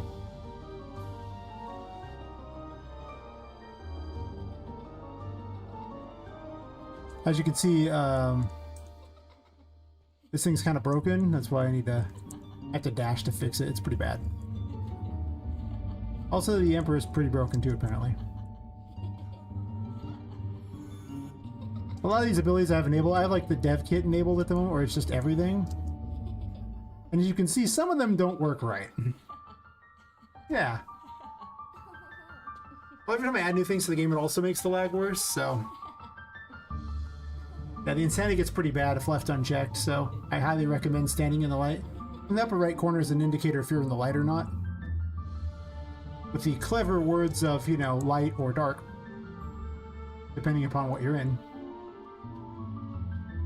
I'm hoping those are self-explanatory, though sometimes I've seen players where it wouldn't be. And it's like, right, okay, well.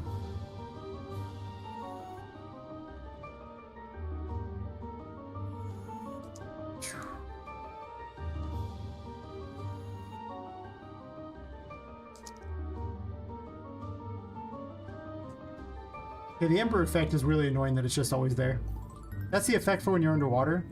Like, it should turn on and off, but... I guess it... Oh, I guess jumping turned it off. Yeah, it's not very well set up. Oh, yeah. I jumped in the water intentionally just to get the Emperor to stop doing its thing.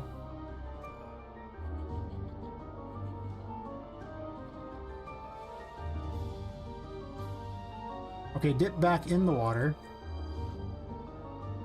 No? You don't want to turn off? Okay, you did. Woohoo! We're taking shortcuts, okay? Don't judge me. I mean, you can judge me if you want. It's deserved, so it's fine. It's totally deserved. Yeah, I actually have things to indicate where stuff is. Normally I wouldn't cheat my way through all this, but some of these things are so glitchy that, you know, I have to fight my own terrible programming. It's like a secret room. Wrapping. Glitchy. You can turn on lights if you want.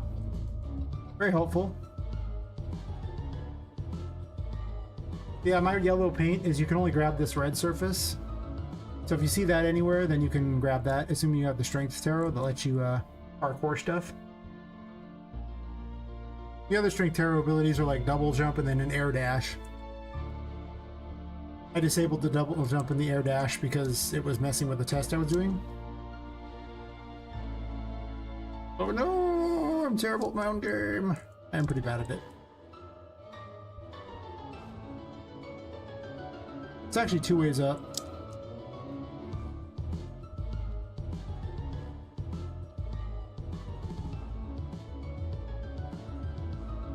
Apparently very laggy there. Weird. I didn't even know that was a problem there. I do know. Yeah. I'm working on a new area and there's a whole bunch of brushes I added and geometry brushes that are used to make walls and things. And the problem is they're incredibly heavy. And I added like 35 of them. And they're huge and they're right above there. So it's been lagging the game a lot worse because, well, I haven't finished that area yet. And until I do...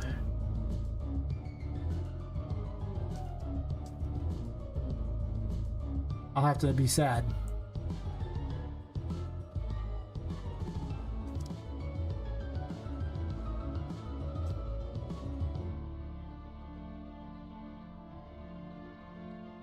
Oh, that's right, I have the Moon Tarot now.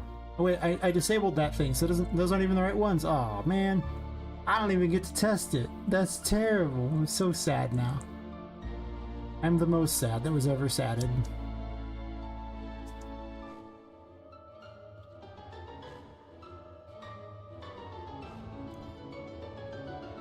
I'm building the Moon Tarot right now, and it used to have an ability, but I gave it a new one because the new one seemed cooler. Yep. It used to be the old one would make the certain Moon Tarot cards vanish and other ones appear. Now it's just going to have all kinds of things do that, like just, you know, some things are illusions and some aren't, basically. But now you have to actually target things directly in order to do that, make them visible or not. It just plays a little bit. It plays out like the Empress, except for instead of growing things, you make stuff visible or invisible. Letting you go through secret areas and stuff.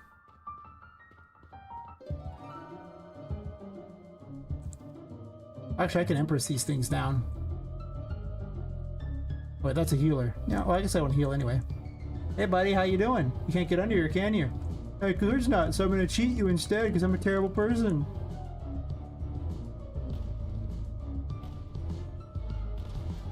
Yeah, that's right. Who's a good cheater? I'm a good cheater. Yeah. There's actually an indicator on around it to show when it's like there's nothing. The indicator's there when it's not. Yeah.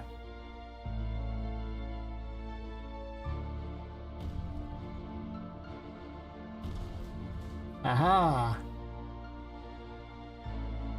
You're not supposed to have this weapon for this room. But since I do have it. Also, those enemies have a weird effect on them. They actually emit light, so you can't gain your curse power back while they're around. That's their secret thingy. They mostly just try to ram you a lot.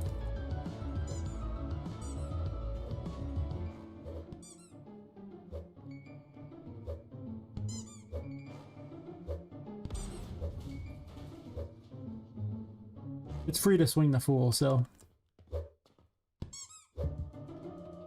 Going up? Apparently I can't hit it if it's like that height there.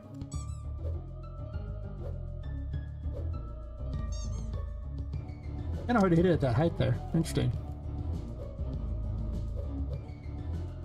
Okay. Interesting. Can't say I've ever fought it on the core, but the Fool does knock things around. One of its little features is it has a knockback to it that other weapons don't necessarily have. Riding the chords, riding the chords. Why we do this? Why not?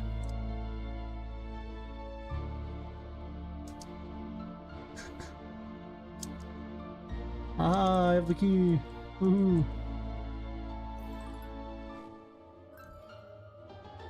You're actually allowed to go outside as long as you stay attached to the building. Oh no! You got Steampunk City out here, just for funsies. For funsies.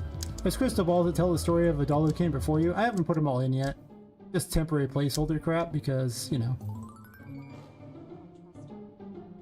I recorded it too quiet too, so you can't hear crap. Fine.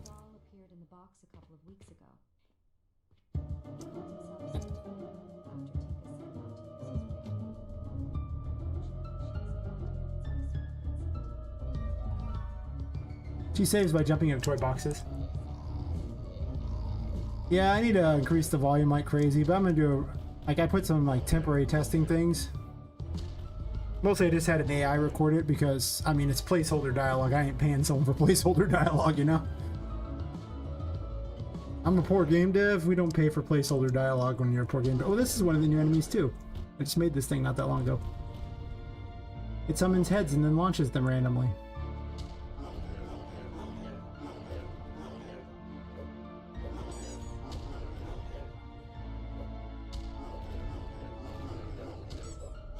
Yeah. Turns out that voice acting is grossly expensive, and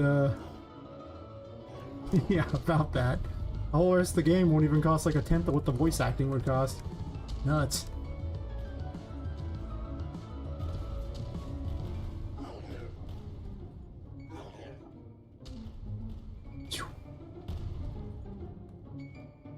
They have little smiley things. They will count back down, so if they don't get triggered, they will do they will vanish. Oh no, I ran out of curse. How'd I run out of curse? Did the bug happen again? Uh-oh. Uh-oh.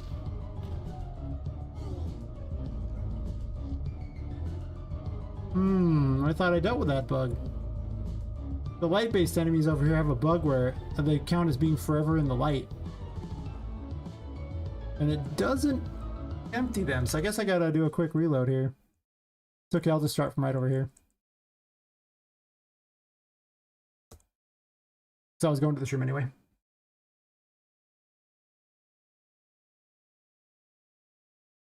Yeah, that's fair. I mostly need women because it turned like I modeled this game largely after, you know, effectively so Jack the Ripper instead kidnap people and turn them into toys, or kidnap women mostly. So it's basically there's a lot of female dolls. there's some male toys too, but for the most part, Jack the Ripper is famed for killing women. Just women. Actually, only 5 of them for those people keeping track, and they were all largely old, but I made them young because nobody wants that. Oh man. Yeah, we'll see when I get to that point. That's the end phase when I put that crap in. That's gonna be... Hopefully by then I have a publisher and I can afford all of that. Or something, or the Kickstarter. I made this area bigger.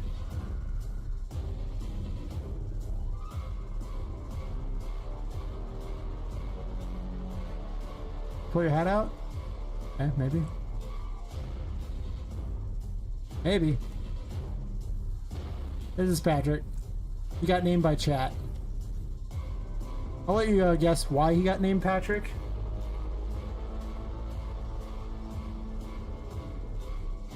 Apparently that did way more damage than it's supposed to. There's some glitches, if you didn't notice. A couple.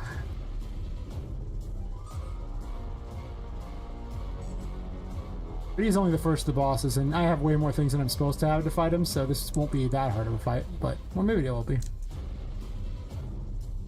Yeah. Like the star, which is overpowered. The star has 2 abilities currently. It can trade your sanity for health or your health for sanity. Of course, if you're in the light, it largely just acts as a heal for the most part. Or you can go whoop and change it the other way, like, maybe I change. Do I not have the second one? Okay, I don't have the second one enabled apparently. It's very good though. Also, I have Temperance, which is something that's you're really not supposed to have for this fight.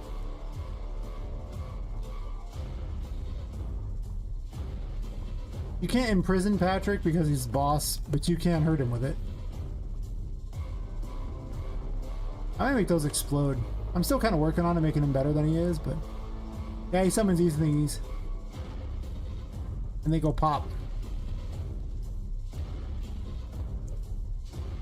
You're supposed to have the Empress's healing ability for this fight, Strength, the first Magician, and the Fool, the first of the Fool abilities, and that's it.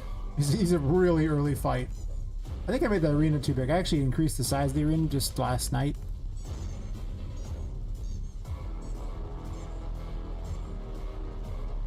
Ow, that was mean. Imagine being so mean. Cheers. See, you can heal him too. That's why the Empress is not always the best. It's good, but you gotta try to position it in such a way that you don't heal the bosses.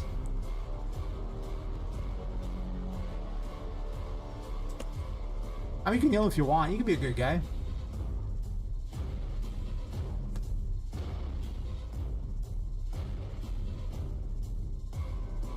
Yeah, I've been bouncing back and forth between the light and the dark because all my abilities cost something to use, so... You don't have any sanity-based abilities at this point in the game, but... There actually aren't many of them, honestly. The star was my experiment with that. It was going to be in this portion of the game, but it was so overpowered, I was like, ah, okay, well, you're getting kicked to later, bucko. You're way too strong for this.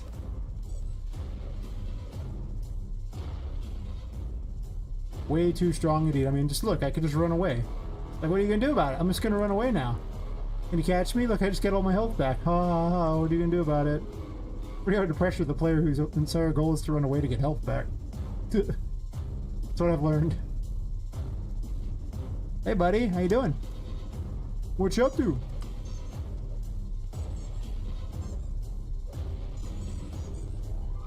You got blown to bits. I need this key. There's a bug where they slide around after they die sometimes. I don't know if you noticed that bug, but just in case you didn't, I pointed it out to you.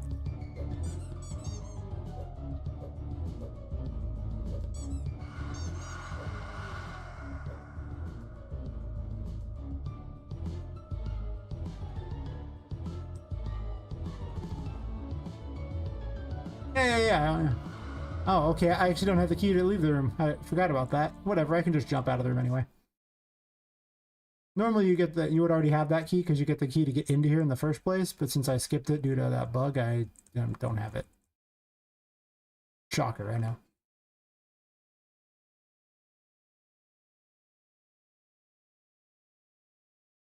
There aren't that many bugs in the game as far as things going, unless you jump around or you have like the buggy abilities enabled. Like if you just play the game normally, you can usually play the first hour and a half with the potential of only one remaining bug, which I thought I squashed, which was that light bug. And that light bug can be defeated by simply saving and then loading. That's it. That's all you have to do. It defeats the bug. Here's the Hierophant room. Normally the Hierophant would be up here.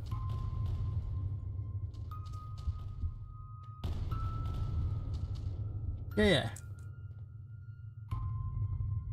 Well, I mean, me jumping around is me just flat cheating, but I'm just saying, man, I'm just cheating.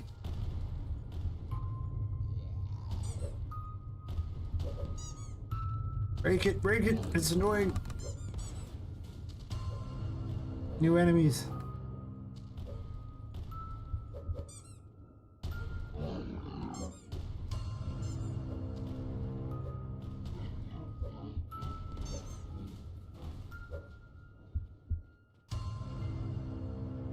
I guess I'll just, if I'm gonna cheat, I might as well cheat. With the incredibly overpowered star. Look, I just get it all back. What are you gonna do about it? So overpowered. But the Empress is fun too. Oh no, it's one of the light thingies. I gotta fix the thing. I can't believe it. I could have sworn I fixed that bug. I literally was testing for like an hour yesterday. There must be still some possibility of it happening.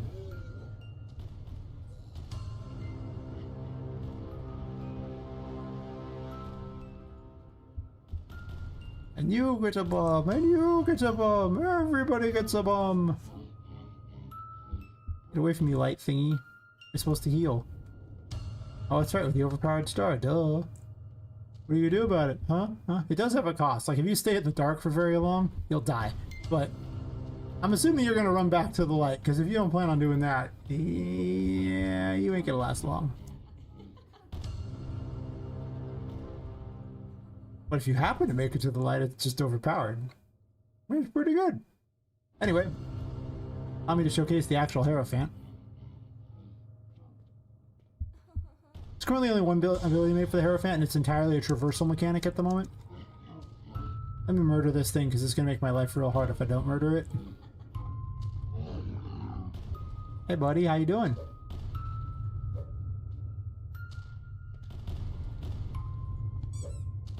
I'll use the full super so it gets really big and does a lot more damage. Still getting shot though, but... and falling.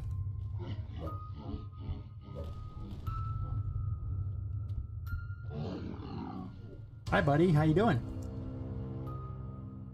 Everyone's just my buddy here. We're all friends.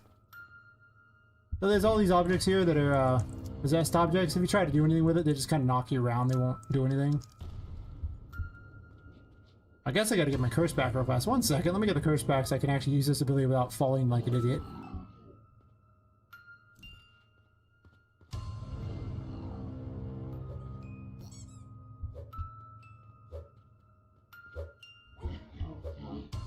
Okay, getting a little lag here.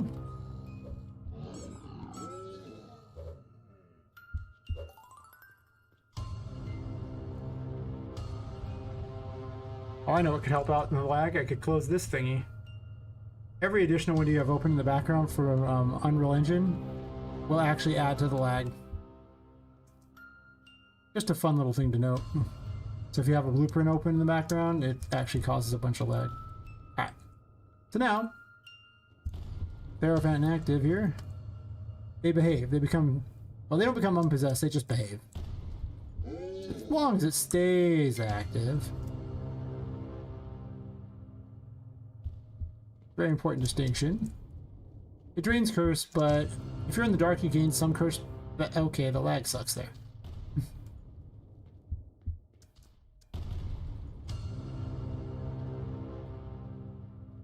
I gotta get rid of those stupid brushes. They're so hard to play the game.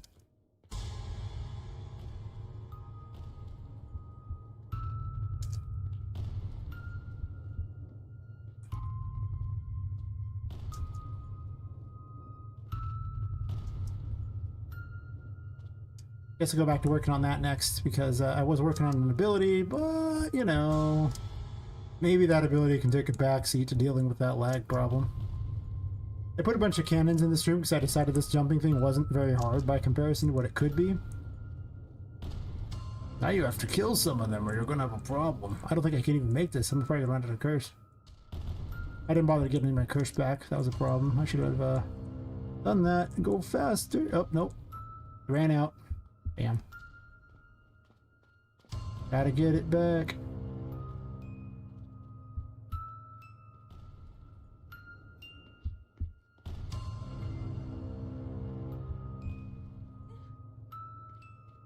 I'll actually show you the other boss too, just because it's kind of a cool looking fight. I was just trying to beat this room. It shouldn't be that hard to beat, but I have a way of making the game look harder than it is. It's a skill.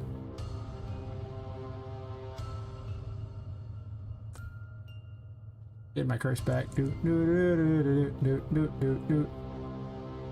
Might be too many enemies in this room too. That's also fair. But it's actually kind of fun to brawl, so I don't even know if there's too many enemies. If there's just a couple enemies, you'll murder them super fast. It'll be kind of whatever, cool, but there's like, you know, 12 plus enemies. You have to like kind of brawl with them along the way. It's more exciting. Especially the cannons, because, you know, you'll forget they're there and then you take a cannonball to the side of the head and you're like, oh yeah, you're over there. I remember you. How you doing, buddy? Owl friend? They just send love in the form of a cannonball. What's wrong with that? Seems completely fair to me.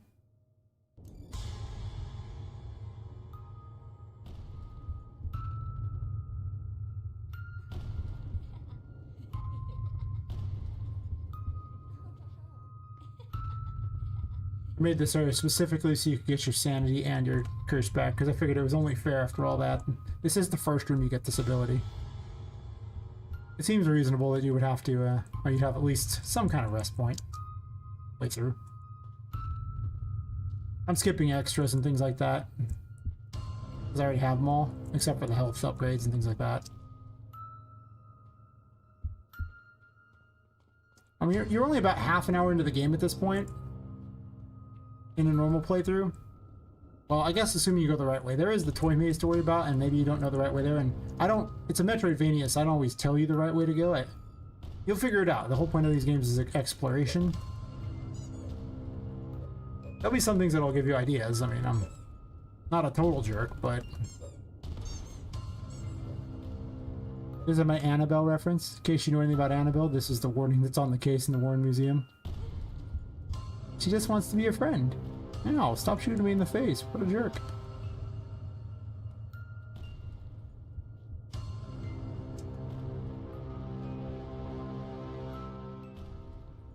Get the key. That's why I was trying to just get this key. Yay, key! I don't have the extra jump abilities yet. Get away from me, light thing. You're terrible. We hate you. You caused this weird bug. I don't even know how it's possible. All of you stay in there. That's right. You know what you did. Let's not talk about it.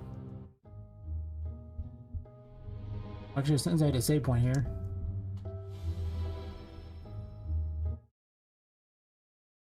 Oh, okay. Thanks for the follow-rings. I didn't say it, so... Work for now, okay? Nice. Appreciate it, but you don't get... Before you go, you should see at least one other thing. It's in this room, so... Well, it's supposed to be in this room. Okay. Let's call me a liar. So there's actually like a ghost girl that's the de facto ruler of the place. And she'll show up at various points, and at this point she just tries to yank you into the darkness. If she happens to catch you, you just die. It's an insta-kill. For some reason she flips around like an idiot. We haven't figured that out yet, but... I just thought that'd be fun to point out that she's here.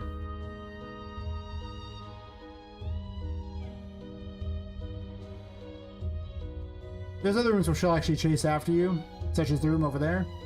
But I don't have the key to this room yet. It's like way later that you actually encounter that. Also, there's no secret here. Yeah. There's definitely going to be, she's going to be more of a presence in there. Like, you know, you'll see her, like, out of the corner of kind of like a horror element, but it's not a horror game. It just happens to have, you know, ghosts and toys that come to life and, you know, just weird things. Toys that eat each other, blood, you know, normal stuff in the toy place. As everyone, it's established in all games, every single toy store is like the worst place you've ever seen in your entire life. Which is why I'm happy when they used to have like Toys R Us. Obviously, when that place went down, a great evil left the world, right? Because all toy stores are evil, right? I mean, look at how many of those were, and those things were huge. How many people died at those? We don't even know. You think all those world wars killed a lot of people? Toys R Us. Hold your my beer. Totally. It's just like, I haven't left Japan. Oh, poor Japan. Where do you think all those grudge ghosts come from, right? Or the ring ghosts? Toys R Us. Stupid Toys R Us. It all makes sense now. Maybe I should make my game my Toy Store Toys Aren't Us or something like that, just to see if anybody notices. I might get copyright infringement on that one. It's not the same name. It's true. Would be pretty funny though. But nah, I don't want to reference anything in the real world. Thanks, yeah. Well, thanks for the follow and for hanging out and chatting with me. And for checking out the game. Soon it will be great. I have a whole secondary I'm working on up here, which is going to be with like pirate toys and everything like that too. Be fun. Craziness. You can see the city up here. Gonna be real cool, hopefully. Yes, secondary. I could have shown you the other boss too, but since you're leaving, you don't even get to see the other boss. He's actually like, you know, a real boss, not like a chump boss like the other one. Very sad. Oh well. Guess you'll just have to come back another time.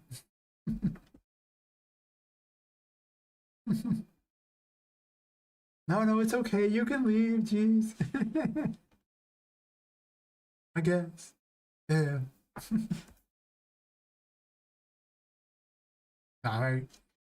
Presumably everyone will eventually see the whole game because, I mean, I'm building it on stream. Eventually, if you watch the whole stream, you would see it. I'll warn people the really bad spoilers. The first boss of the major boss of the first area isn't that big of a spoiler. Like, this is the first area. She's okay to show off. So, if she isn't, that's terrible. I gotta give this mechanic to another thing. No way I'm giving up a free mechanic. That's not what I do here. Ah, man. Nah.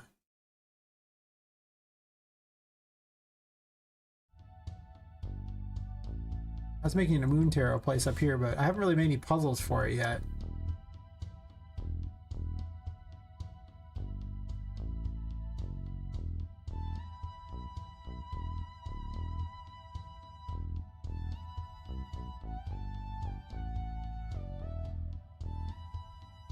I'm probably grabbing stuff from the Empress room just so I can cheat my way through it.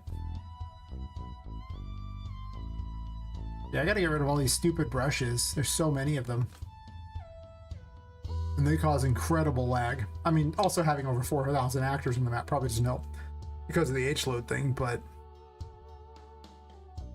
definitely tell ya, this is some rough stuff here. Actually, I could probably convert this one over because it's just glass, so it's not doing anything. Did I already have one made? Oh wait, what am I doing? I mean, it's just glass. You can't even tell if the glass is stretched because it's just glass. I'm not sure I need a bunch of unique ones for this or not.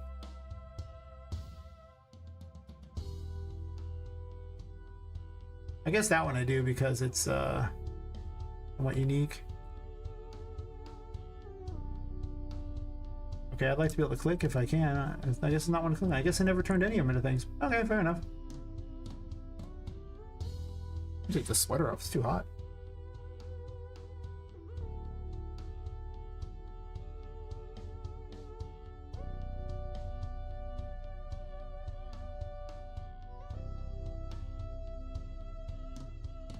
Alright. So, now to do the most optimization possible for this game. Also, we're going to turn the lights on so I can see what I'm doing, because it's hard to tell if things are connecting without the lights on. Push T so I can actually click a transparent surface. This is fine, sure.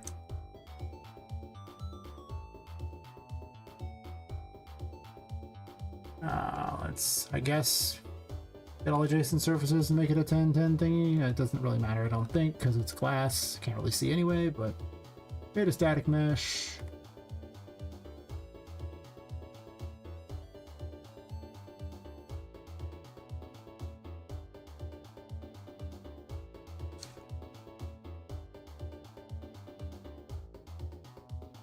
It's like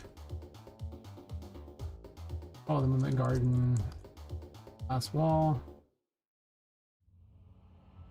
1. Yes, 1.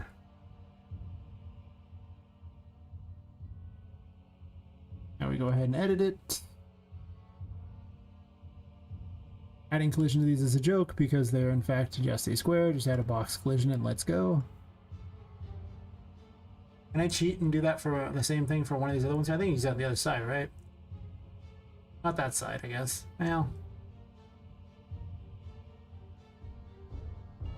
one of the rooms has black glass, so it kind of messes it up a little bit. And this one doesn't even have glass yet. I guess my question is, do I need to make glass for that, or can I just do this? Save myself some trouble here. I'm pretty certain I can just get away with this one. Oh, I'm sorry. This is why we get rid of nav meshes, because it has to calculate every time I move a single thing, and I don't want to be here all night on just one little tiny area. I want to get this... I won't be getting this area done for probably a month, but I can get lots of it done, so it looks nicer. I need to stretch it because it's glass, so it doesn't matter that much. Okay, well, I'd like to be a better number than that, like maybe like 1.1, 1.2, 1.15. Close enough, I think. Is it close enough? Not really. How are we doing over on this side? Nope. What, 1.13?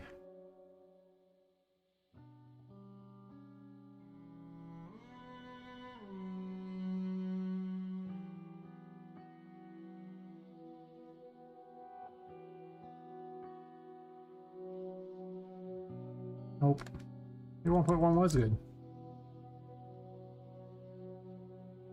Close.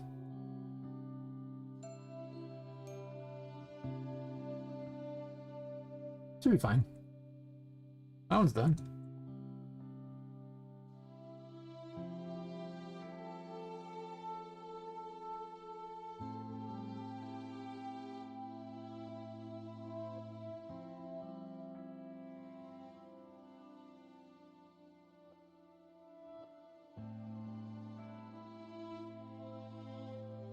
I think this is basically where I want it to be. Not too worried about it. All adjacent. I don't think it matters, but sure. Do this. Another static mesh.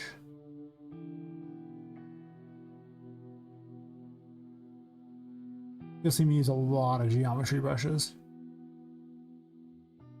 to build everything. Yeah, actually I didn't control C, control V anything between the last two walls, so got to cheat. Felt good.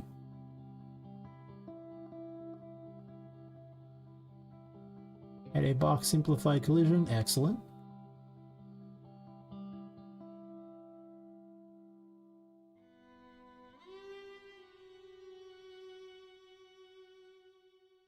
Did I land these up already? I think I did.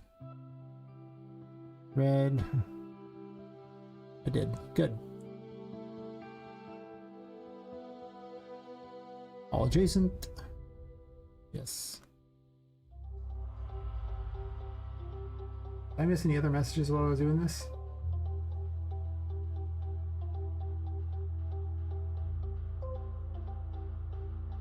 Sometimes I just don't catch them because they vanish after like 3 minutes or something on that. On the combined chat.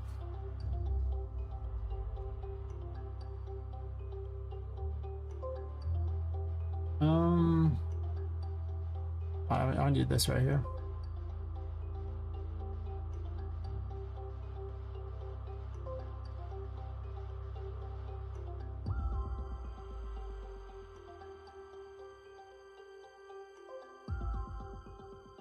Black glass wall.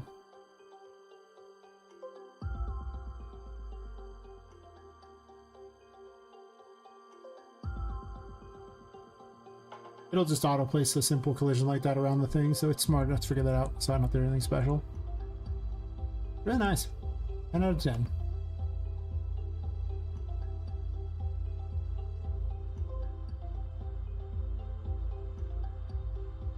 I kind of like the black glass. It's possible I want the black glass instead of the other glass, which would be really funny that I went to all this trouble. But I don't know if that's a true statement I just made that I want it, so we're making the others until I decide that's what I want to do. At present, it's just a statement I made versus anything else.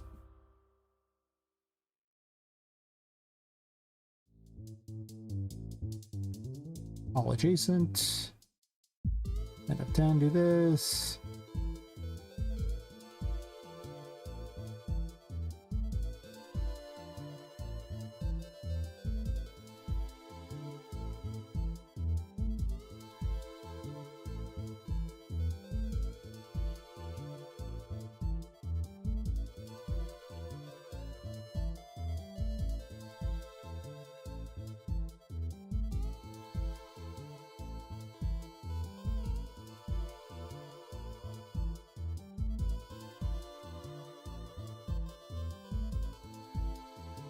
As you can see, they're starting to move a little faster when I pick them up and drag them places, which is a thing to note.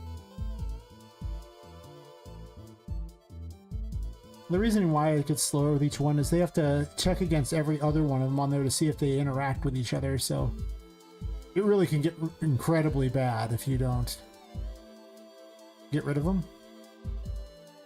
Because they're not supposed to stay, they're just a temporary that you're supposed to convert into a static mesh at some point. And to be fair, most of these haven't existed for very long, so it's not like it's... Okay, I guess I'm gonna have to cheat and do this, huh? Most unfortunate. I guess I can't just kind of copy paste again. Oh wow. See how it is?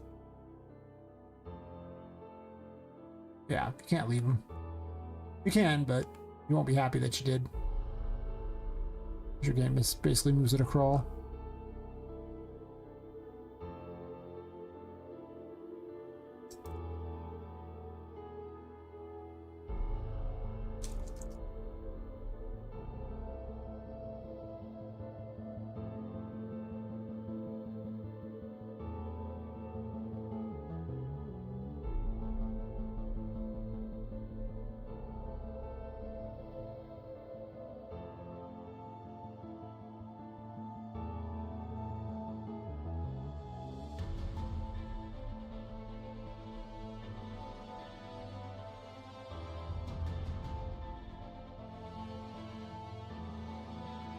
Also, the larger they are, the worse it gets too. So, I mean, these things are... This is a huge map. Like, this map is giant size to make Poppet look small. Yeah, I know, it's weird, but she's not actually small. She's just a regular size character. She just looks small because, yeah. Actually, wait a second.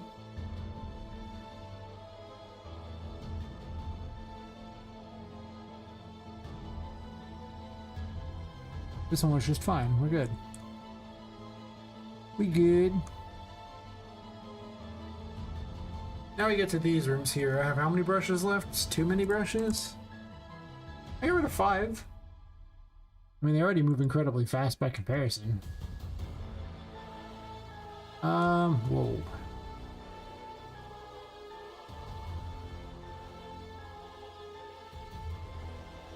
What are we doing with this one? Am I going to put holes in this wall to go up to here? I don't know if I am. This room is already the most huge room in the game, being 3 stories tall. It's just crazy.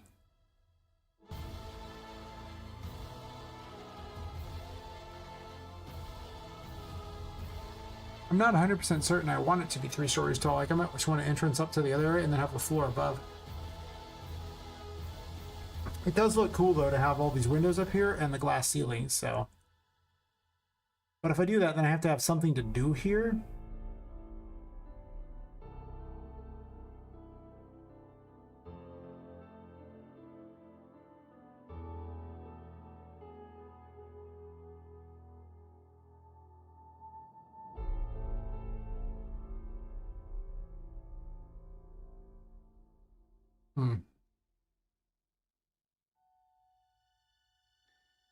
I don't know about that. I like how this pathway goes up here. I really do. But unless I have like a hallway blocking this, I'll see how I'm going to make it where they can't really just see what's there. I mean, it could actually just be like this is a corridor. This goes out to maybe like here. Then again, you won't be able to see out above, so that kind of sucks.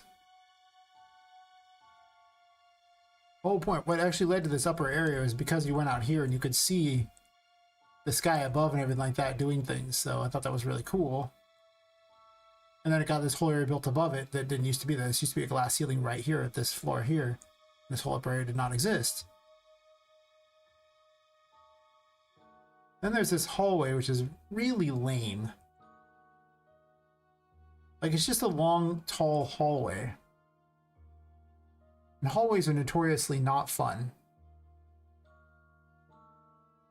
Because you can't do a lot with them.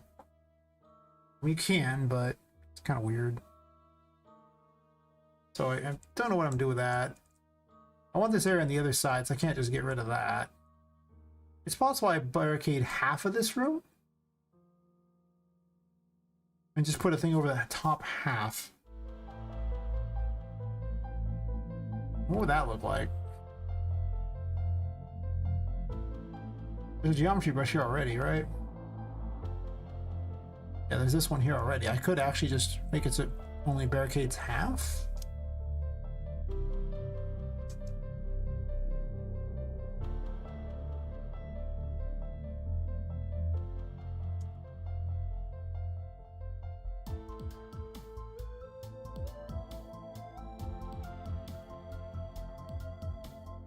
Oh, I'd actually want to do it on the other side anyway. Because it would already do this way, so I could actually just move this over and see what it would look like without... Actually, instead of doing it, let me do it. I got a plan here. Guess I don't have a plan. Thought I did, but it wouldn't let me move it now. Apparently undo is terrible. So, what I can do, if I want to see what it would look like, is just move it over. It'd be like this. That might not be too bad.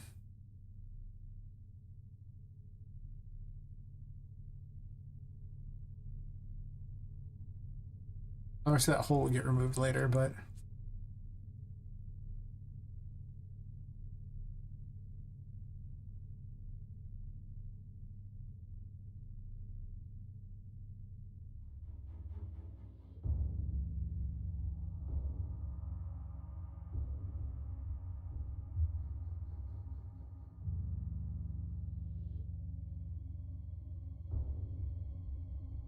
This room is just perilously big.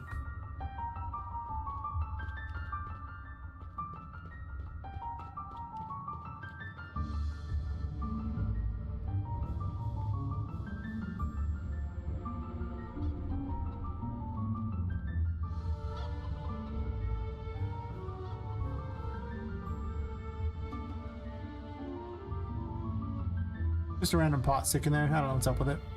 Fine.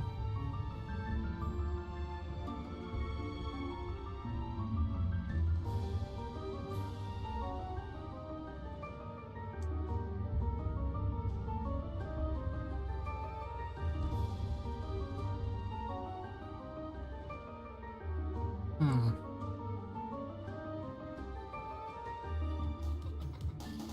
One of the problems is you can see all the way over there, and it makes a problem where like the H-load doesn't do that far. Might need to forsake part of this room. Simple nature of the beast and how this room works like that, it might just need to not be there. Even though it is cool. This game is really laggy. If I do this scenario, it's kind of not the best.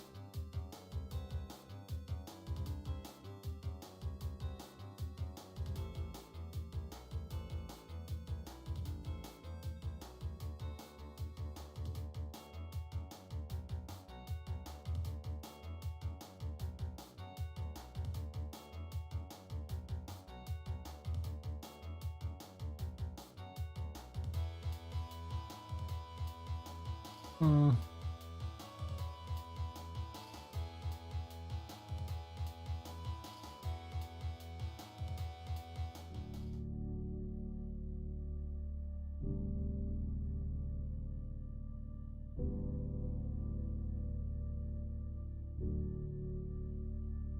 And I put walls around it, and then suddenly you can't see this whole area, so it's a whole other room.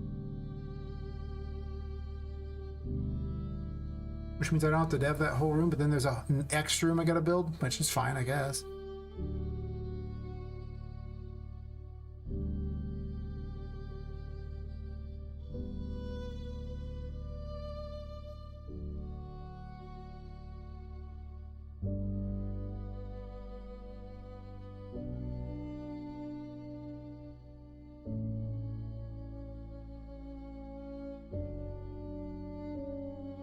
Hmm.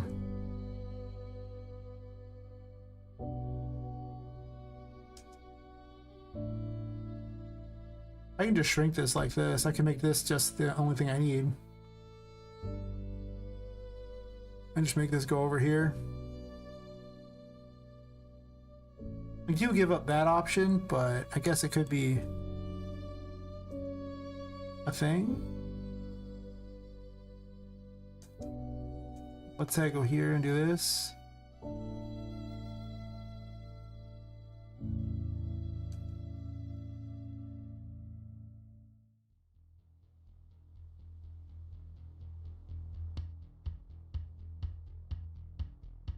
Hell of a large room.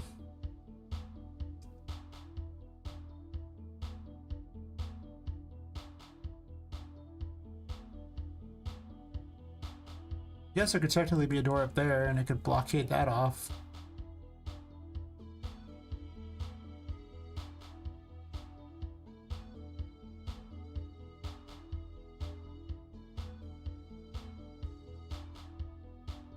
It does make this room less exciting, which is kind of sad.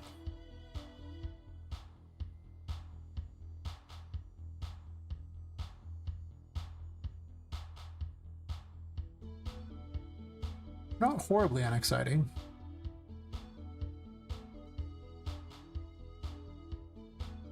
Well, the whole point of doing this is to test everything out that I can, right? Know what the weird idea is to get the job done?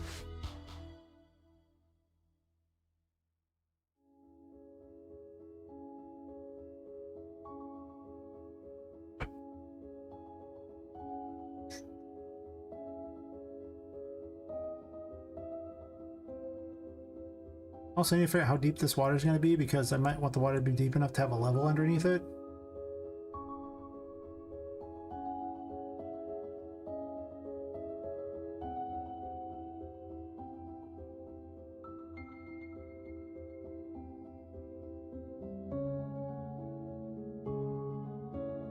I was thinking about having one in here, but you have to make it really tall for that to be a thing. And I don't have enough of an area because I put a thing up here, unless I move this out of the way, which I could do. I could take this whole room over here and move it. Like, how high up is the water here is the question. Because originally I had it set up here, then I decided to move the water up. I fill this whole area up with water and then barricade this off here. And then you'd have to go through that, which would be fine. We'd have to move up though, which I can't really do in this area because it's a tunnel and it's already kind of set up to be a tunnel, so there's not any real way to move it. Supposed to be a secret way back to there. I'm not sure I want to move the water that far then this way, if that's the case. I think I just keep it in a pool and I don't have this area have water.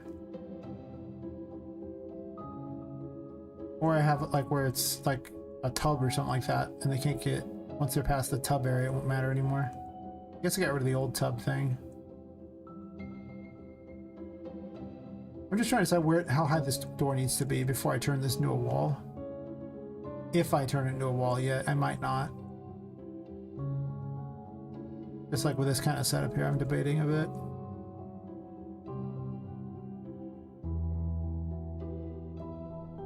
Most rooms are going to have water in them, I think, at this point. Just be a water area.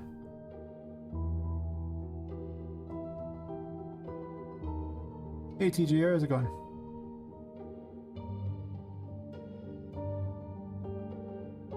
I'm building stuff.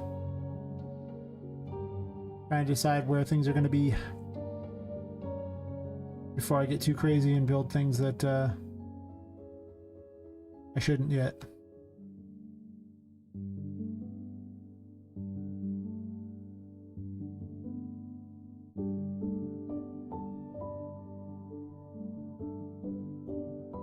I could have this just be a giant drawbridge, like a giant bridge across. Huh.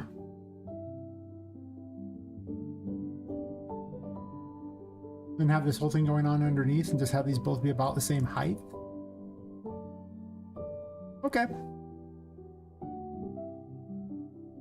Might be cool, might be terrible. We'll find out. Probably a couple weeks from now we're like, why did I do this? This was so dumb. Sounds about like me.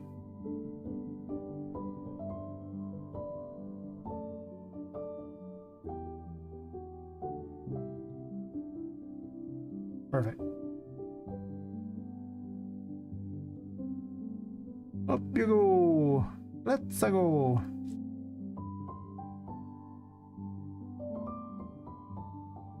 Grab this. That one the same height.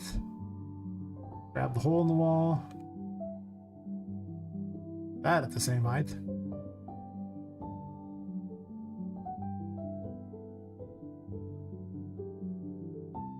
I can put some things to hold it up. Got a bunch of pillars over here, let's grab those.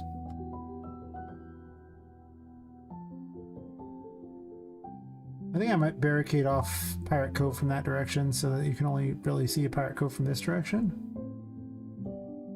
Are you at ground level yet? Kinda. Almost.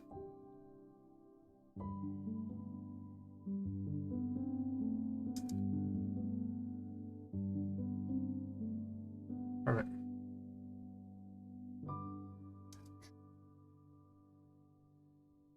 Doot doot doot doot doot doot doot.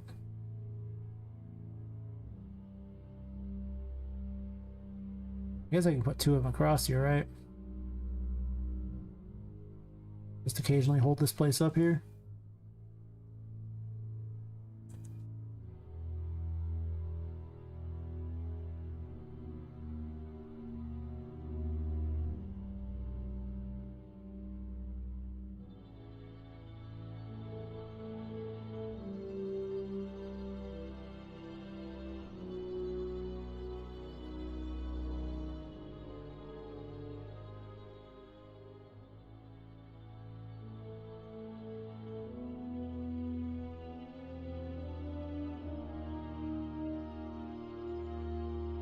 Close enough. I guess I can have a bridge down to it, and then I block Pirate Cove off from this side and move the water over so it doesn't go that far.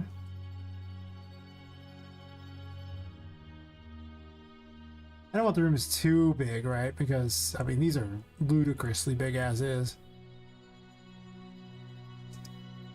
They can be shrunk a little. Just a little.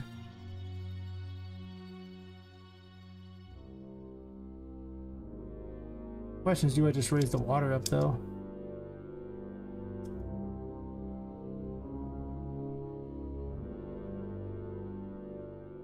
Because the whole pirate area could be up on top of this. And then there could be an underwater world. Like if I did this and put the water up here, well, maybe like up here, there could be a whole underwater area that's huge to go through,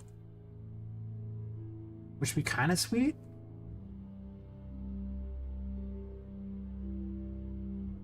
But if I did that, I have to move all these up over to here. Is that what I'm doing? Maybe? How this building manages to stay holding itself together, I have no idea. With all this water up higher in it, you would think it'd be impossible, but I don't gotta explain.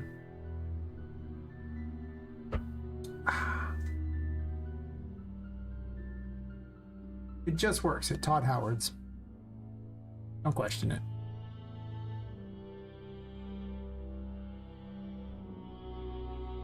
Or maybe I don't need water everywhere. Maybe. That's what retainer walls places too, to hold up all the water. Instead of just putting other things there. Of course, this like is so high up that it kind of looks weird with this. Also, this wall doesn't go all the way over.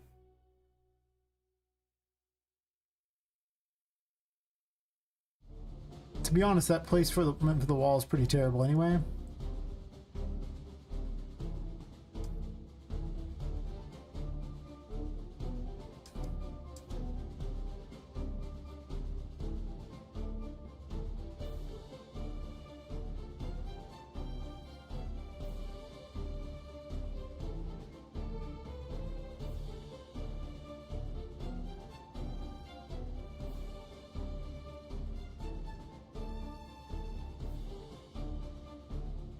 I did want the Emperor to be something that happens in this area.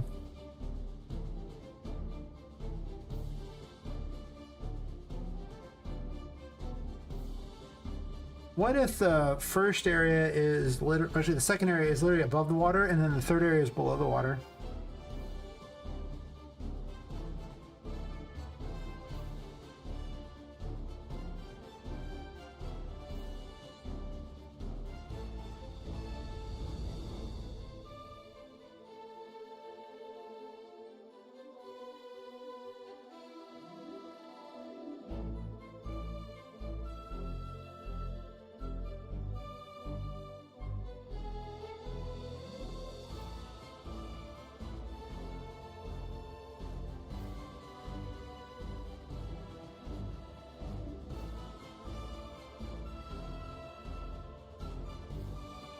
Interesting idea.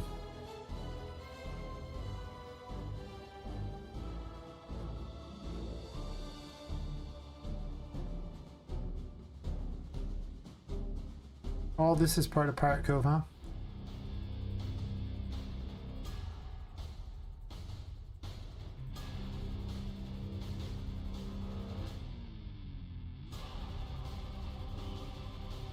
What was this too? You need to split all that off into 3 different rooms.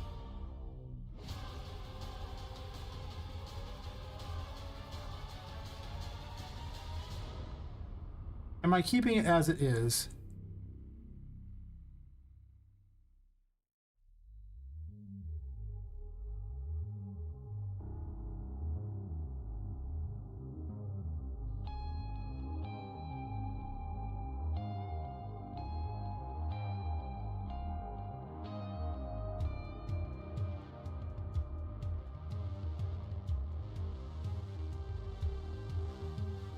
I was planning on having a pirate doll be the second boss area. Does she have a boat though? That's a good question here to note for designing this. Does she have a boat? Where are we trying to get to the end? Because originally I was thinking the end would just be her fighting over this. Because it's got this, but I have this whole underwater area. So what if after beating her you're given the Emperor Tarot and then you can go underwater? And it unlocks all this crazy crap you can do. There's a big problem with this area, it's so tall. But there were sections underwater.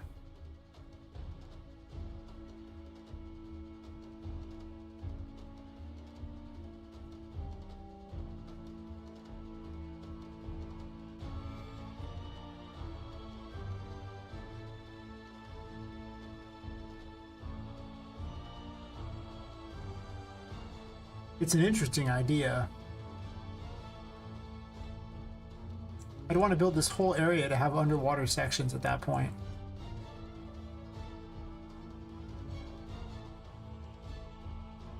Well, a lot of the area, not everywhere, but a lot of underwater sections, making like the third world basically.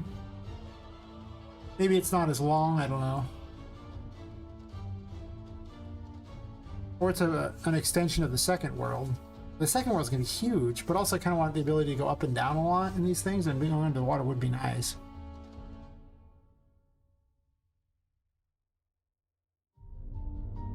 But I worry this area is so mind-numbingly big that it just won't work as an area.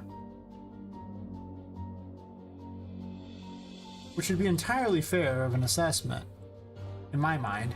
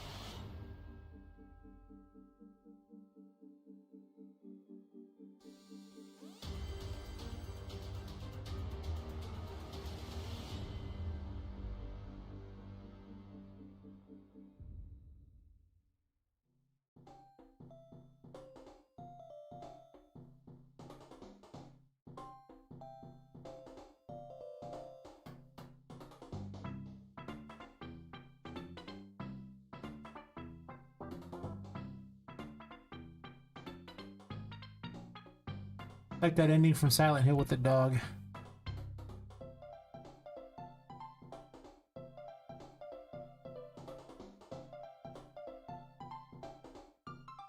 The only logical ending to that game. Every other ending is just weird. That ending is definitely the truth.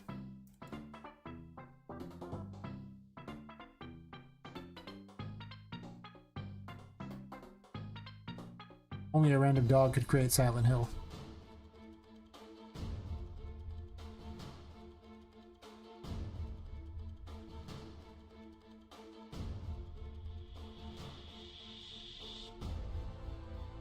What if you have to go under the water in order to get to the next area, like as far as get to the rest of it? How much water do I want, I think is the question.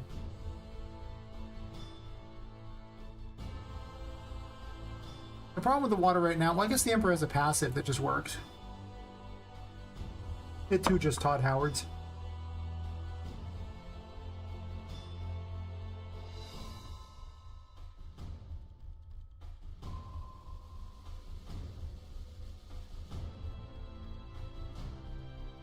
Because this whole area could be underwater. I get rid of these doors, and then you would enter from up here in order to get to those places, and then down here there could be a pathway that sneaks into here. Where I would literally just break this wall here and make it so that goes into there. And then the pathway into here would be up here. Which might be better. There's no point in the Tomato Village, though, at that point.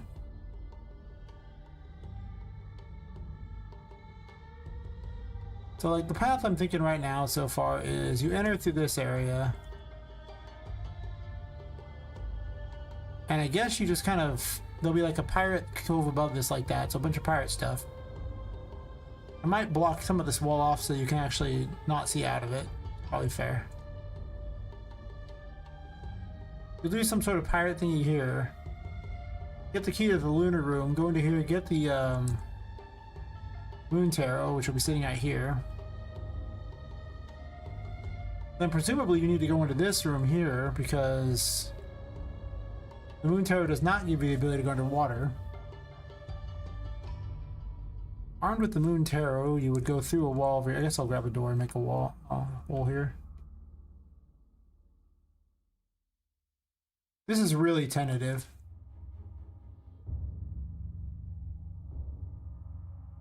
But I find it better to just build things because, you know, along the way I might build something that makes a lot of sense or is really cool. Whereas if I just think about stuff, I won't accidentally build something neat.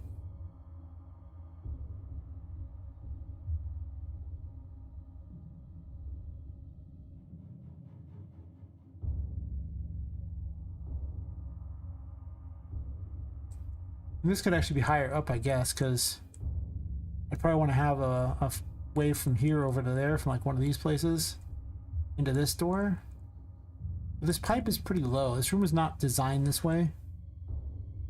But it's okay. It's not like the room is finalized. I can design things. And I can't make these doors too much higher.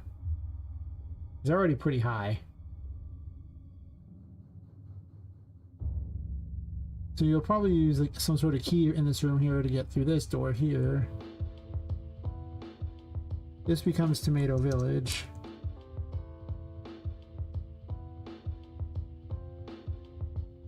It had a there was a free for the month Tomato Village thingy that got added.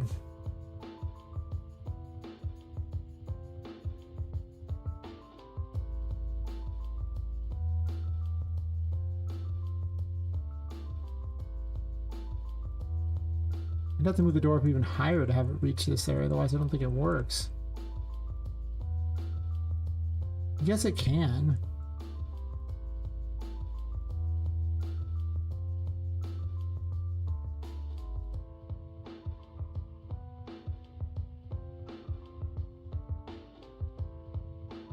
Then you hit the pipe.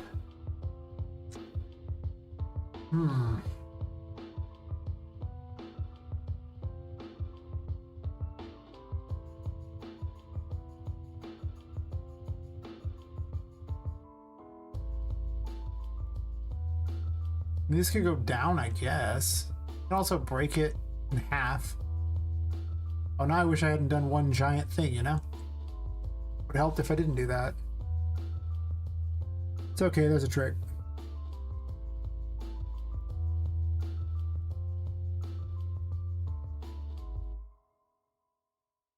I know how good of a trick it is, but it's a trick you can do.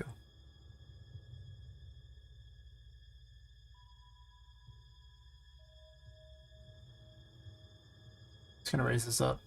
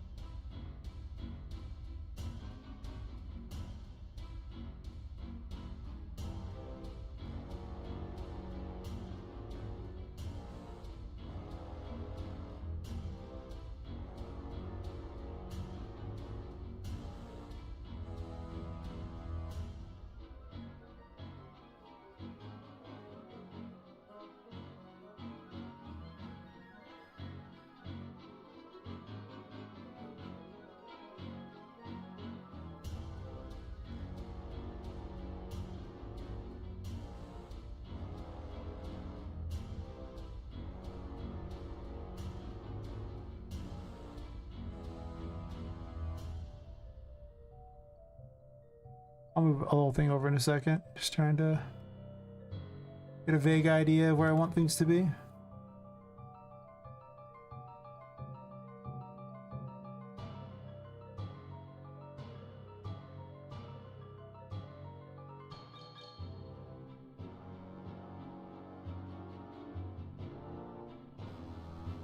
Now I can select the other one and get rid of the crap in it.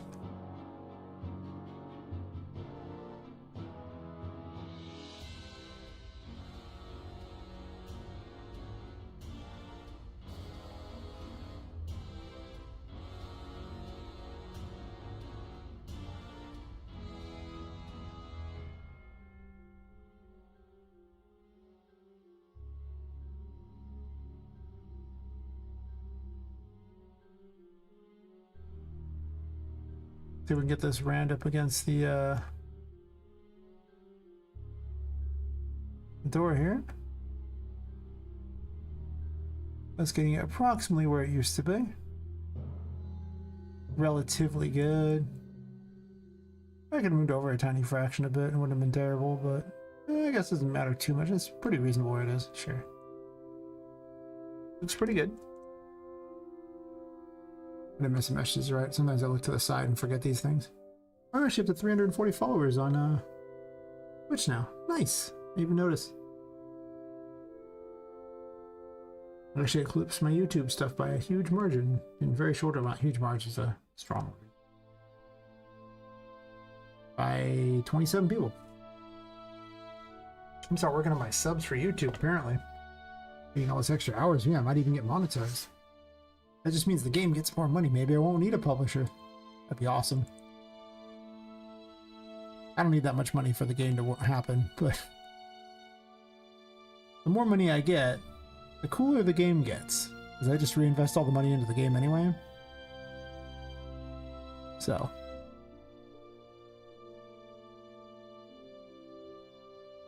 Anything that can make the game cooler in my book is awesome. Yes, awesome. It's gonna need to dip down a lot more than it did.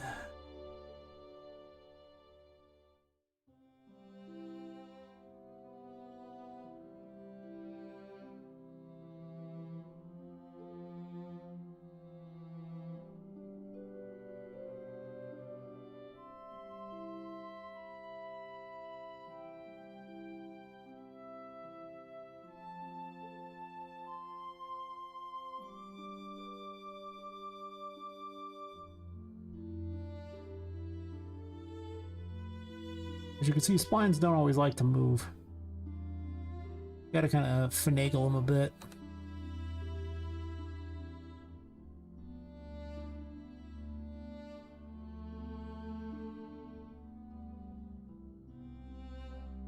To be fair though, this door can actually go over to the side. It does not have to be exactly where it's at all.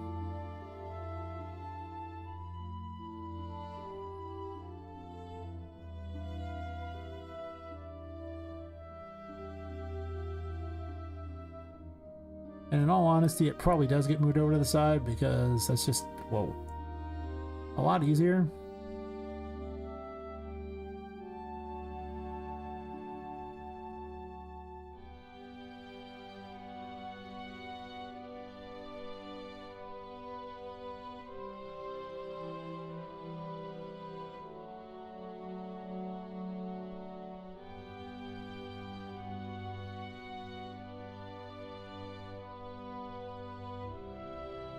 We're getting there.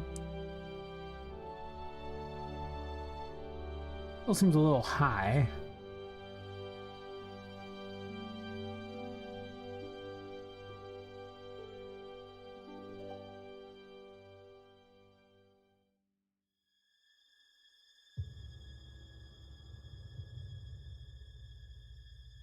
Also, to be fair, this can go down a small amount.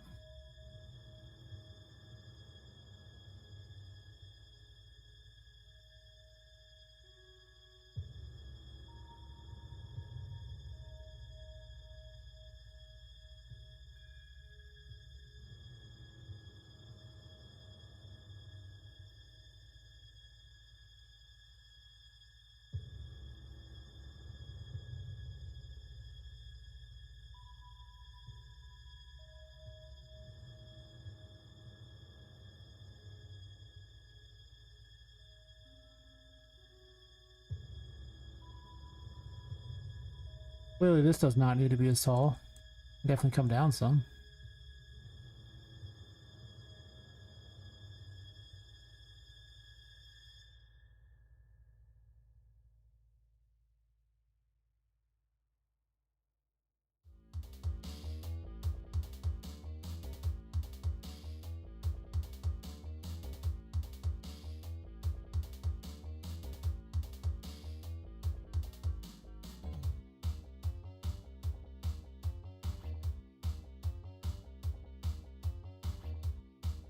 First off, that's nowhere near where it needs to be.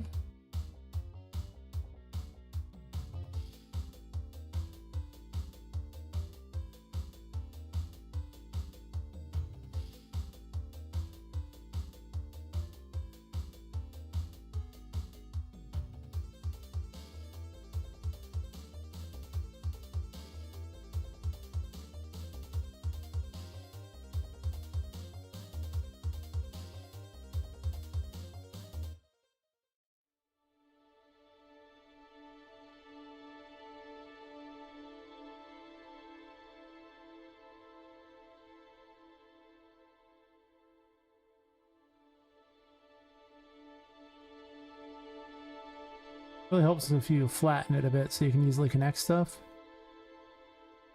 Otherwise it gets a little difficult to connect things.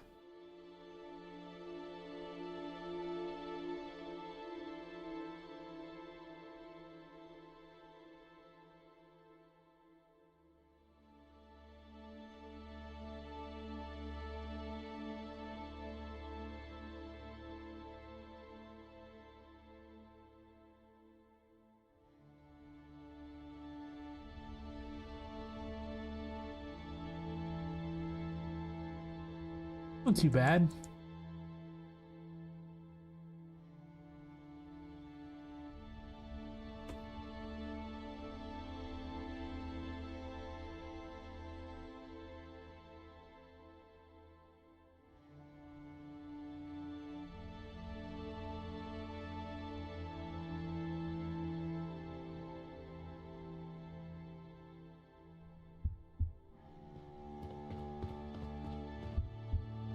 That's finicky and weird. I don't like that. I probably just need to bring that whole thing down some. I think over here is not too bad though.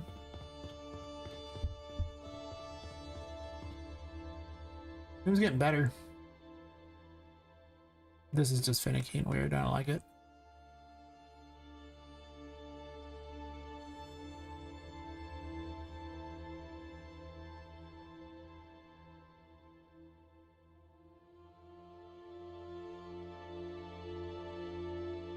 I don't know why this is over where it's at, but I don't like it.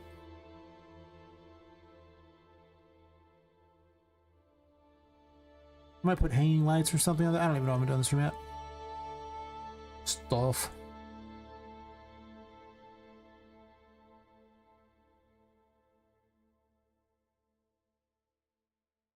Yes.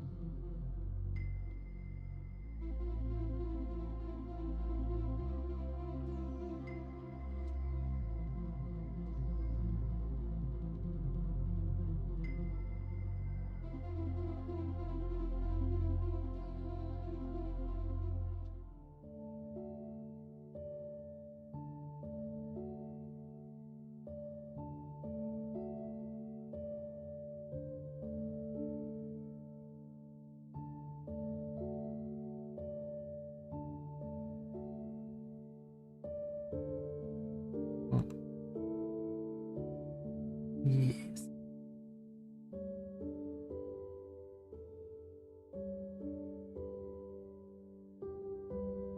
I'll try like that. Probably don't because it just sticks out weird.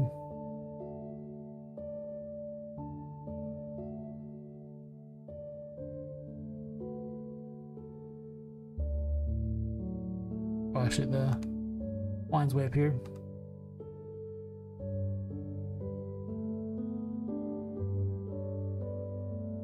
I think I just don't run that. I just start them up here because it just looks so weird otherwise.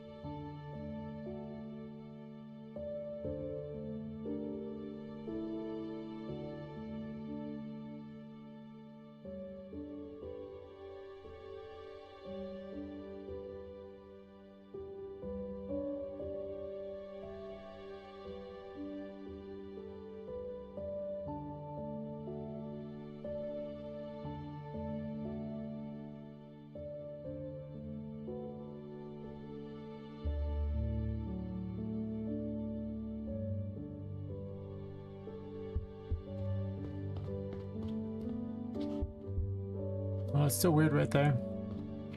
The weirdness has nothing to do with this one, everything to do with this, so it's actually this thing that's the problem.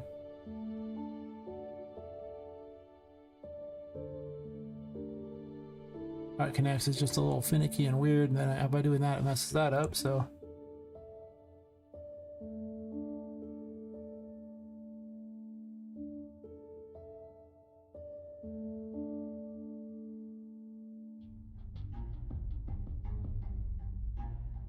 That's way worse.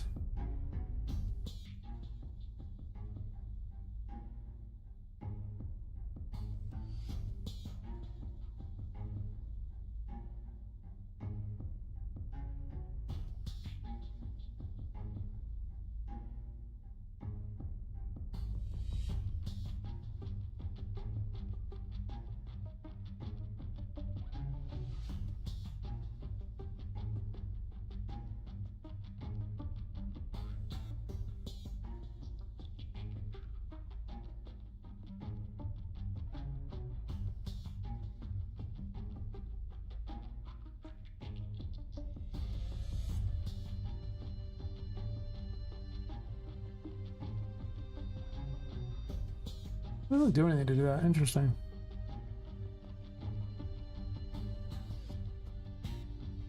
Interesting, because this doesn't do anything. My biggest concern is that she catches on that lip there. I only want you to catch on the lips of things and stuff like that. Like, it's okay, I guess, but...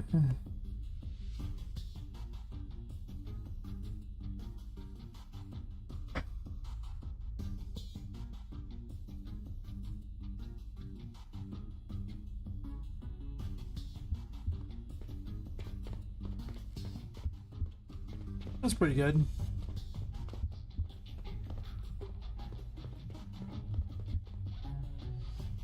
But there you catch a little.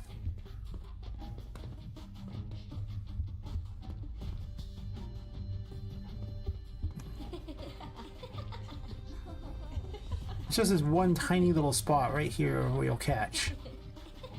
And then it's weird. If you're around from anywhere else... Oh, actually, still kind of catch there too.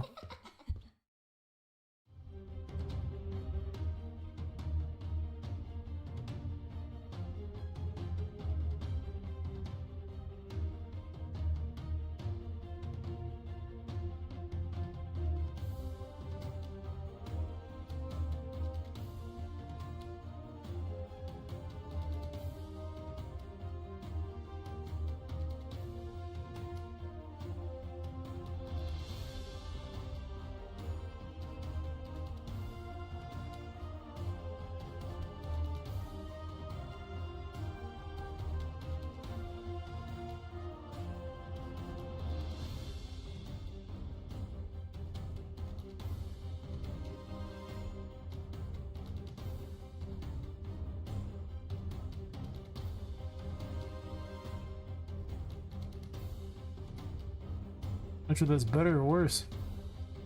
So we'll find out.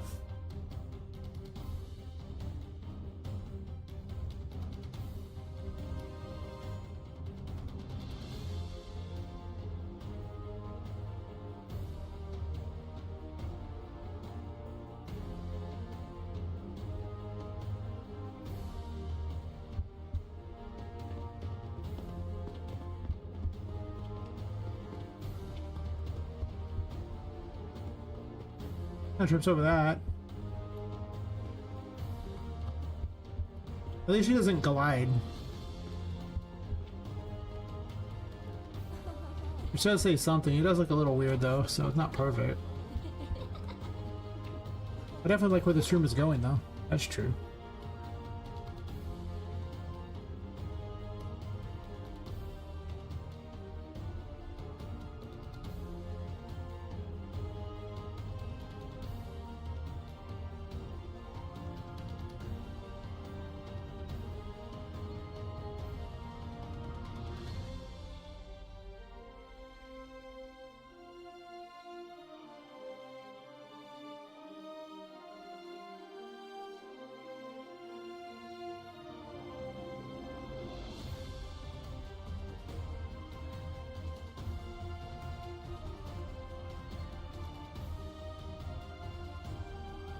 Like that, maybe.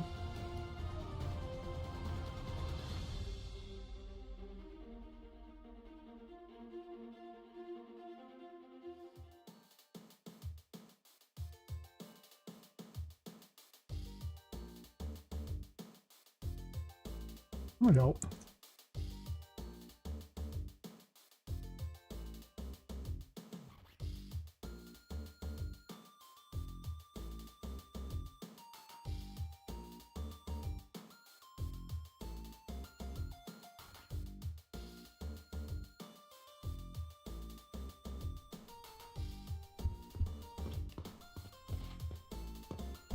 Oh, still a little finicky there. Really not finicky there, though. Right there, it seemed like, okay, that's... I'm not expecting perfection, because you are still a tiny doll, so things are going to be slightly problematic no matter what you do. I'm fine with a little problematic, because again, you are still a tiny doll, so... some stuff gonna be a little weird. But I'm square with that.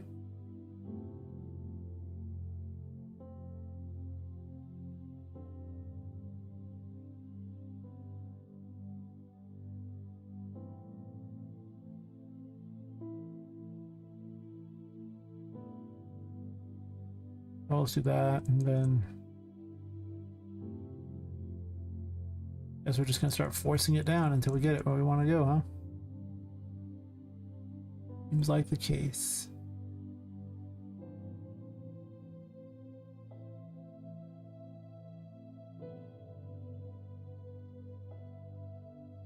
Wait, wrong one.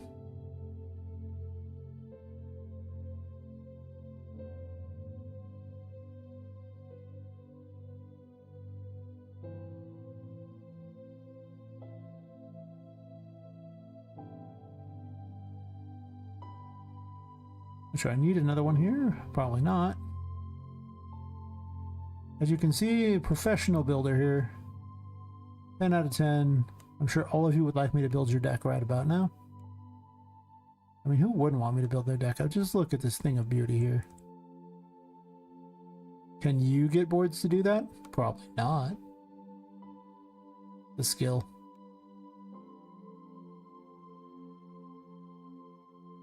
Handed down through many generations of complicated fence builders, from a time when all fences were crooked, and mostly existed to remind you not to build a fence.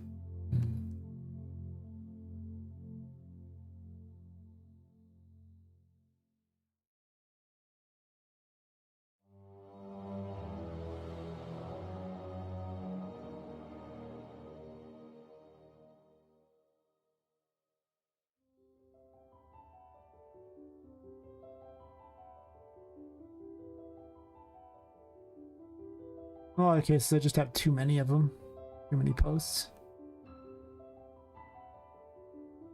There's like a fine art to doing this with splines.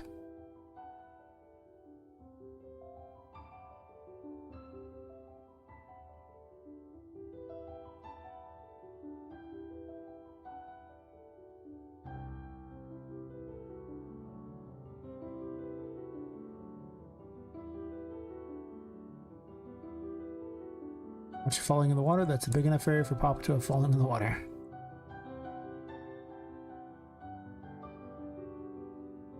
Oops, not that one.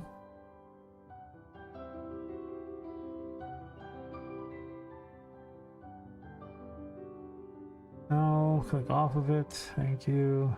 Click on this.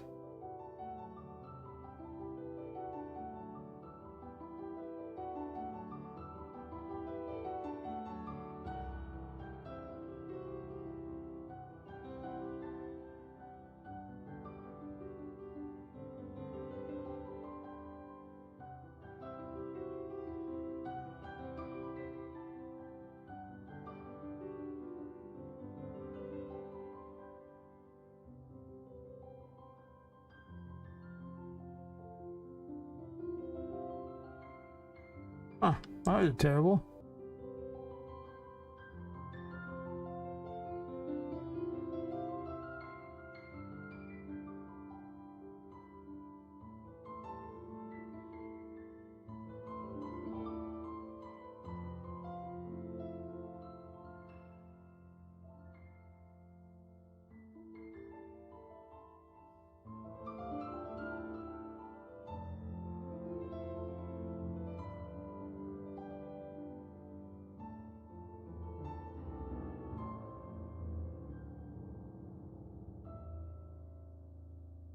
I guess I could not bend it around here and just break it in two. Not even a bad idea, just break it in two and then I don't have to worry about having this bizarre angle. Let's just do that. It'll look better.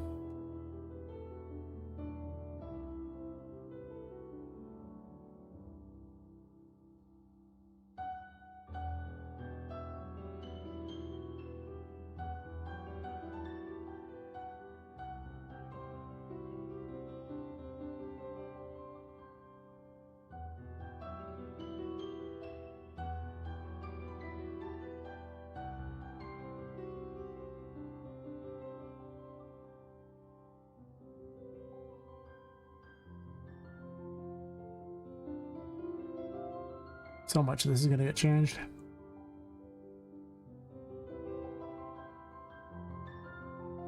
Don't really know what this is for.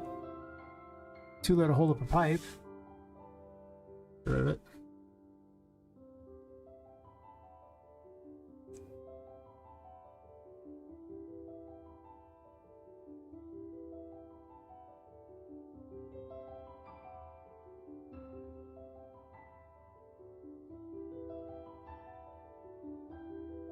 Or just build a pathway between these two for that matter.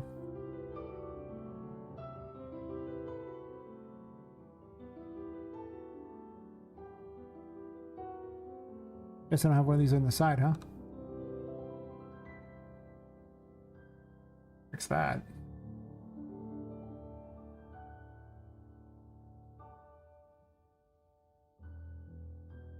I really just have to lay things out, because if I don't lay them out, it's too much to think over. Build anything, and as long as you have a playable game, you can always add things to make it more complicated from start to finish, you know? The great secret. Build the end, build the beginning, and then put stuff in between until you have a game.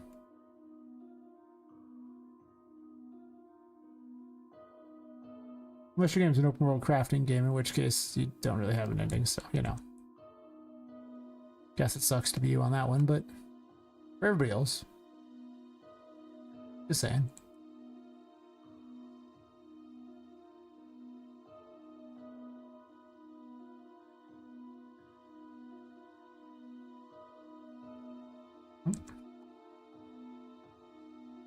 Just one direction, please.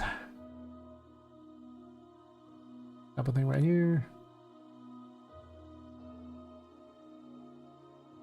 If I click off it, click on it, so I can grab this and rotate it around.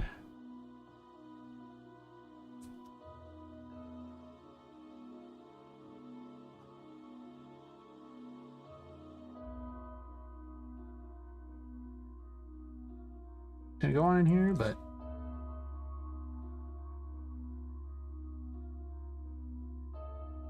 let's just put keys in places so this way I can always go, okay.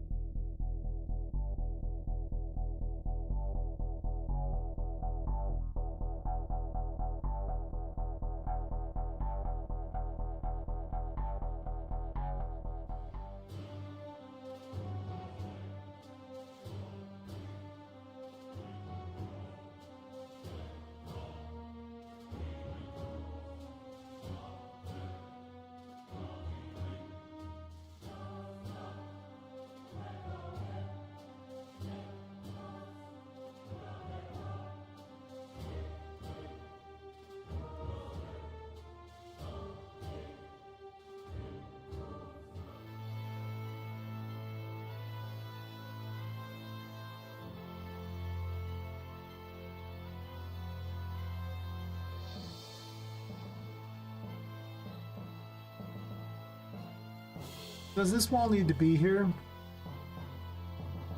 Or do I just get rid of it and instead turn this into like its own separate... I think I get rid of it and I just move this door down.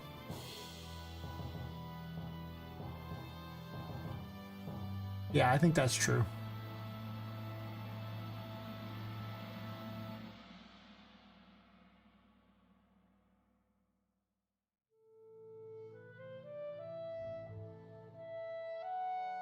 So I can just wall this path on up there, make it where you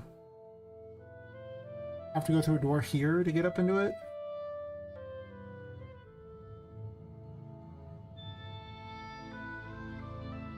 Is that what I'm doing?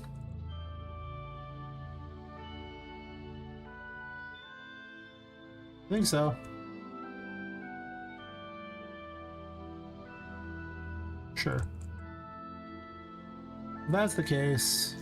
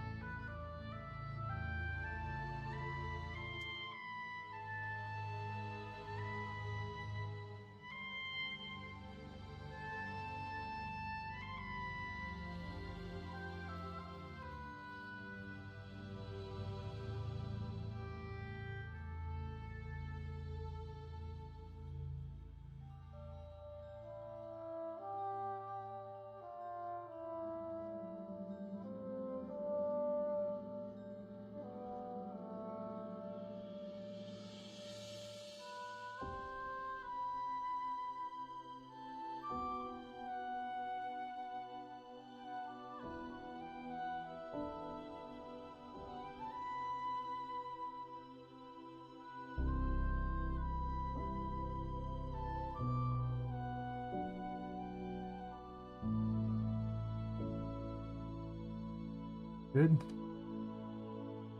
Top looks all messed up. This one has the wrong side on it too.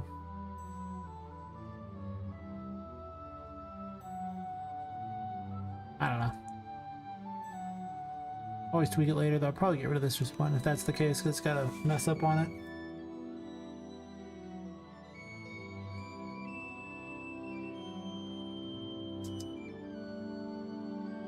Sometimes the geometry brushes get corrupted. There's not a lot you can do about it either. Once it's corrupted, you just basically delete it and make another one, because trying to solve the corruption on it isn't worth the time and effort it would take to do it. Also worth noting, because I deleted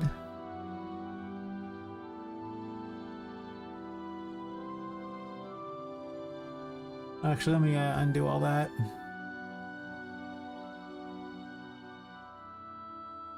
The other geometry brush was created later.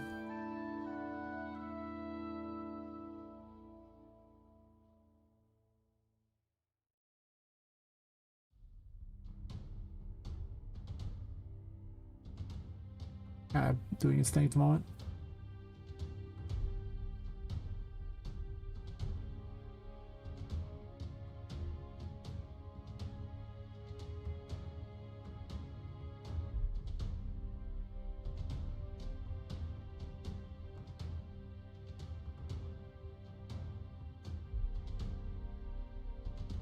$23?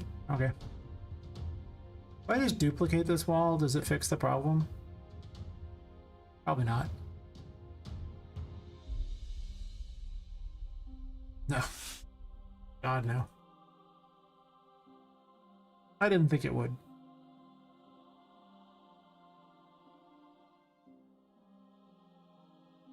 What? It would have been nice if it did.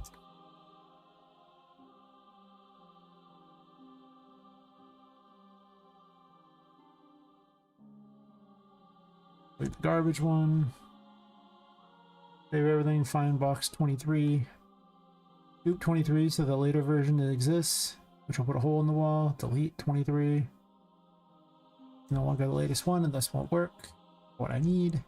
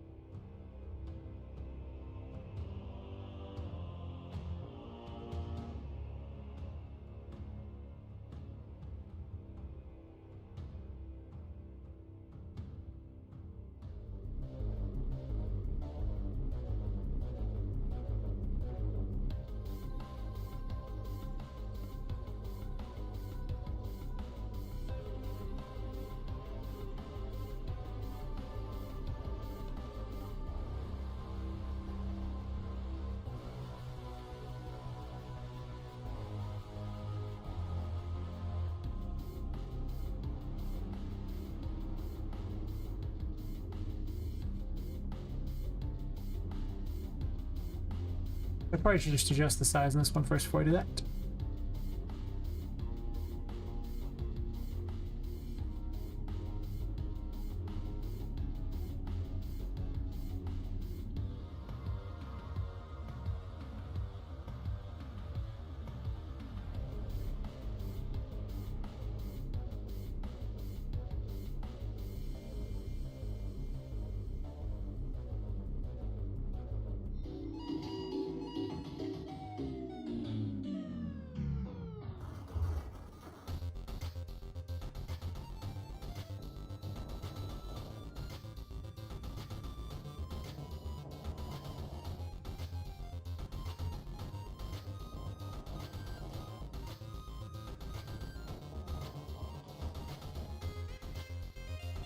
That one broke again.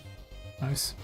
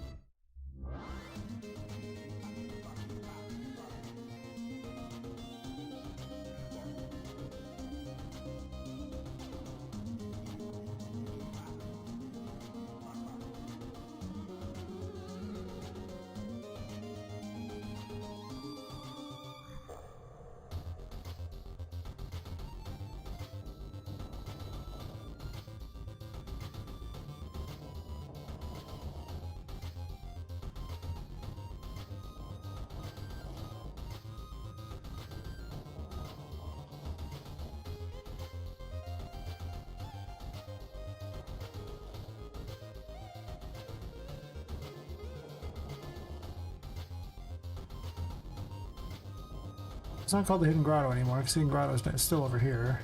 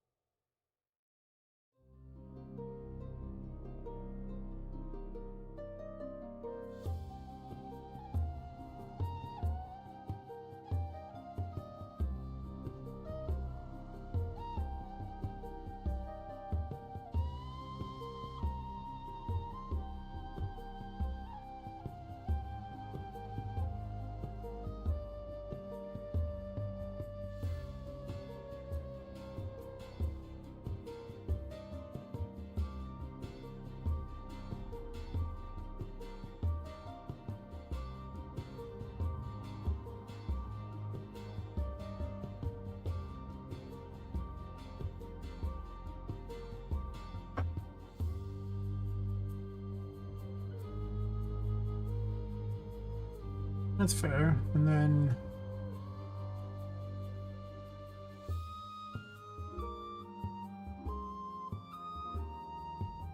I presume I'm going to want you to go into this room here first.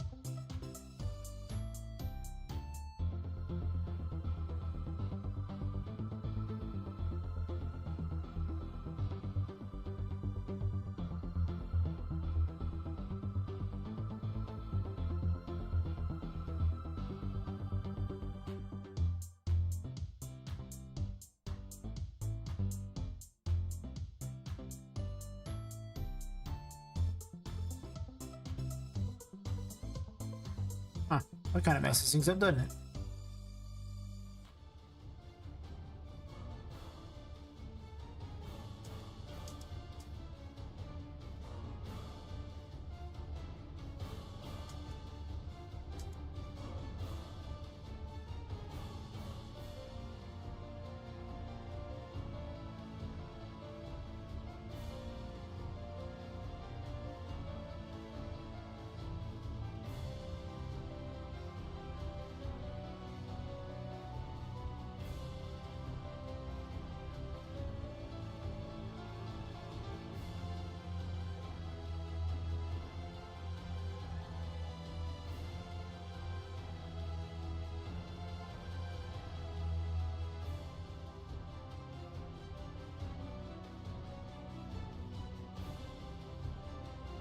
Oh, it's coming along nicely.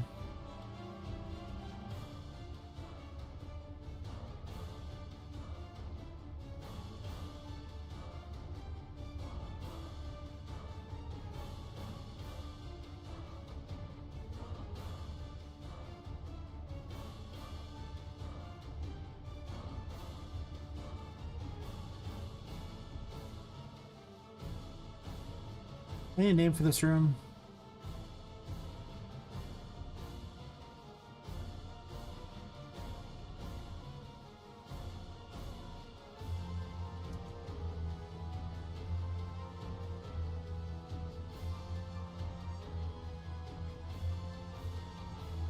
Hey, Rubu. That's because I'm building stuff with them. I do have lots of them. They don't stay, but I gotta build things.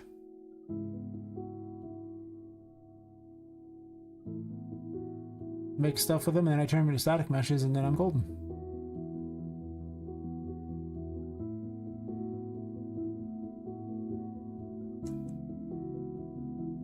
Now I'm just putting a layout for everything so you can grab all the stuff, and you could literally run to the end of this area in the preliminary version of it, where things are just there. But yeah, I mean, that's because I'm building right now. You gotta lay out all the walls, and the reason why you don't use crap like planes or cubes is because these you can sit there and adjust the you can adjust the meshes so that they're actually the right thing, right? So they look normal. Plus you can also put holes in and everything like that, put doors and things like over here. That's what I'm doing. I'm laying out the levels. But until I know if I'm going to put more holes in the wall, I don't usually like to merge them together if I don't gotta, because otherwise I gotta redo all the work to do it again with the holes in the wall.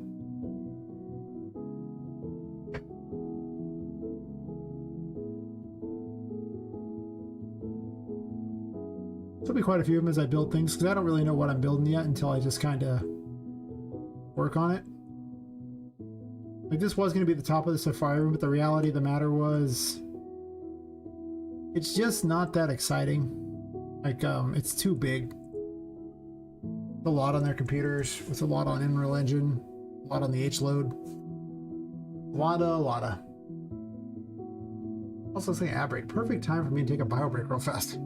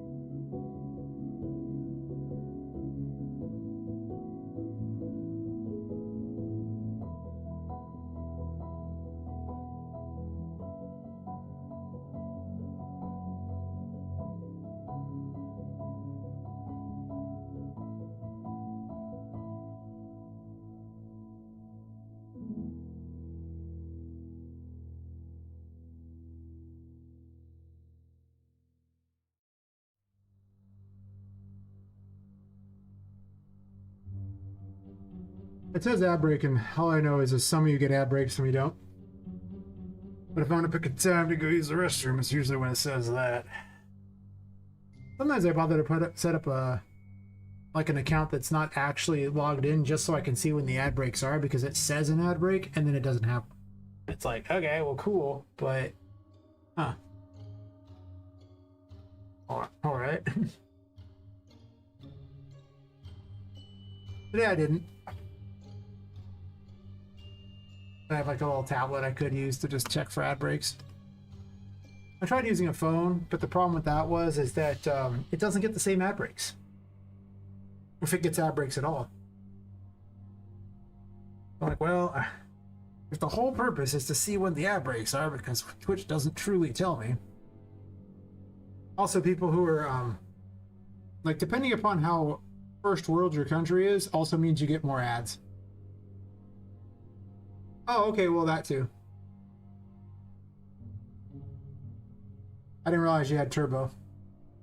Well, I mean, there's no way to know you have turbo unless you put the little icon up that says you have turbo. But yeah, sometimes I have turbo. It depends on how many people's streams I hang out in. Eventually, I'll get so annoyed by the ads that I'll pick up turbo, and then I'll be like, okay, well, I'm not hanging out in streams. I'm like, okay, I guess I don't really need turbo for a little bit, and then eventually I'll show back up and be super annoyed by the ads in the stream, and I'll get turbo again, and the cycle continues. Yeah, this is gonna be pretty cool though when this is all done. I'm gonna have a whole underwater area over here. I'm gonna put the pirate stuff over here probably. Don't know what I'm doing this room yet. I haven't even named this room yet. I was working on my lunar altar. I might put this crystal hanging up above here.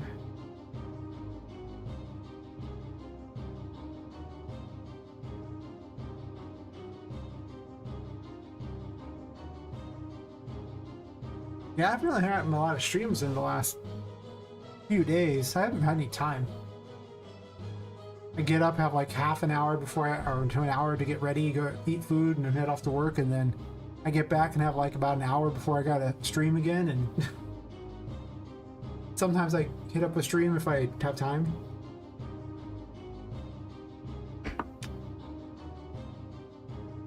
Usually about all the streams I get to watch is on the weekend. Or if I raid somebody, or if I happen to be in someone's raid because I'm on the weekend.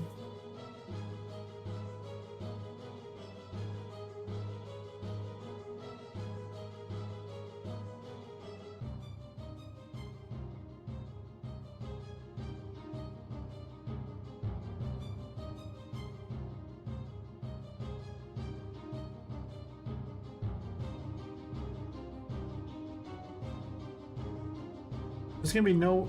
This room is gonna be a secret room, I think. I blacked out this room intentionally with like dark glass.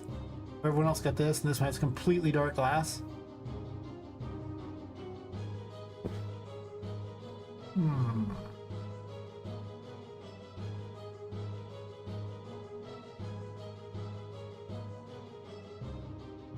Usually when I make a room intentionally dark, it's because Charlotte's there. I do need to make an effort to make rooms that are big enough for her to chase you. I usually have her crawl after you, so it's not like she's running after you or flying after you, which would be ridiculous because you'd never get away. It's only fun if you can escape.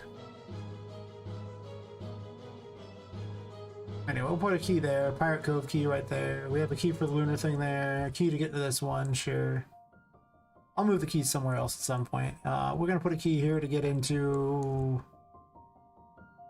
I have no name for this room yet. I'm gonna wall it off so this is its own separate area, I believe.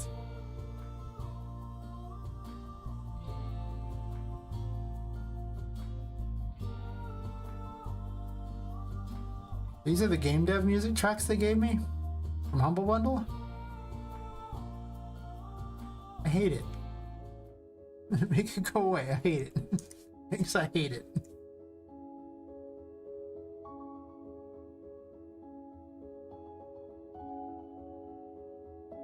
Speaking of Humble Bundle,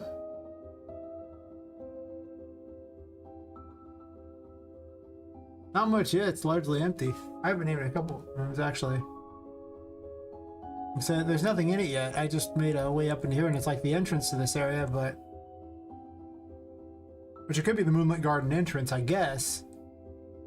I could also just call it the Moonlit Garden, which is fair, but the whole area is largely referred to as the Moonlit Garden, though I could actually have an area called the Moonlit Garden. Which would be like the Lunar Room at this point would be the Moonlit Garden, what I guess would be probably what I would call it.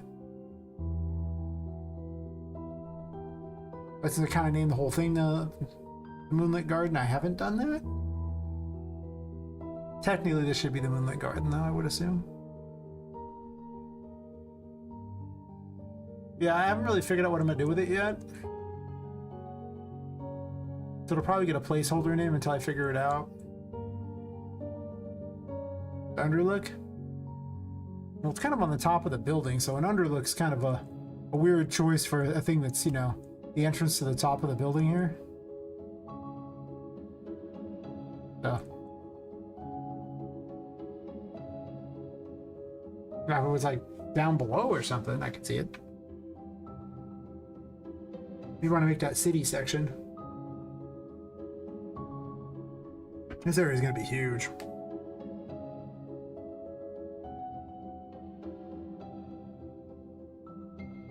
Probably almost too big. I can see it getting some nerfs in size. Or certain rooms being places you come back to later. Actually, the room I blacked off could actually be like that, because the stairwell down is right here. Wait, where are you? It is right here. Which will then take you down to the floor below, and I'll put another set of stairs here. I'll have to redo this entire floor, which sucks. I don't want to do that yet, but eventually there'll be another set of stairs right about over here, heading downward.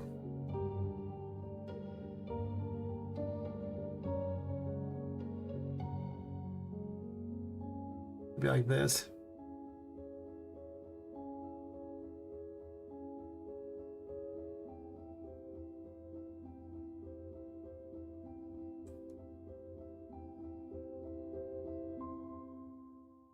Leading down into the city section that I haven't made yet. It actually doesn't even have a floor.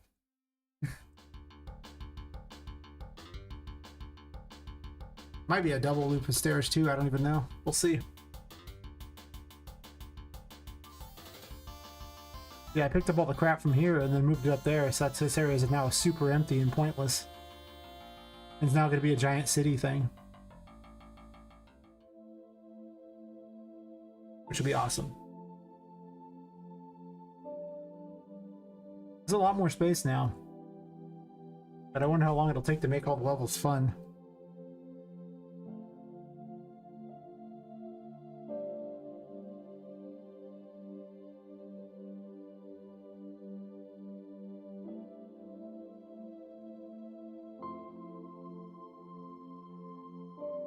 Whatever key this is will be in Charlotte's room, probably. I'm just gonna start naming things. This can just be like the Moonlight Garden entrance. Oh.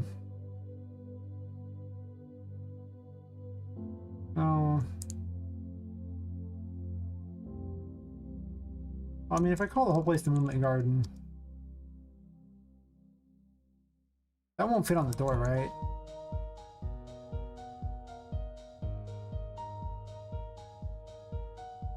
I don't think it will.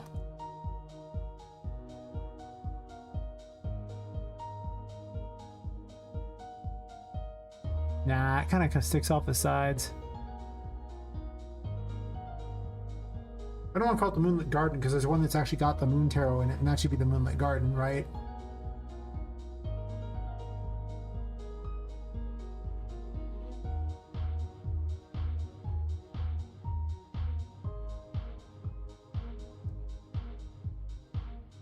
Could be a hallway too, and I could actually have a separate room off this. Of course, the reason why I opened this up was to avoid the hallway problem, because hallways are so boring.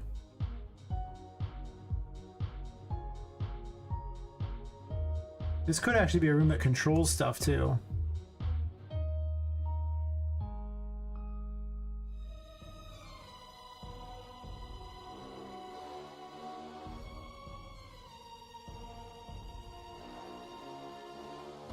I'm just gonna call it the garden right now, garden entrance.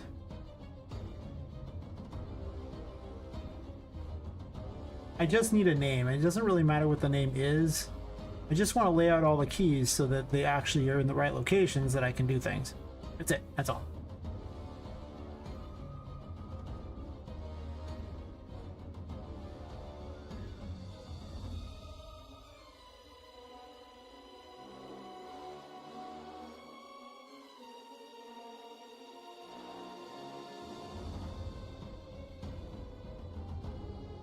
I have to write it on like 2 doors. I'm probably gonna put some machinery in it though, I think.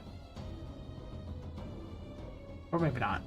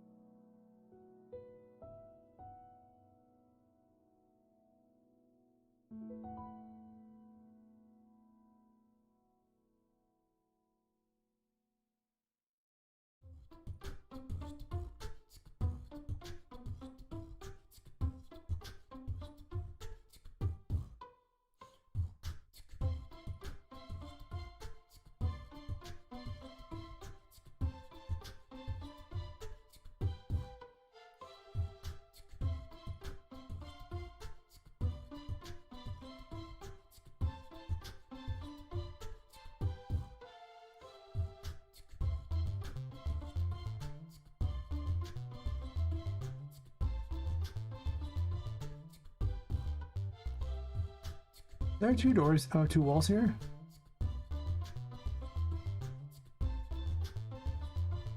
No.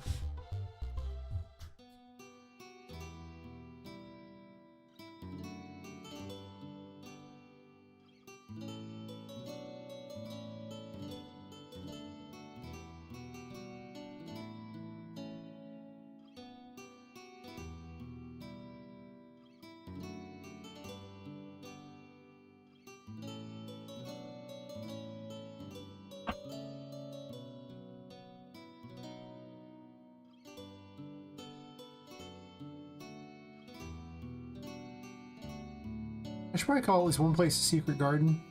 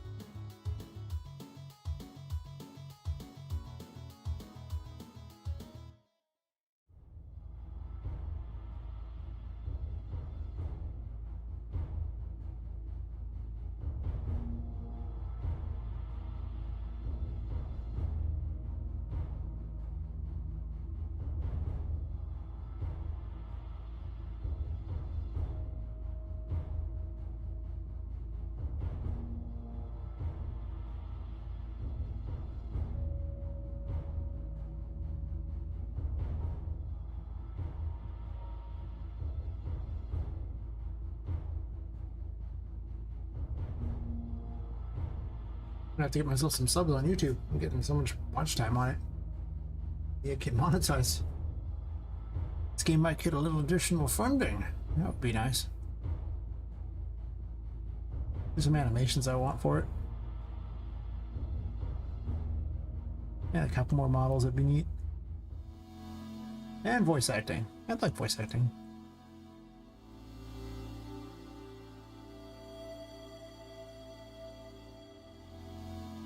Is this the secret garden?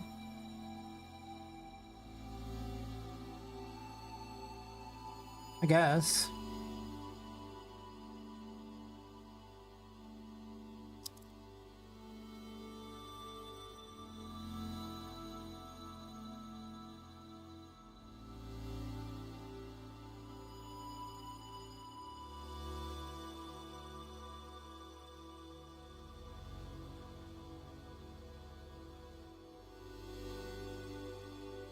What is this room called? Here, well, that says stairway on the side, so I actually have this backwards for no reason.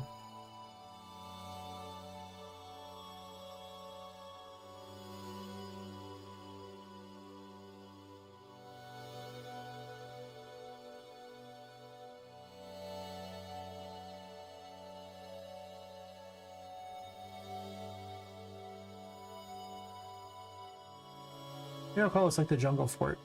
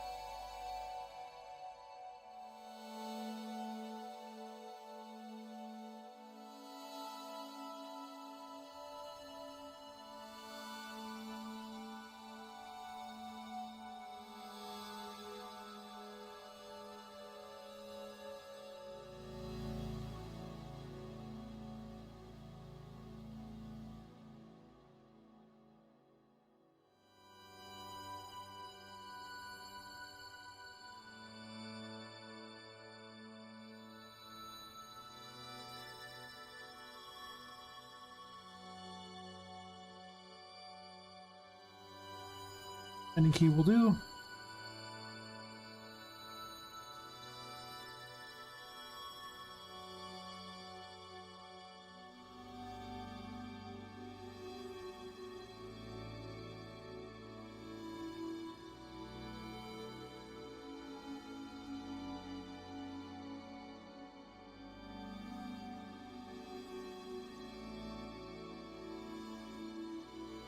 There.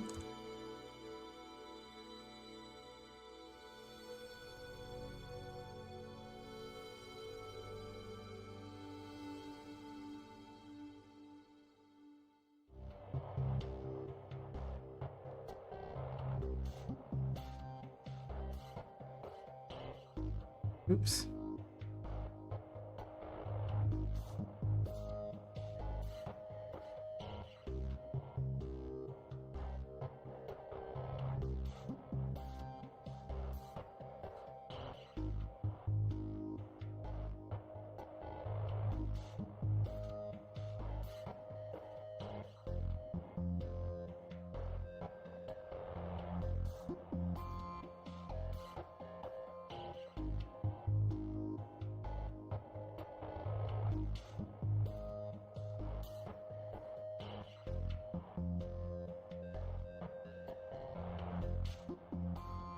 Actually, no, I'm gonna do something different. I'm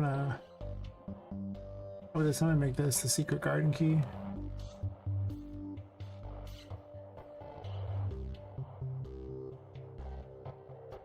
Not sure if the midnight hallway is gonna be in here, but I'll put it in here anyway. It's here.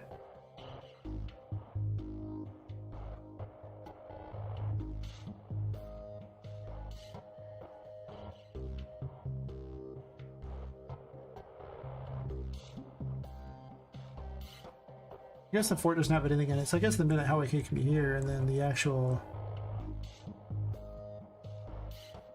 Just letting you wander around in there, and then you can go from there. Sure. Everything's super tentative, so I don't super care if it, you know, is there or not, and then...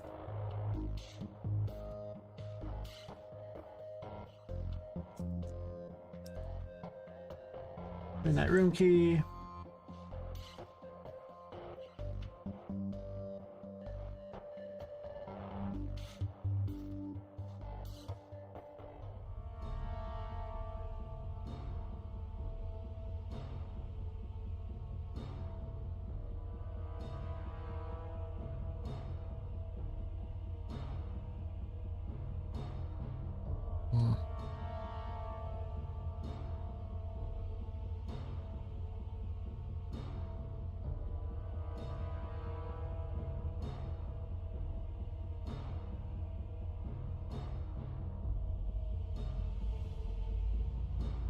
I think that puts every single key available here.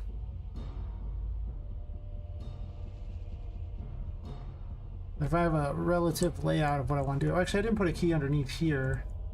Eventually, I'm going to have a key down here, I think. But I think that's the relative layout of this area. I guess I didn't put a fort key in here.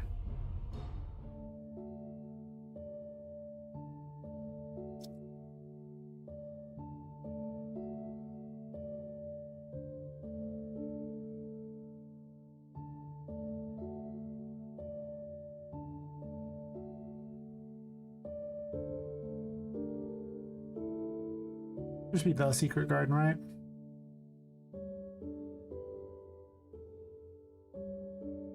Because it fits the, you know, book.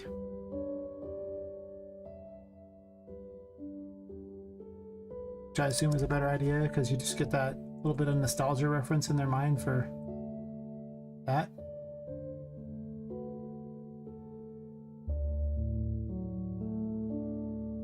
This is definitely gonna get some massive changes. I think I'm fine with this. Am I fine with this wall? The question is, am I gonna make you...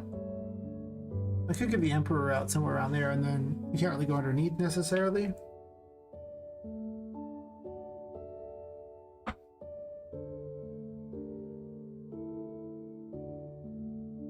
This one goes over here. I probably want to make this wall separate. That's the reason why that was like that, but I kind of wanted to make this go down to the water so you can't get through. I guess if I do that, I can always just change it later, or add an additional wall later, and that's fine. It's not like the end of the world important.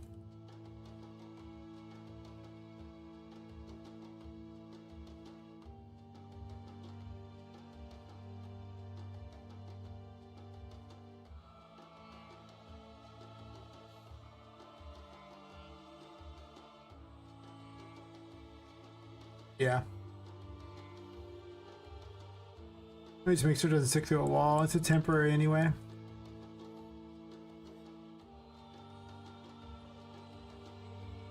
We can stick through a wall. It just needs to not stick through the wrong wall, you know?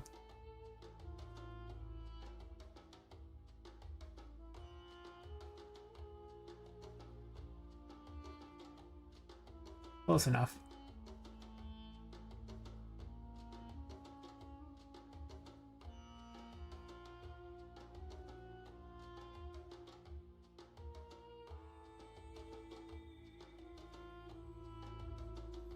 I gotta get the door all as well.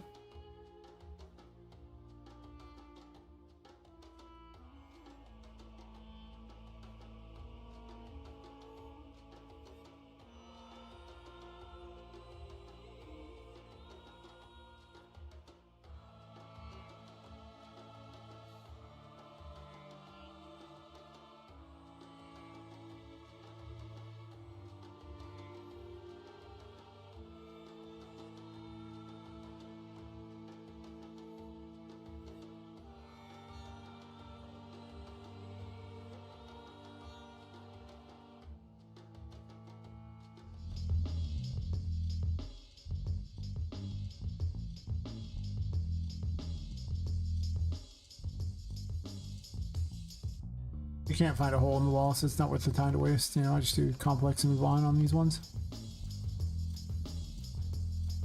It's okay, there really aren't that many sides to it, so it's not like a big deal. Am I putting a hole in this wall is the question. I don't think I am.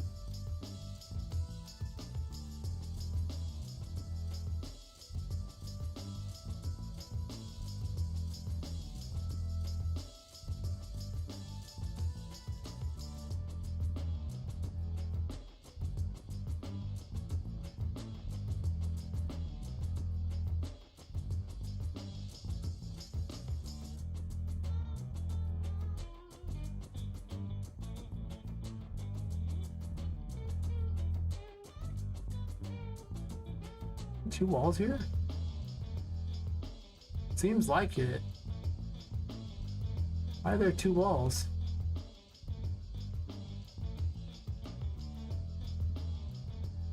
Oh, I guess it was just two sides. Okay, never mind. Thought there were two.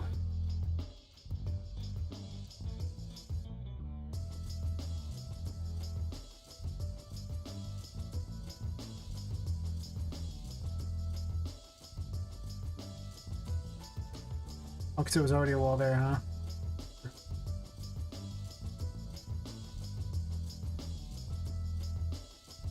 Well, these are placeholders. Just so the game actually runs at a normal speed in the future.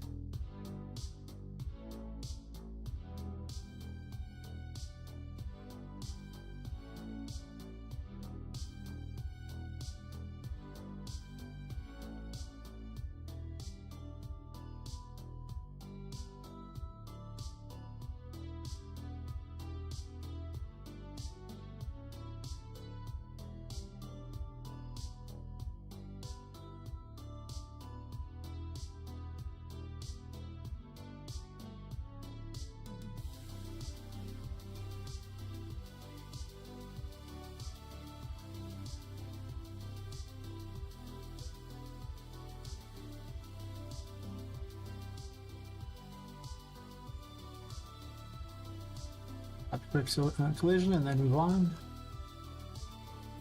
Why are these even? I don't need those. I saw like a million brushes, but that's okay. 32, yeah. That's okay. A lot of these walls are kind of getting a little better off here.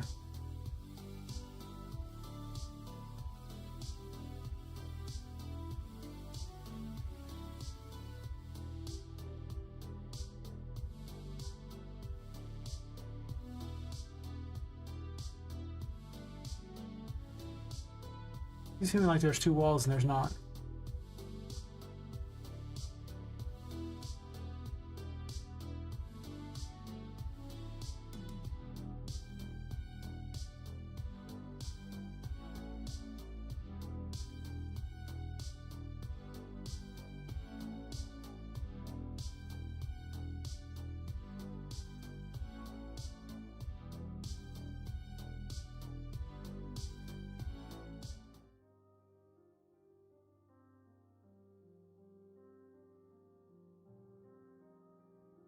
Is this?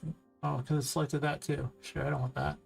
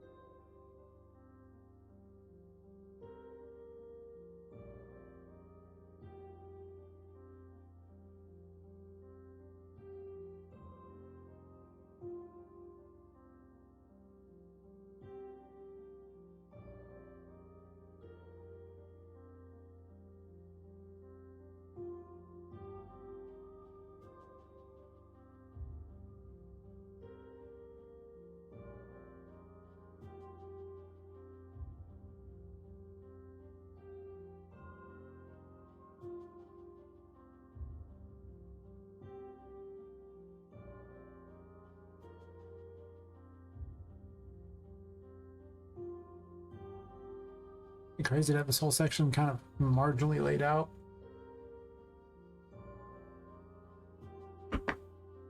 It's a while to do it, not gonna lie.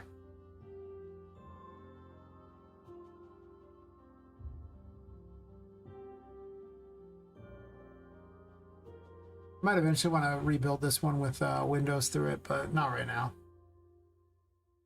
That's a problem for future me. Current me just wants it to not be laggy while he's building the rest of this game.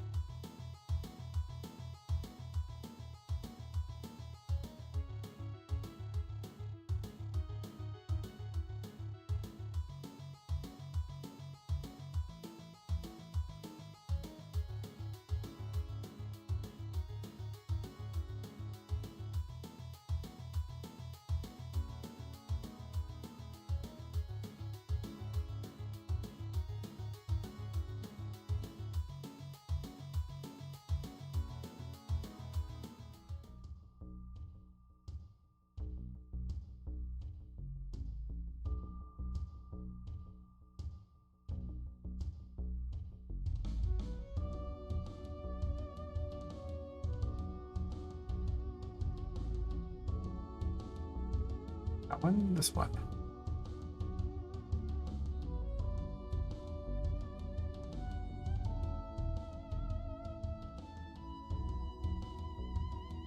I might stand up and move around for a second.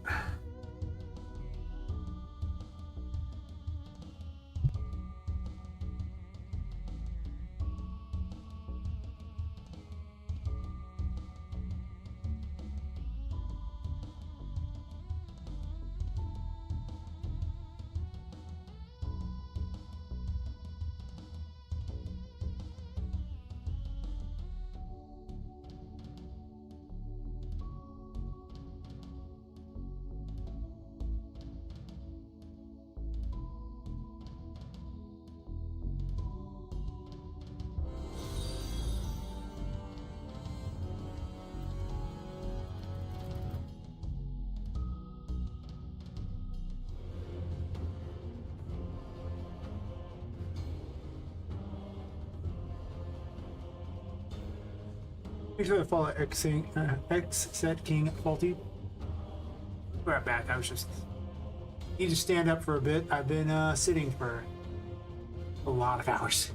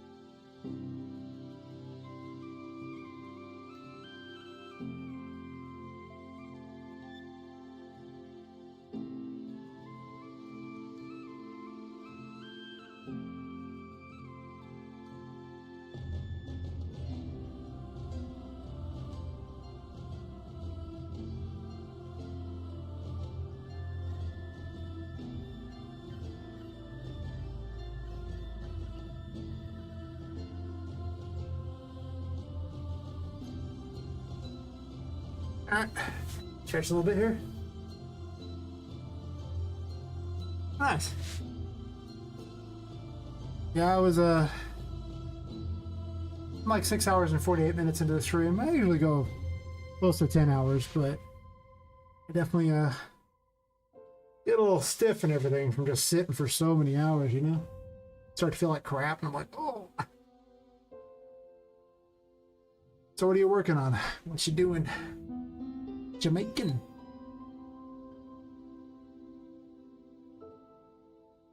I think I'll just wall these off and call it square. Is this where I want this to be exactly? Maybe? Honestly, probably.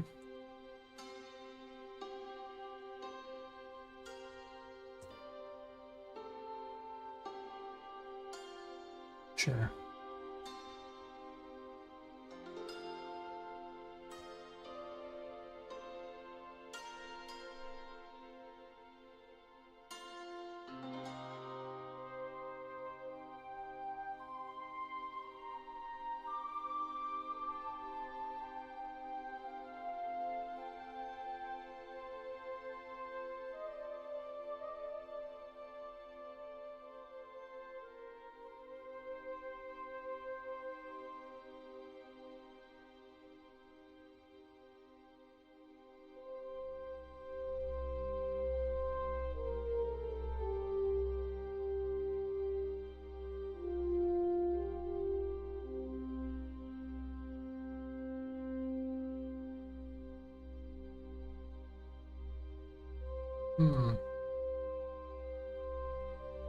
I guess I just do that here. I don't think I'm gonna make too much different on this room. I just need to get to work building it. I don't really care where it's at.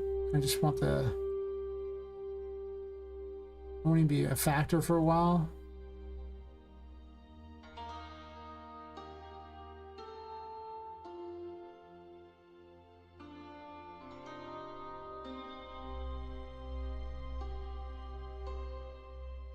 It doesn't have to be perfect. I really don't care if it's even perfect.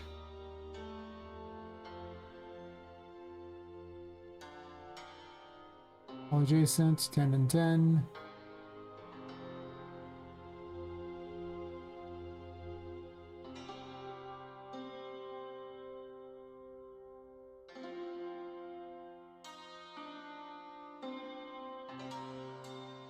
All right. Let's do away with all these crappy brushes. There are a lot of them.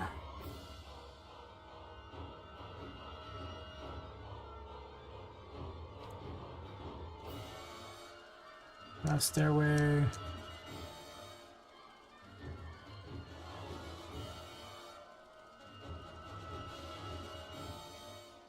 Can't spell grotto now, apparently.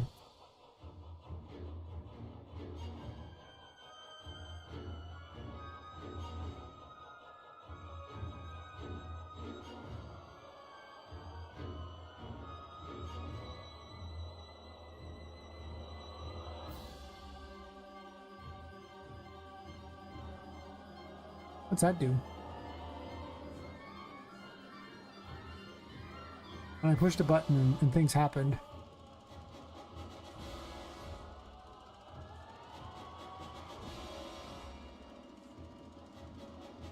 Oops.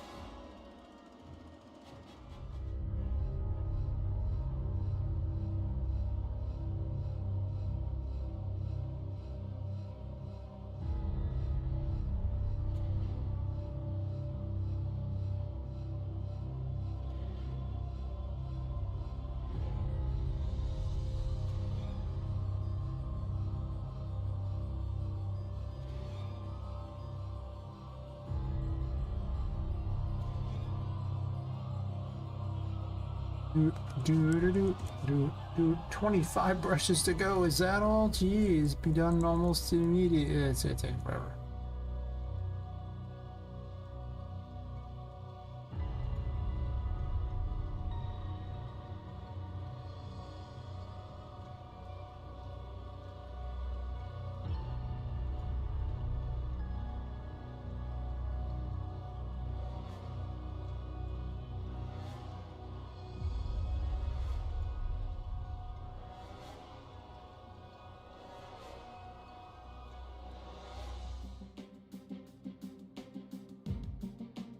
didn't really see that do anything. Interesting.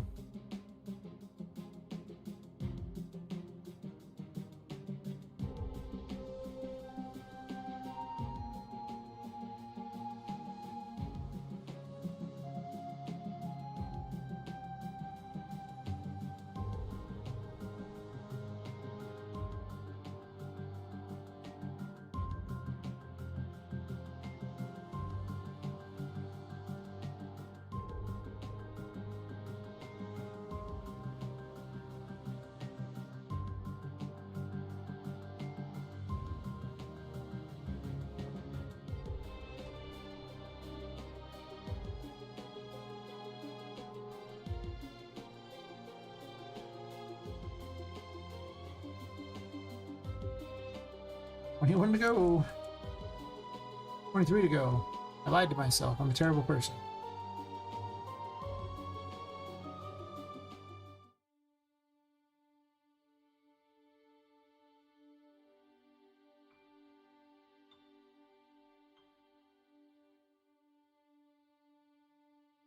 Might restructure these to be not brick. I don't know. Doesn't matter. Because I will almost certainly replace them later. That could easily be months down the road. Easily.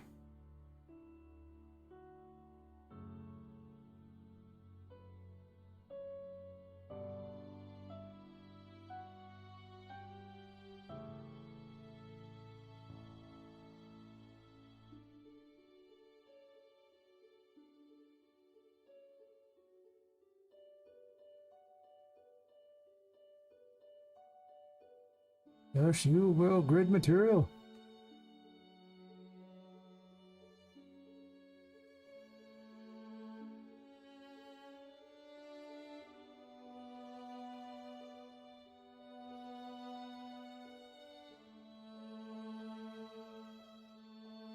Hmm.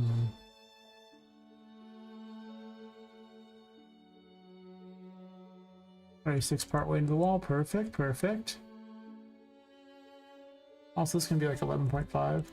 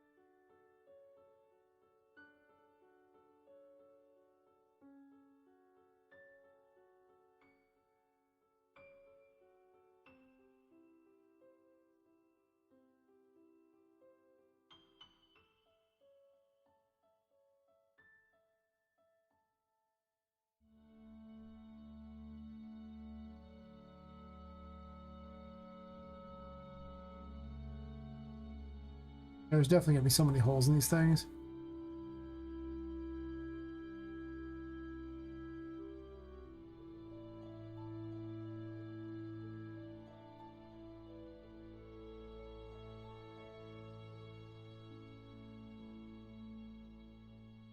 What is this? What this?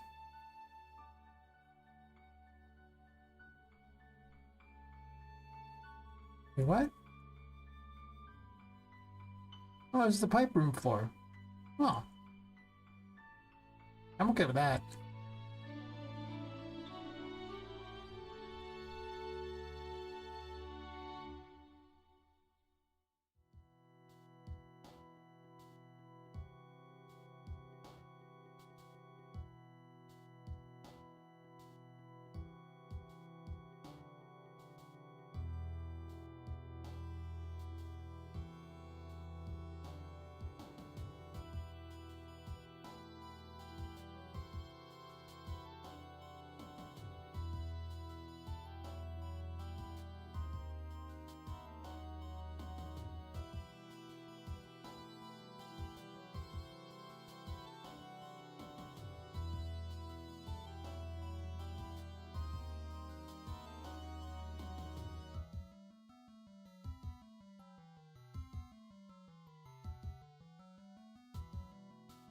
Ooh.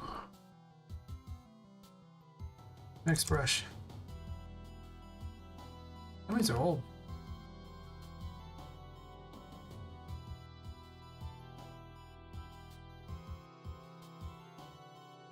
This one does literal nothing. Nice. Glad I left it there all this time. I'm sure it was only helping performance.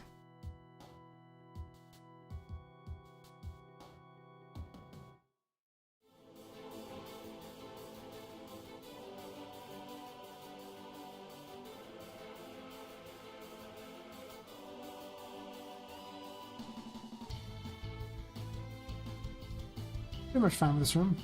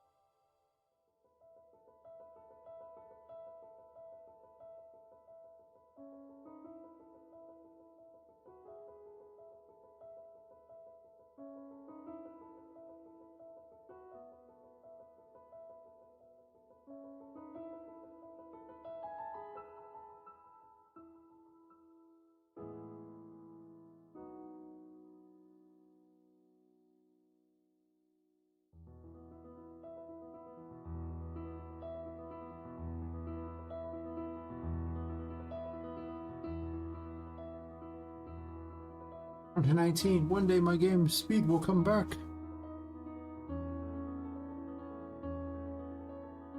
Eye of the Moonlit Garden floor.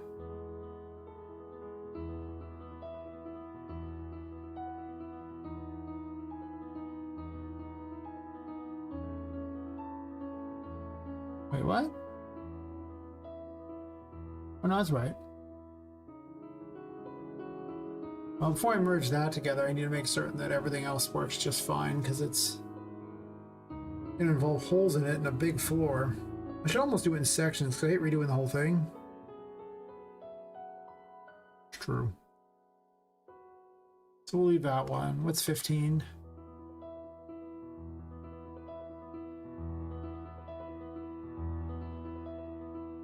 Right, the hole right here.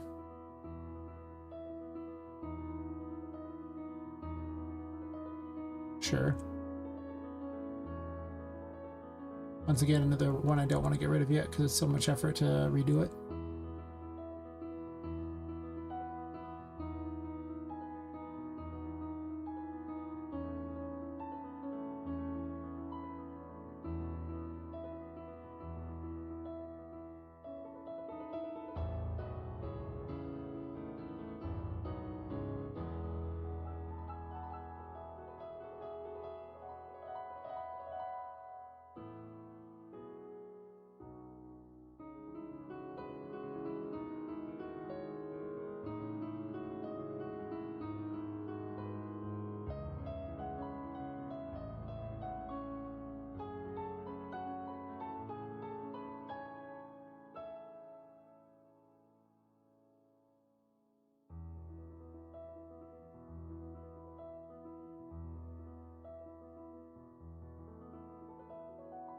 I switch out my earbuds here. The batteries are starting to go in them on my right side. About the right time anyway for that. Second.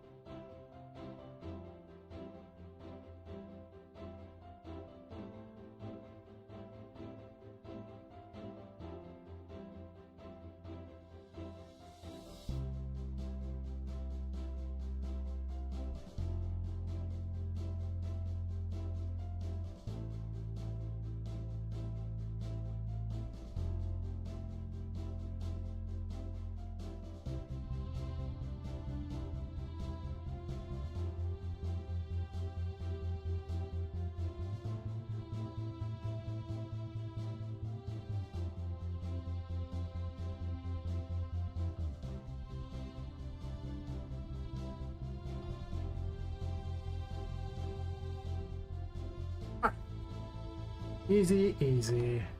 Oh.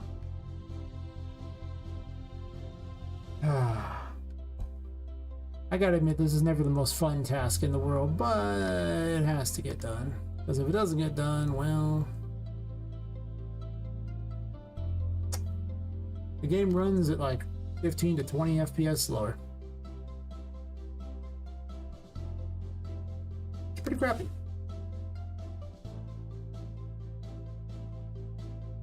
If I do this, it will go significantly faster.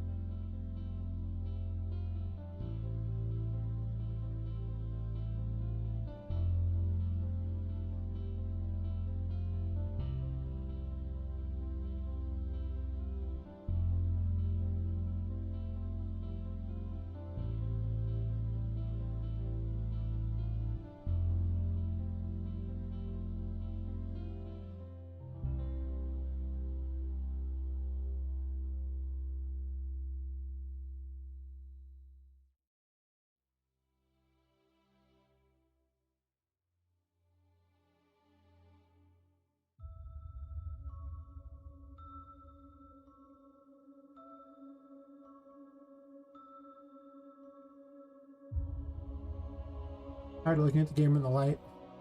Not gonna lie, it's much nicer in the dark. But what can you do, you know? I'm slowly getting rid of all the brushes. It's gonna be awesome once they're all gone. But like, until I start building again. For a brief moment, I will know true performance bliss. And it will be wonderful. Simply wonderful.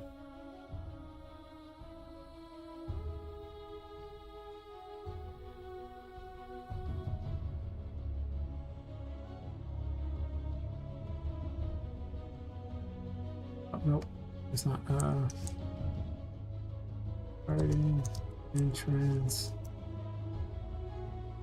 ceiling.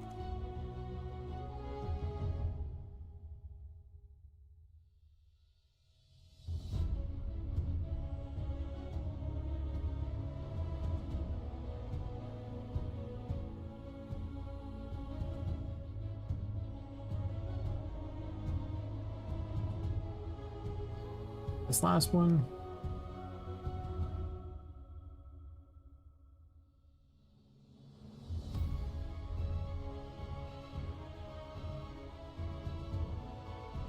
Did I go adjacent?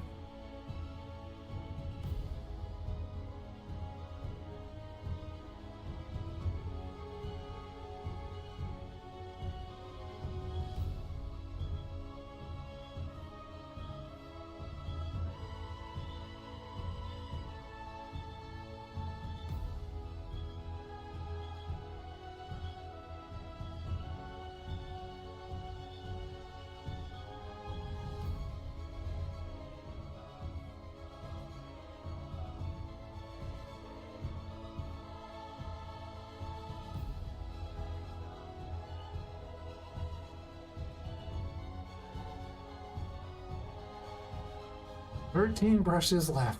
They're so much faster. Probably get rid of these two here. So the floor one's probably the only one I don't want to continuously mess with because it takes so much effort to fix the floor. Kinda. Does it? I don't even know. Sure. Should really do sections and not the whole thing, but you know, listen. Doesn't really happen very often, does it?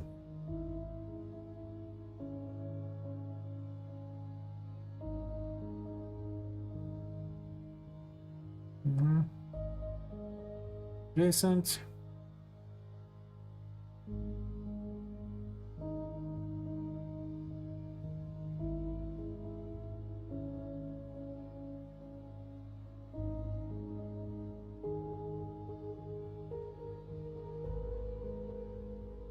Maybe I'll make an enemy after this or something like that.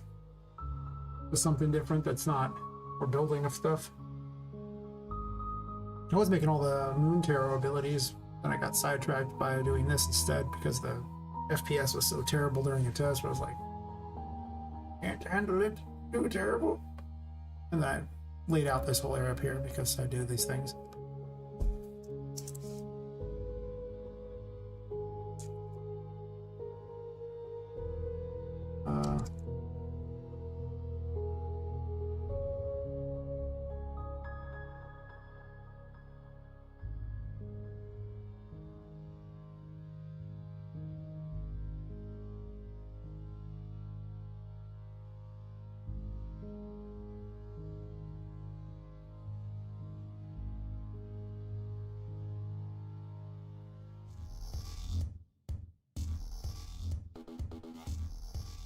To go.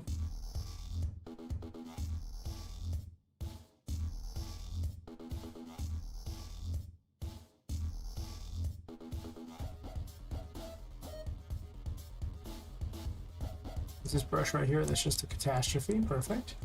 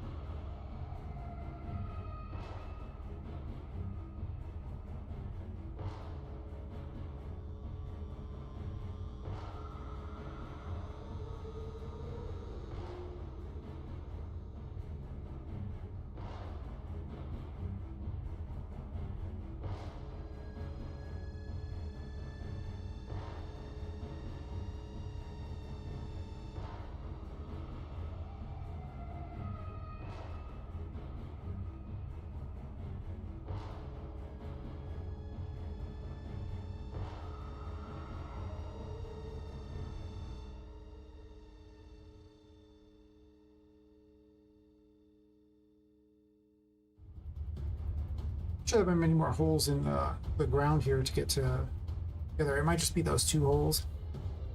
Unless I have secret little tunnels between, but those are pretty hard to set up. Unless they're set up in advance, and I didn't set them up in advance, so that does kind of screw things up a little.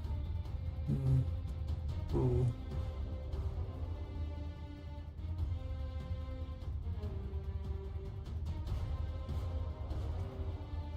Why can't I just dupe this wall?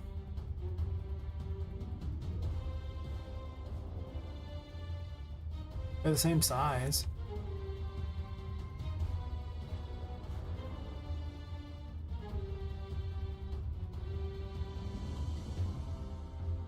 I already made this wall.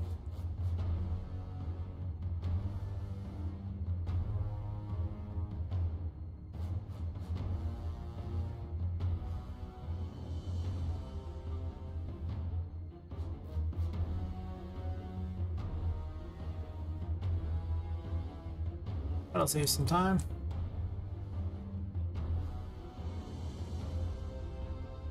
Eight remaining brushes. Like a dream come true.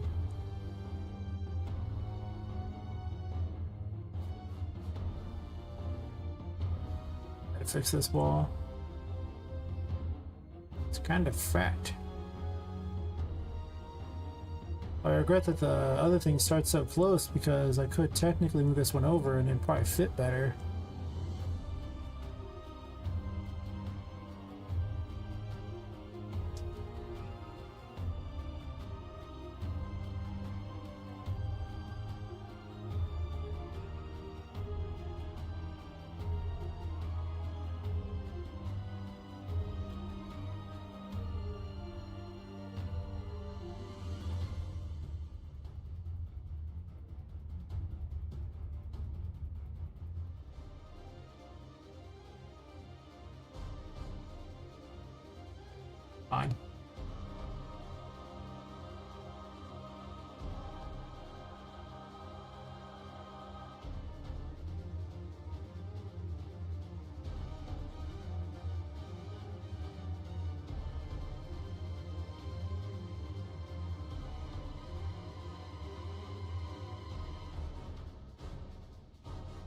No, I'm locking. It doesn't even matter. I'm just gonna turn it this anyway.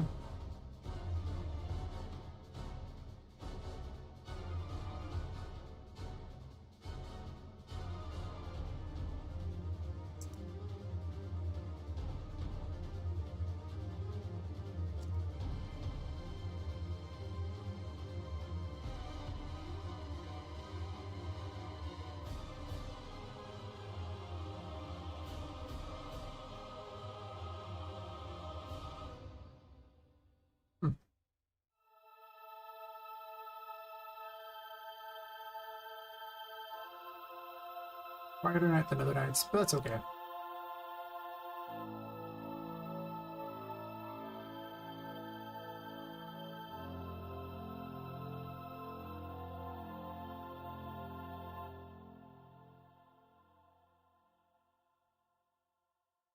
Because then it's really quiet. Then I'm able to log off earlier just so I can have a little more free time to do all the stuff I should do. Not that I mind doing this all the time, but I don't get a lot of things that I need to get done, it's true.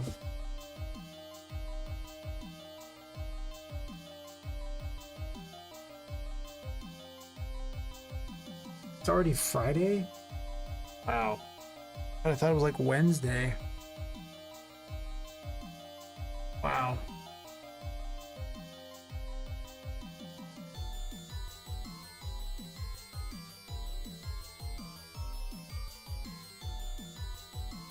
And those gotta get in the mail ASAP. Good to know. Good to know indeed. I have the mail today actually, so when I'm shipping out Saturday. Alright, now we're down to the last few weirdo things. What do we got here? These don't even fit necessarily, it's weird.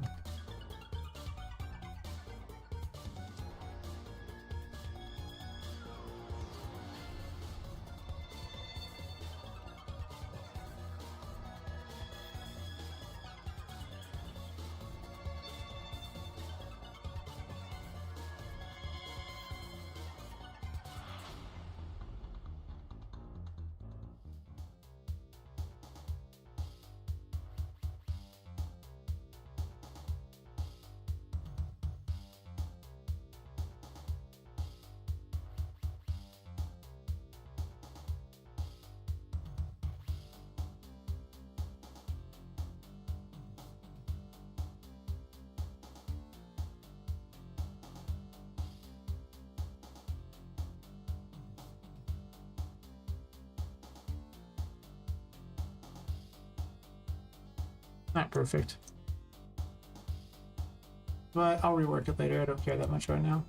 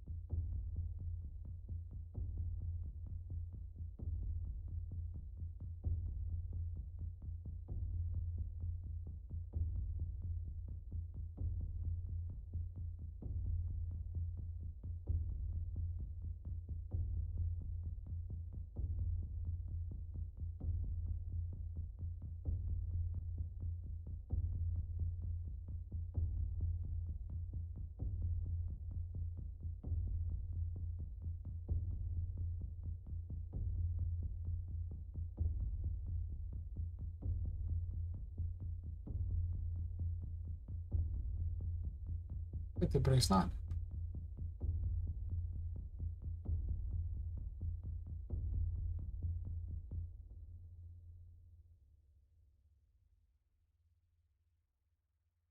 Alright, where are the remaining brushes? There's only 5 left. There were so many brushes, and this is why the game was running like crap. This Literally was doing nothing. It was just making things harder to calculate. Fantastic. That is exactly what I was looking for.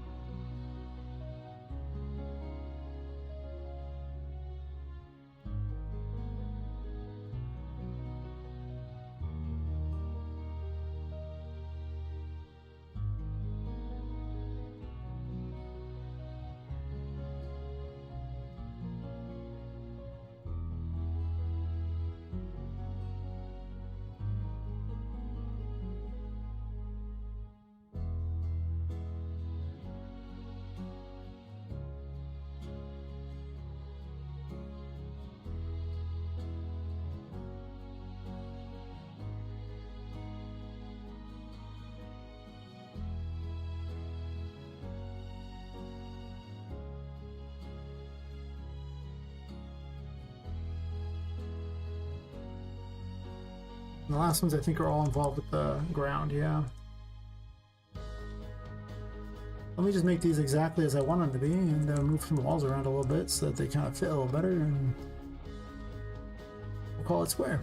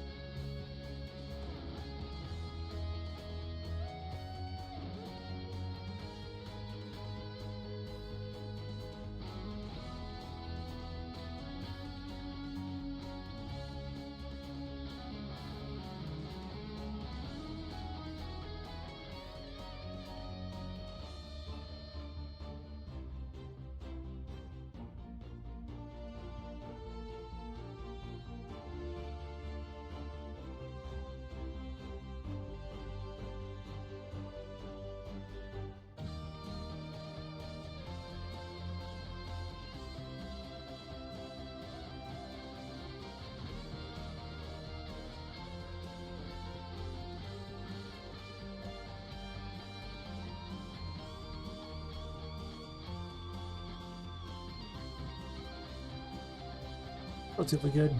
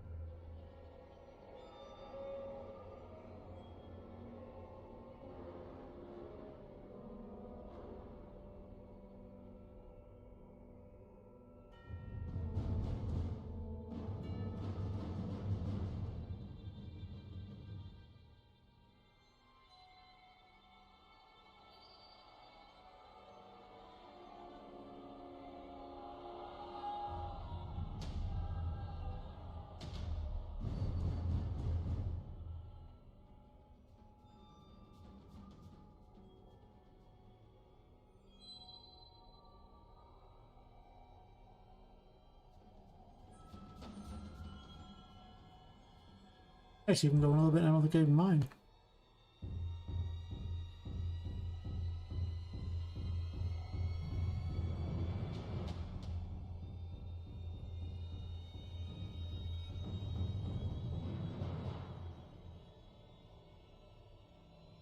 It's fine. Not so fun on that side.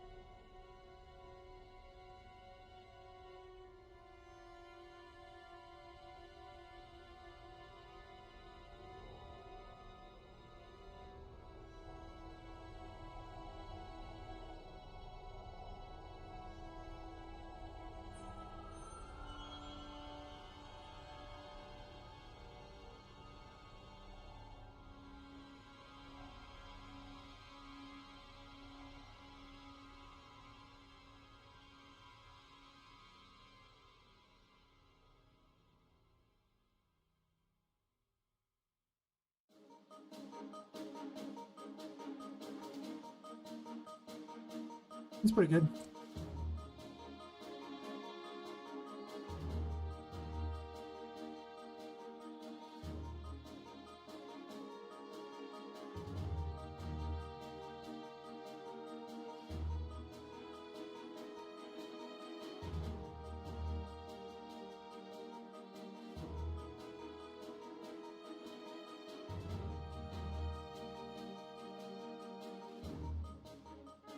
Guess I'll check the other one here since like only 3 left.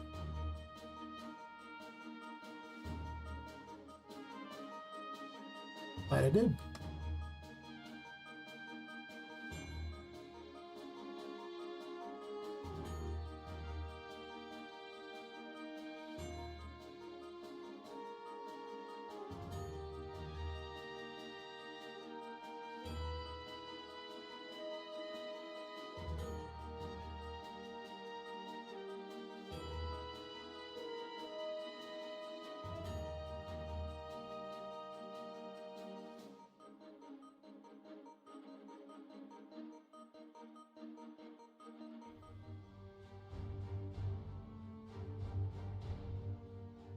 Finally.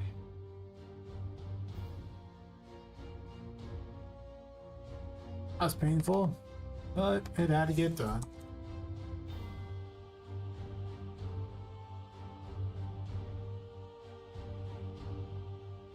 Alright, well now I can go back to having the lights off.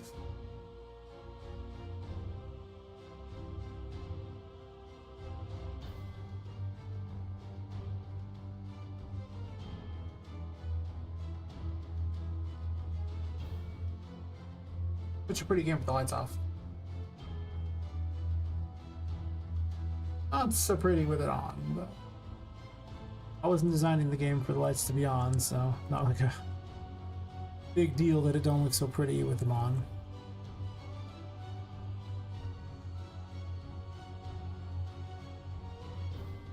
Oh yeah.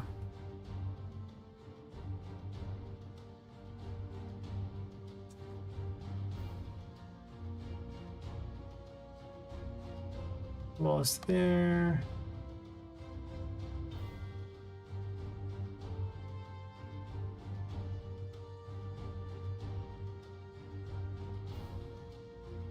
First one is called the main grid.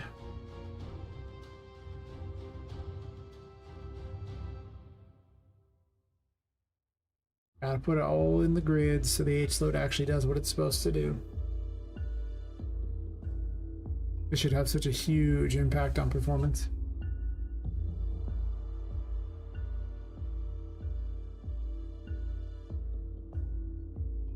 boring, but what can you do, you know?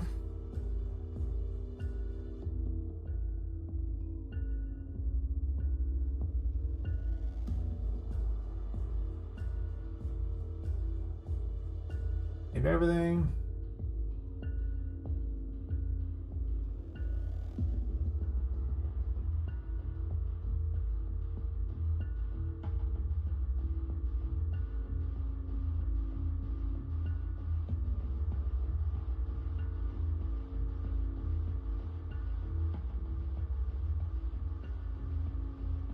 Then the incredibly awful build all levels.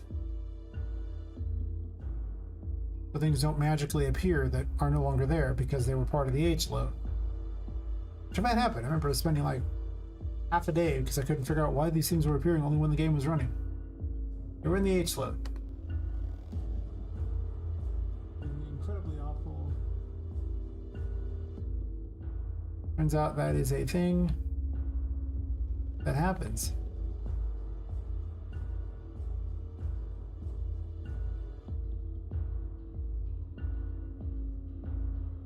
Happens indeed.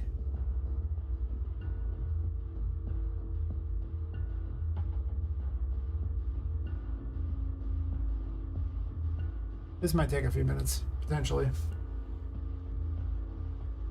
Happens.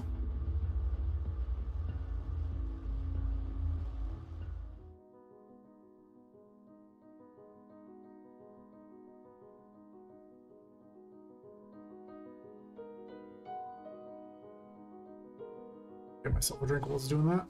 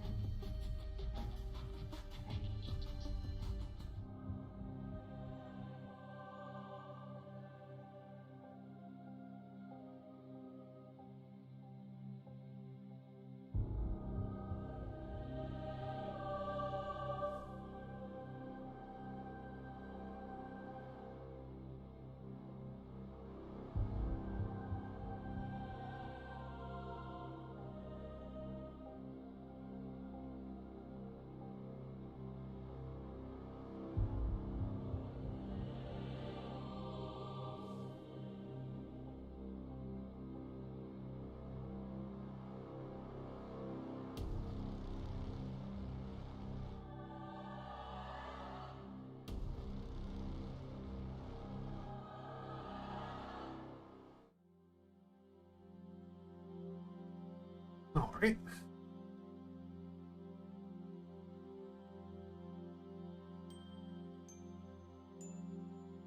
Oof.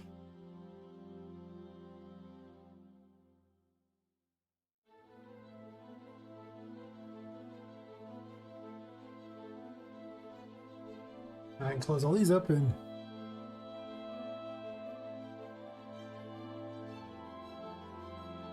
not that this room has good FPS, but it's probably getting like 10 to 15 previously.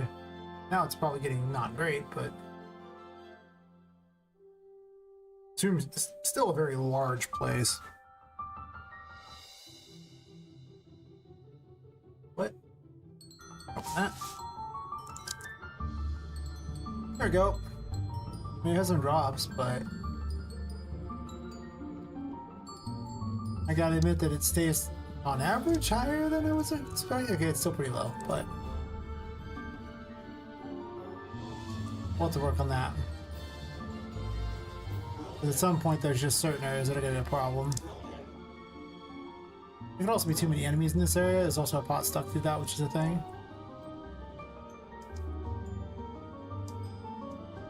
I might want to do a different strategy for all that. This game keeps getting more and more complicated.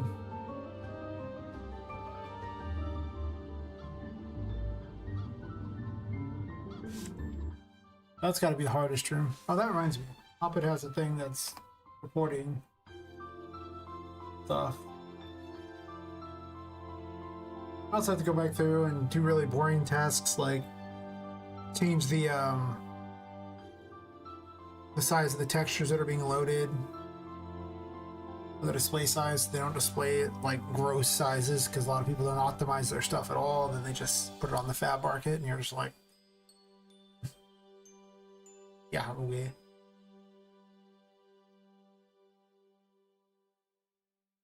But I'll get to that.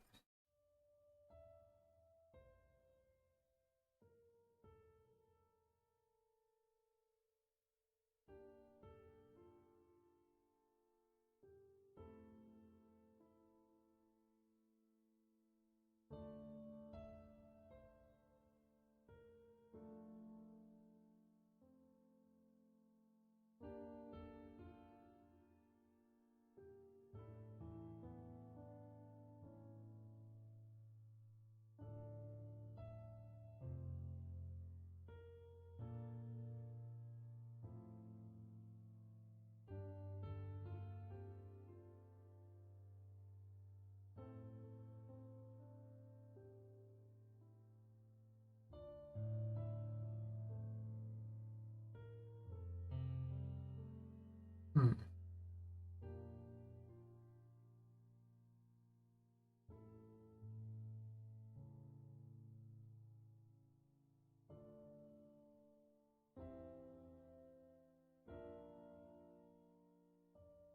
I think what else I was going to work on.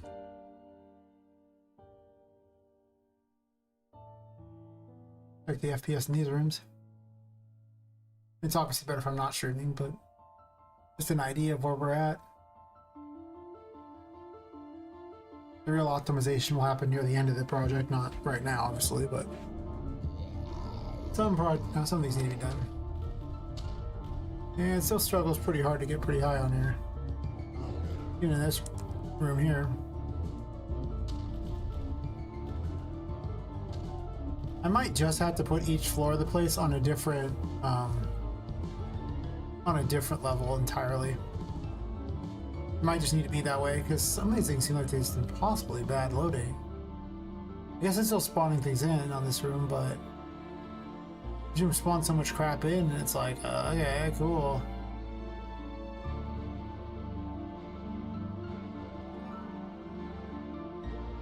I definitely need to do something about the FPS being trash at this point. Could also be my computer needs to reboot too. That's also a thing to note.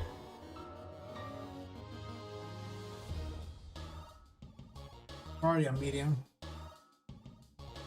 My computer is kind of a Catholic schoolgirl when it comes to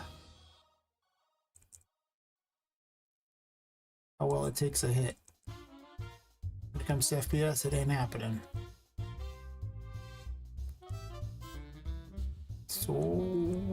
Let's see.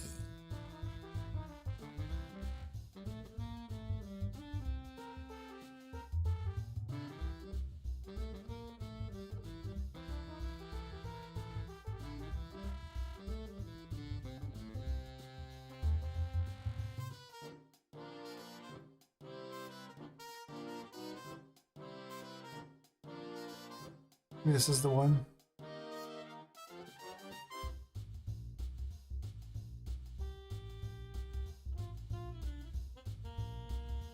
The water's pretty bad. The mushroom tree thingies are also not great.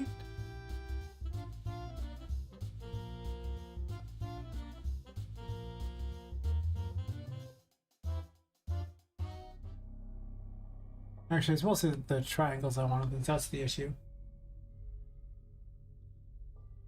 The Stranger People actually is really heavy.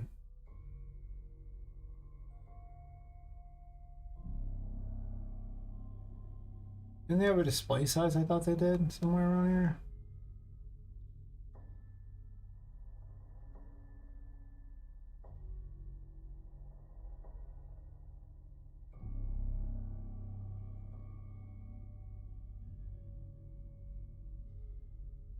The current dimensions, yeah.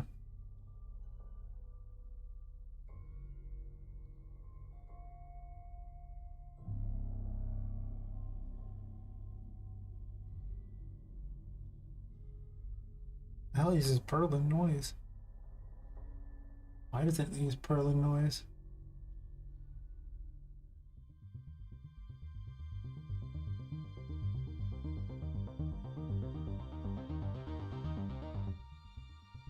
Oh, that crystal's using it. That'd be an interesting experiment to take the top half and put it on a different map. And just literally subdivide this place.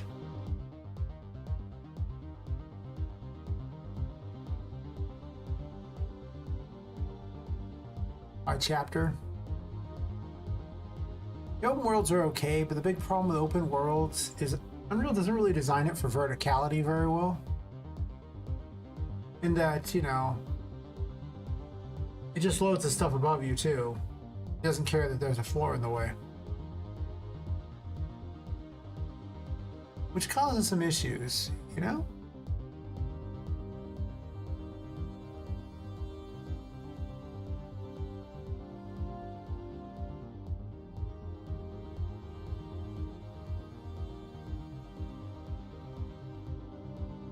There's like 41 lanterns.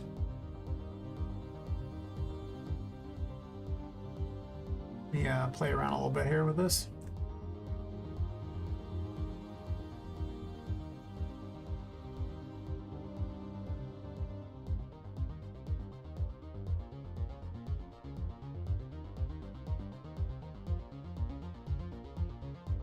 Look at size is the thing here. That's not what it's called here. There's this light thing.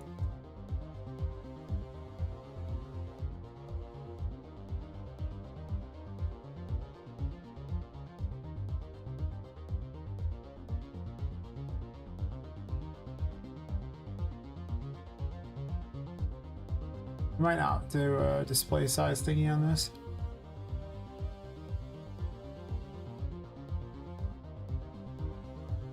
Not downscale. What was the thing they used for this here?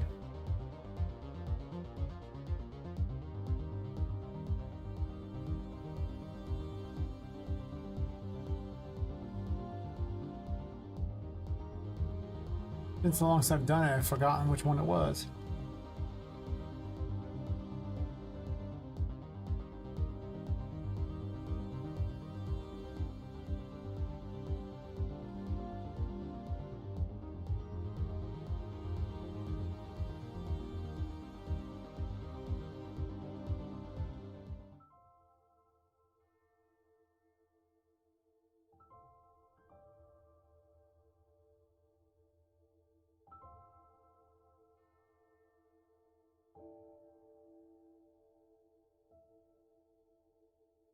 Yeah, it's called displayed, right?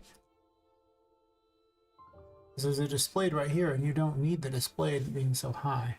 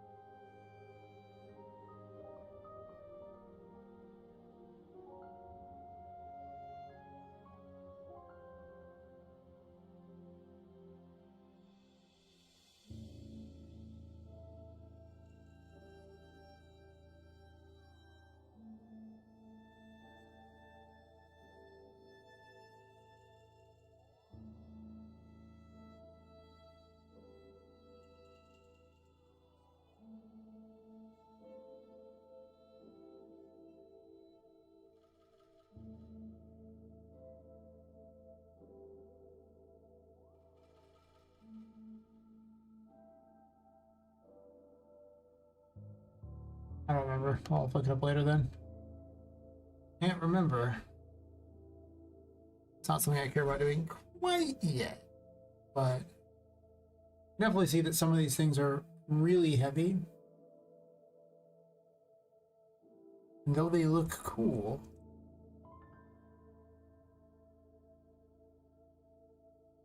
I do think it's just the fact that they're so close to each other.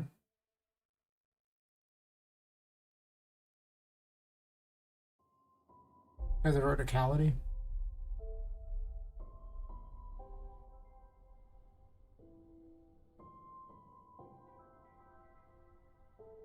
It's like 30 FPS in this room, but that's because it's so high up. You go down though, it'll probably reduce the thing a lot. This is really gets me down too. And yeah, you see, even though I'm down here under the water, because I'm so close to that other level, you can see how many things are actually loading. 1,700 actors. But when I first loaded in,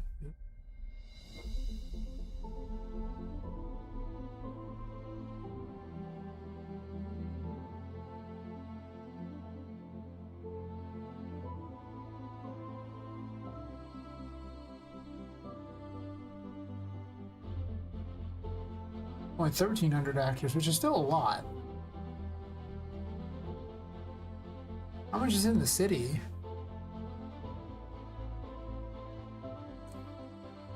Well, there's still a price to the city. It's not a huge price, but there is a price to the city.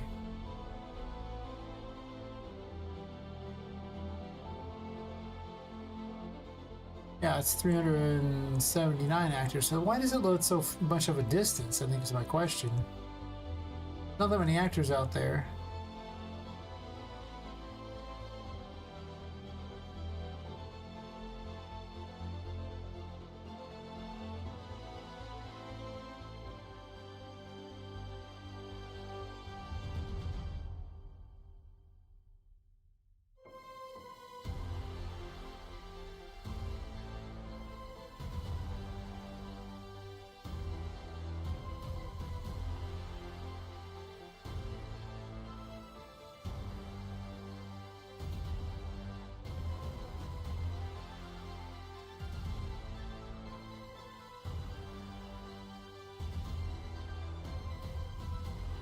Almost have to spawn everything in when you get to each area. I'm not sure the H-load system really does anything. It sort of does in a way, but... And only 920 actors are loading up here. Which is, you know, a lot less. If I jump down to the bottom...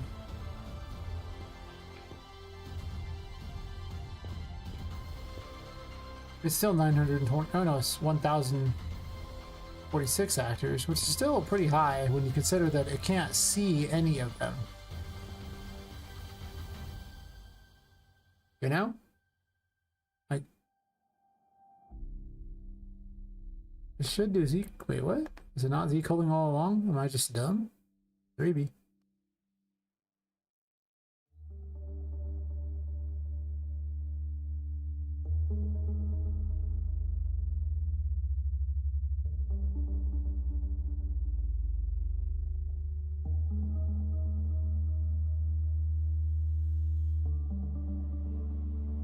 $918 actors, not much of a difference on that. But to be fair, I'm pretty high up, so that's fair. Let's jump into the pool and see what we get.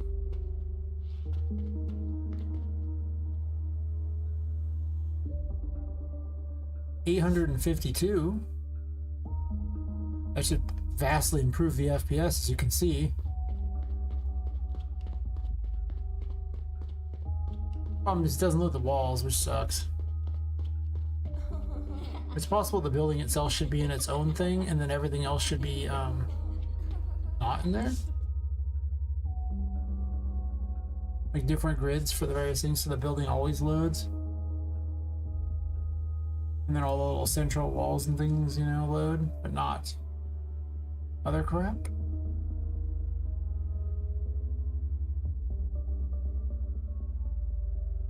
I don't want you to basically be seeing outside, that's weird. Then that forces all these to load though, which kind of makes me wonder if that's really the right call. I mean, I guess I could make the distance far longer.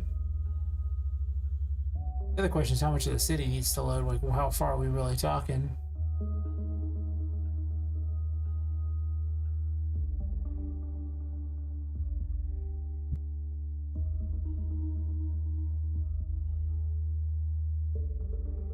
But if things aren't loading in the city, then how far does the city even need to have out there, really?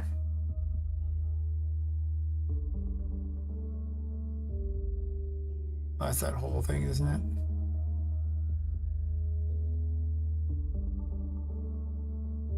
Is it a whole thing?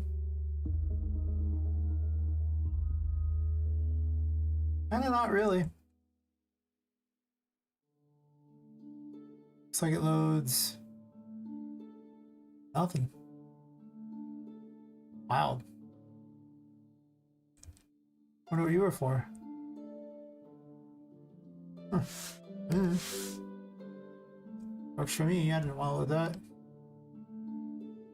That one loads a whole area. That's important.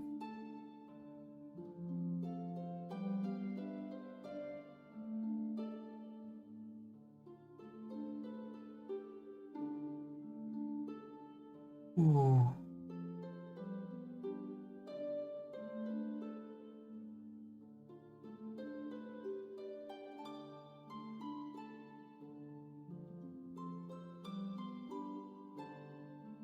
Could increase the cell size here, and then it would cause it to.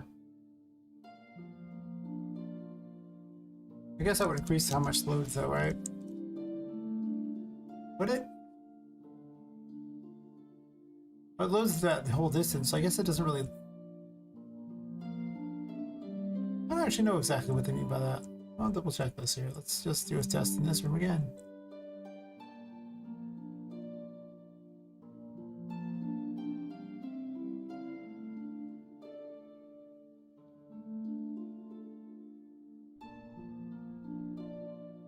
Oops, clicked off it.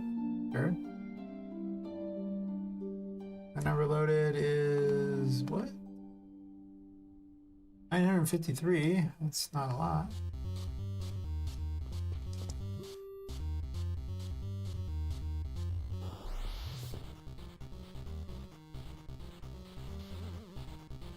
It does increase the amount that's loaded by quite a bit.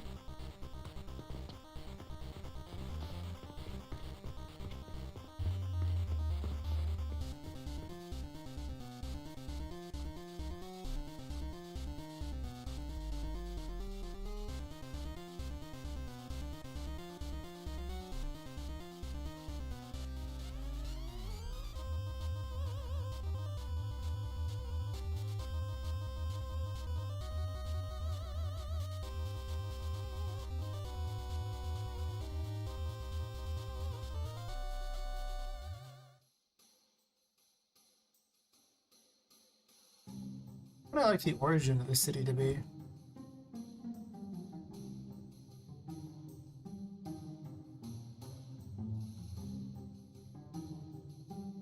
Does that matter?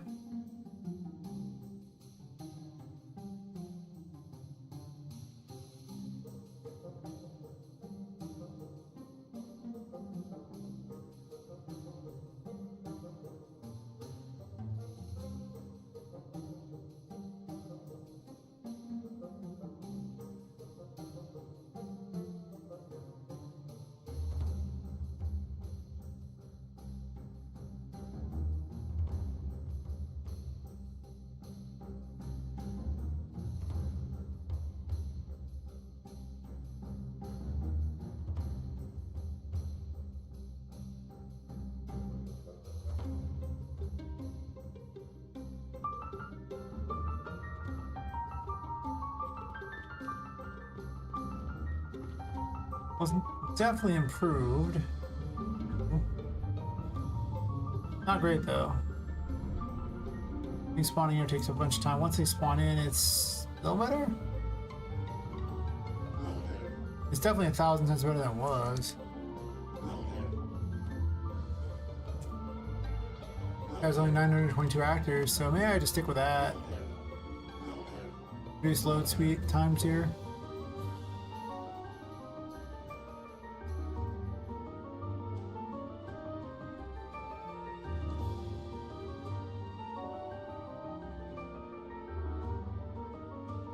I have time to have a fog at a distance, but then it makes some of these rooms less cool by far.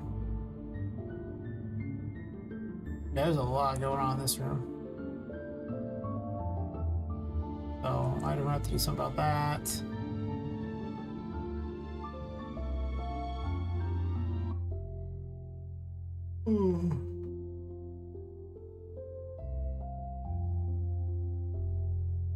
Honestly, I might just call it early tonight. I have so many things I need to put in the mail tomorrow, and I haven't even packaged them yet. I'll be back tomorrow night, and I don't have to do anything the day after that, so I can stream like, 10 plus hours and not even care.